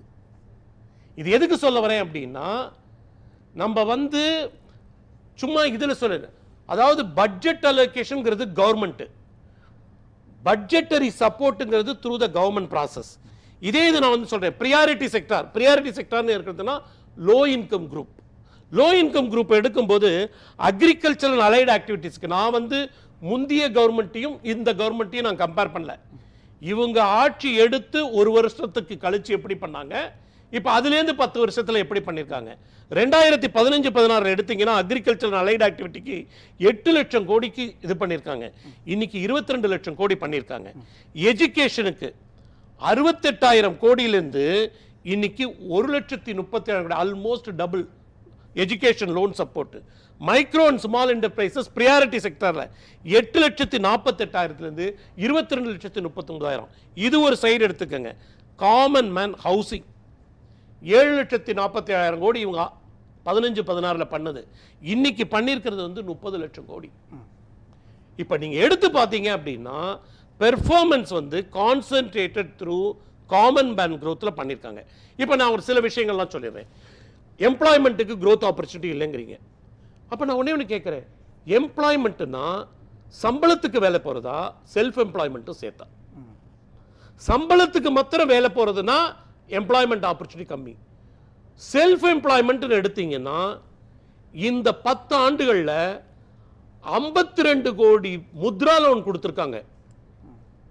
52 கோடி, அதில் ஆவரேஜ் ஒரு வருஷத்துக்கு எடுத்துக்கிட்டீங்கன்னா 6 லட்சம் கோடிக்கு நீங்கள் வந்து 6 கோடிக்கு மேலே இருக்கிற மக்கள் பெனிஃபிட் ஆயிருக்காங்க. அப்போ 6 கோடி குடும்பங்கள் பெனிஃபிட் ஆயிருக்குன்னா கிட்டத்தட்ட ஒரு குடும்பத்துக்கு 3-4 பேர் வச்சிங்கன்னா ஒரு 18 to 24 கோடி மக்களுக்குரிய பெனிஃபிட் வந்து அங்கே போகிறது. அப்போ அதுவும் எம்ப்ளாய்மெண்ட் தான் நீங்கள் எடுத்துக்கிட்டு போகணுமே தவிர. ஆனால் எம்ப்ளாய்மெண்ட்டுக்கான கடன் கொடுக்குறாங்க, எம்எஸ்எம்இக்கான சலுகை கொடுக்க மாட்டேங்கிறாங்க அப்படின்றது முரணா இல்லையா? அது இல்லை, எம்எஸ்எம்இக்கு எங்கே கொடுக்கல? நான் எம்எஸ்எம்இக்கு தான் இப்போ கொடுத்தேன் உங்களுக்கு. எம்எஸ்எம்இ தான் எவ்வளோ கொடுத்துருக்காங்கன்னு 10 ஆண்டுகளுக்கு முன்னாடி இதே கவர்மெண்ட் 4.5 லட்சம் கோடியிலிருந்து இன்னைக்கு வந்து 12 லட்சம் கோடிக்கு கொடுத்துருக்கு. அப்ப எங்க சப்போர்ட் பண்ணாம இருக்கு? அதே மாதிரி பிரியாரிட்டி செக்டார்ல கேட்கிறேன், 8 லட்சம் கோடியிலிருந்து 22 லட்சம் கோடி 10 ஆண்டுகள் அவங்களே ஆரம்பிச்சது 8 லட்சம், இன்னைக்கு 22 லட்சம் கோடி. 24-25 முடிந்த ஆண்டு, 25-26க்கு இன்னைக்கு ரிப்போர்ட் வரல. நவம்பர் வரைக்கும் இருக்கிற ரிப்போர்ட்டை வச்சு, ஏன்னா நவம்பர் வரைக்குமே 26 லட்சம் கோடி கொடுத்துருக்கோங்கிறாங்க. ஸோ இதை மாதிரி பார்க்கணும். இன்னொன்று நான் சில விஷயங்கள் சொல்றேன். சரி, இன்னைக்கு முத்ரா லோன் தமிழ்நாடுக்கே என்ன வந்துச்சு? நான் ஒரே ஒரு வார்த்தை சொல்லவா? நீங்க கொஞ்சம் தயவு செஞ்சு தமிழ்நாட்டுக்கு எதுவும் செய்யலை எதுவும் செய்யலைங்க சொல்றவங்க கொஞ்சம் போய் கவர்மெண்டோட வெப்சைட் பாருங்க. முத்ரா லோன்ல கொடுத்த டோட்டல் லோன்ல 10% மேல், இந்தியாவில் 29 மாநிலங்கள் இருந்தாலும் 10% மேல் பெனிஃபிஷியரி தமிழ்நாடு பெண்கள் தான். உஜ்வலா திட்டத்தில் எடுத்துக்கிறேன். அதே மாதிரி 100 நாள் வேலை திட்டம். என்னால இன்னைக்கு நீங்க எனக்கு டைம் கொடுத்தீங்கன்னா ஒவ்வொரு டிஸ்ட்ரிக்ட்ல, ஒவ்வொரு பிளாக்லயும், ஒவ்வொரு தாலுகாலையும் எத்தனை பேருக்கு எந்தெந்த வருஷம் எம்ப்ளாய்மெண்ட் கொடுத்தாங்கிறத என்னால பேசலாம். இறுதியா நீங்க எப்படி பாக்குறீங்க இந்த விஷயத்தெல்லாம்? பண்ணுறேன்னு சொல்லியிருக்காங்க, ரிவ்யூ பண்ணுறேன்னு சொல்லியிருக்காங்க. அது ப்ரைவேட் பேங்க்ஸ் நிறைய கொண்டாந்துக்கலாம். அவங்க எங்கெங்கெல்லாம் நமக்கு வந்து ரூரலில் வந்து எங்கெங்கெல்லாம் வந்து வேலை குறைவாக இருக்கோ, எங்கெங்கெல்லாம் வந்து இன்ஃப்ராஸ்ட்ரக்சர் கம்மியாக இருக்கோ, எங்கே விவசாயமோ அந்த கிராமப்புறத்தில் எங்கே கம்மியாக இருக்கோ அங்கெல்லாம் பேங்க்ஸ் ப்ரைவேட் பேங்க்ஸ் திறந்து விட்டுருந்தாங்க வச்சுக்கோங்களேன். ஒன்று எம்ப்ளாய்மெண்ட் ஜென்ரேஷன் ஆகும், ஒன்று பணப்பழக்கம் இருக்கும், அடுத்தது அங்கே வளர்ச்சி வரும் உங்களுக்கு. ஏன்னா இவங்க ரிஃபார்ம் பண்ண சொல்லிக்க முடியாது. ஏன்னா கவர்மெண்ட் பேங்க்ஸ் தான் ஆரம்பிக்க முடியாது இப்போ. ஏன்னா ஆல்ரெடி அவங்க ரொம்ப பிரச்சனை இருக்கிறதுனால பண்ண முடியாது. அப்போ இந்த ப்ரைவேட் பேங்க்ஸ் நிறைய உள்ளே கொண்டு தான் என்ன ஆகுனாக்கா நிறைய வேலைவாய்ப்பு உருவாகும். அதே நேரத்தில் வந்து வளர்ச்சியை எதிர்பார்க்கலாம் நம்ம. இப்போ அடுத்து பார்த்தீங்கன்னா ஆயுஷ்னு சொல்லியிருக்காங்க, மெடிக்கல் இதெல்லாம் சொல்லியிருக்காங்க. அது கொஞ்சம் நல்ல மூவ் தான், அது பரவாயில்ல. அடுத்து இந்த மெடிக்கல் சொல்லியிருக்காங்க, டூரிசம். அது வந்து ப்ரைவேட் தான் பண்ண முடியும், ஏன்னா கவர்மெண்ட்டில் பண்ண முடியாது. ஆமாம், இல்லை இப்போ தனியார் பங்களிப்போடு தான் அவங்களும் சொல்லியிருக்கிறாங்க. ஆமாம், தனியார். அப்போனாக்கா அது அது வந்து எங்கள் ப்ரைவேட்டில் போனால் என்ன பில் எல்லாருக்கும் தெரியும். இன்சூரன்ஸ் எல்லாருக்கும் பண்ண முடியாது கவர்மெண்ட்டால். அவங்க டேக்ஸ் பே பண்ணுவாங்க இல்லையா, அது அரசாங்கத்துக்கு வரும் இல்லையா, அரசாங்கத்தின் மூலமாக. மெடிக்கல் டூரிசம்னாக்கா நீங்கள் இங்கே 150 கோடி பேர் நம்ம ஜனங்க இருக்கோம். ஆல்ரெடி பார்த்தீங்கன்னாக்கா நம்ம இன்சூரன்ஸ் கவரேஜ் பார்த்தீங்கன்னா வந்து ரொம்ப கம்மியாக இருக்கிறது. நீங்கள் இவங்கள தான் கவனிக்கணும் ஒழிய அது ப்ரைவேட் பண்ணிப்பான். மெடிக்கல் டூரிசம் அழகாக பண்ணிகிட்டு இருக்காங்க, அது பிரச்சனை இல்லை. அடுத்தது வந்து டூரிசம் சொல்கிறாங்க அவங்க, அந்த கைடு போடுறேன்றாங்க. அது நீ சிலபஸில் கொண்டு வரீங்க. அது நீங்கள் ஒவ்வொரு யூனிவர்சிட்டி சிலபஸ்லையும் உள்ளே கொண்டாந்தீங்கன்னாக்கா நீங்கள் படிப்பாக தான் கொண்டு முடியாது. நீங்கள் இப்போ தனியாக கைடு ஒன்று உருவாக்க முடியாது. நீங்கள் இப்போ டூரிசம்ன்றது நீங்கள் ஒரு எஜுகேஷன் இதில் கொண்டாந்துட்டீங்க, கரிக்குலம்குள்ளே கொண்டாந்துட்டு அதுக்கு யூனிவர்சிட்டியில் காலேஜில் நீங்கள் சிலபஸ் ஃப்ரேம் பண்ணி 3 இயர்ஸ் கோர்ஸ்க்குள்ளே கொண்டாந்தீங்கன்னு வச்சுக்கோங்களேன். அப்போ தான் வந்து அது எம்ப்ளாய்மெண்ட் ஜென்ரேஷன் ஆகும். இது எப்படி எனக்கு வேலை வாய்ப்பு இல்லைன்னு வச்சுக்கோங்களேன், 2 மாதம் வேலை பார்ப்பாங்க, அப்புறம் மழை பெஞ்சது ஆள் வரலன்னு வச்சுங்க, திருப்பி பழைய வேலைக்கு போடுவாங்க, திருப்பி வர முடியாது அவங்களால. அப்போ அது சிஸ்டமாக பண்ணணும்னு சொல்கிறோம். அதை இப்போ இதில் கனிம வளங்களை வெட்டி எடுப்பதுக்கு அல்லது கனிம வளங்கள் தொடர்பான ஹப்பை உருவாக்குறோம் அப்படின்ற ஒரு அறிவிப்பு வெளியிட்டிருக்காங்க. அதில் வந்து ஒடிசா, கேரளா, தமிழ்நாடு வருது அப்படின்றப்போ இங்க இருக்கக்கூடிய ஏற்கனவே நிலக்கரி உள்ளிட்ட கனிம வளங்களை எடுப்பதற்கான திட்டங்கள் இருக்கு. இல்லை, ரேர் மினரல் சொல்லியிருக்காங்க. ரேர் இது இல்லை, நிலக்கரி அந்த மாதிரிலாம் கிடையாது. இல்லை, அது எப்படி தாக்கத்தை ஏற்படுத்துமா? ஏன்னா நிறைய விவசாய நிலங்கள் உள்ளடக்கிய பகுதியாக இருக்கு இல்லையா தமிழ்நாடு. இல்லை, அப்படி இதுவாக செஞ்சிட மாட்டாங்க, கொஞ்சம் கன்சல்ட் பண்ணி தான் செய்வாங்க. எங்கே அதாவது என்னக்கா இந்த விலை வந்து இது பெட்டராக இருந்ததுனாக்கா அதுக்கு போவாங்க. சப்போஸ் அது ரொம்ப கம்மியான ஏரியான்னு வச்சுக்கோங்க, செய்ய மாட்டாங்க. அதனால் அது ஒரு ஸ்டடி பண்ணி தான். ஏன்னா இது வந்து அறிவிப்பு தான் கொடுத்துருக்காங்க. இன்னும் எந்த ஏரியா என்ன ரேர் மெட்டீரியல் நமக்கு தெரியல, நமக்கு இன்னும் தெரியல. அது தெரியாமல் அதை பற்றி பேச சரியாக வராது பாருங்கள். அது வேறு என்னென்ன விஷயங்கள்லாம் முக்கியமாக இருக்குது தமிழ்நாட்டினுடைய பொருளாதாரத்தை மேம்படுத்துறதுக்கான அம்சம்? இல்லை சார், இப்போ தமிழ்நாடு பட்ஜெட் போடுறோம். நம்ம இப்போ கோயம்புத்தூர் தனியாக போடுறதில்லை, திருச்சி தனியாக போடுறதில்லை. நம்ம ஏதோ ஒரு வரி வரும், திருச்சியில் இந்த வருஷம் லைப்ரரி ஆரம்பிக்கணும்னு சொல்லுவாங்க, கோயம்புத்தூர் வரி அப்படி தான் சொல்ல முடியும். இது ஓவரால் 140 கோடி மக்கள் தான் சேர்த்து பட்ஜெட் போட முடியும். இந்த ஃபினான்ஸ் மினிஸ்டர் இல்லை, நாளைக்கு எந்த ஃபினான்ஸ் வந்தாலும் சரி, இது ஒட்டுமொத்த இதுக்கு தான் அவங்க கவர் பண்ண முடியும் ஒழிய தனியாக ஒரு ஸ்டேட்டுக்கு. இப்போ ரொம்ப பின்தங்கிய ஸ்டேட்டுன்னு பார்த்தா பீகார், உத்தரப்பிரதேசம் ஏன் பண்ண வேண்டியிருக்குனாக்கா அங்கே செய்யாமல் விட்டா வச்சுக்கோங்களேன், அதில் அந்த ஜனங்கள்லாம் மற்ற ஸ்டேட்டுக்குள்ளே இப்போ வந்துடுவாங்க. இப்படி அங்கே எங்கே வந்து உங்களுக்கு இனம்பிளமெண்ட்டு அன்னைக்கு ரொம்ப கம்மியாக இருந்தாங்கனாக்கா அவங்களாம் பிற மாநிலத்தில் உள்ளே வந்துடுவாங்க. வந்தாங்கன்னா வச்சுக்கோங்களேன், அது டிஸ்டர்பன்ஸ் வரும், சோஷியல் டிஸ்டர்பன்ஸ் வந்துடும். அதுக்காக அட்ரஸ் பண்ண வேண்டியிருக்கு அந்த ப்ராப்ளத்தை. அதுக்காக தான் அவங்க ஸ்பெஷலைஸ் பண்ணி அது அந்த மாநிலத்துக்கு அவங்க எம்பத்தைஸ் பண்ணி கொஞ்சம் ஃபண்டு ரிலீஸ் பண்ணுறாங்க. இப்போ நம்மளே பார்த்து வச்சுக்கோங்களேன், தருமபுரி, கிருஷ்ணகிரி இதெல்லாம் வந்து பின்தங்கிய மாவட்டம். நமக்கு நம்ம அது கூடுதல் கவனம் செலுத்துவோம். நம்ம இந்த டசன் மீன் கோயம்புத்தூர் கொடுக்குற அது அந்த அர்த்தம் கிடையாது. நீங்கள் எங்கே இப்போ குழந்தை வச்சுக்கோங்களேன், குழந்தைக்கு கூடுதலாக கொடுப்போம், நம்ம வயசாலும் கூடுதலாக கொடுப்போம். இல்லை ஒரு பேஷண்ட் வச்சுக்கோங்க, கூடுதலாக நம்ம மருத்துவ செலவு பண்ணுவோம். அதுக்காக மற்ற அந்தந்த தேவைக்கு ஏற்ற ஏன் அப்படி பண்ணால் தான் க்ரோத் வந்து யூனிஃபார்மாக இருக்கும் உங்களுக்கு. இல்லை என்ன ஆகிடுனாக்கா ஒரு பக்கம் நல்ல வளர்ச்சி இருக்கும். இப்படி ஓச்சு பாருங்கள், இப்போ திருட வந்துடுவான். அப்புறம் இப்போ எங்கே பணம் ஜாஸ்தி இருக்கும், ஏன் திருடுறான் அவன், அவனுக்கு பணம் இல்லை திருட வரான், எங்கே பணங்க அடிச்சுட்டு போடுவான். இப்போ அதை கண்ட்ரோல் பண்ண ஃபஸ்ட்டு. அது உதாரணத்துக்கு தான் சொல்கிறேன். இப்போ எங்கே அது அட்ரஸ் பண்ண வேண்டிய ப்ராப்ளத்தில் வந்து சென்ட்ரல் கவர்மெண்ட் இருக்குது. அப்போ அவங்க எல்லாருக்கும் ஒட்டுமொத்தமாக இதுதான் செய்ய முடியுமா ஒழிய இப்போ தனியாக ஒன்றும் பண்ண முடியாது. இப்போ எல்லாருக்கும் சேர்த்து தான் பண்ணுறாங்க. பட் இந்த நம்ம தமிழ்நாடு வந்து ஒன்றும் வாங்க முடியல. இறுதி கருத்து ரொம்ப சுருக்கமாக. ஒரு எதிர்பார்ப்புகளுக்கு அகெயின்ஸ்டாக தான் கருத்துக்கள் வரும். எதிர்பார்ப்பு ரொம்ப அதிகமாக இருந்த ஒரு பட்ஜெட், தலைப்புச் செய்திகளாக கொடுக்குற அளவுக்கு பெரிய அறிவிப்புகள் வராத ஒரு இயல்பான தொந்தரவு செய்யாத ஒரு பட்ஜெட்.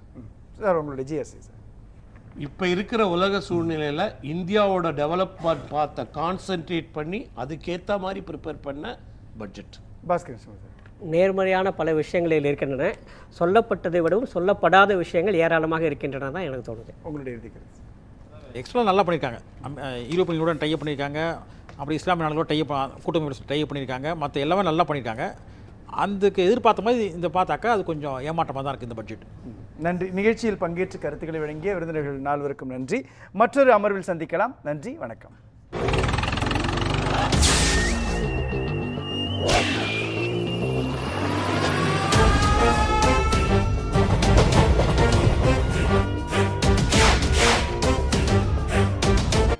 News7 தமிழ் மற்றும் News7 தமிழ் பக்தி யூடியூப் சேனலில் தினம் ஒரு தெய்வத்தின் வழிபாடு. திங்கட்கிழமை தீயாக மாறி தான் என்ற அகந்தையை அளித்த சிவபெருமானின் பாடல்கள். செவ்வாய்க்கிழமை செய்த வினையை மன்னித்து சேவர் கொடியாக தன் கையில் ஏந்திய முருகனின் பாடல்கள்.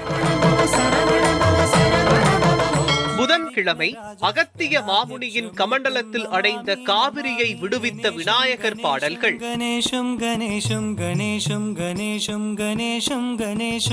வியாழக்கிழமை ஹரிஹரபுத்திரன் ஐயப்பனின் அருள் பெறும் பாடல்கள். வெள்ளிக்கிழமை ஆதிசக்தி அம்மனின் அருள் பெறும் தெய்வீக பாடல்கள். சனிக்கிழமை சயன கோலத்தில் பார்க்கடலில் பள்ளி கொண்டிருக்கும் பெருமானின் பாடல்கள். தினமும் காலை 5:30 மணிக்கு காண தவறாதீர்கள்.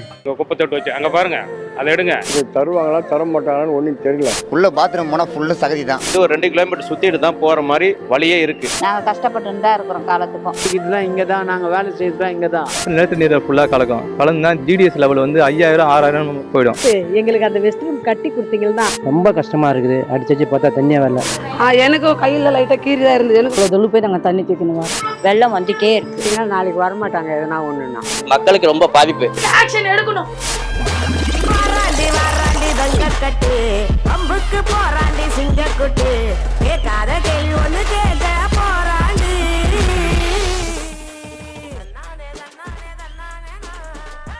உங்கள் News7 தமிழ் மற்றும் News7 தமிழ் பக்தி யூடியூப் சேனலில் தினம் ஒரு தெய்வத்தின் வழிபாடு. திங்கட்கிழமை தீயாக மாறி தான் என்ற அகந்தையை அளித்த சிவபெருமானின் பாடல்கள்.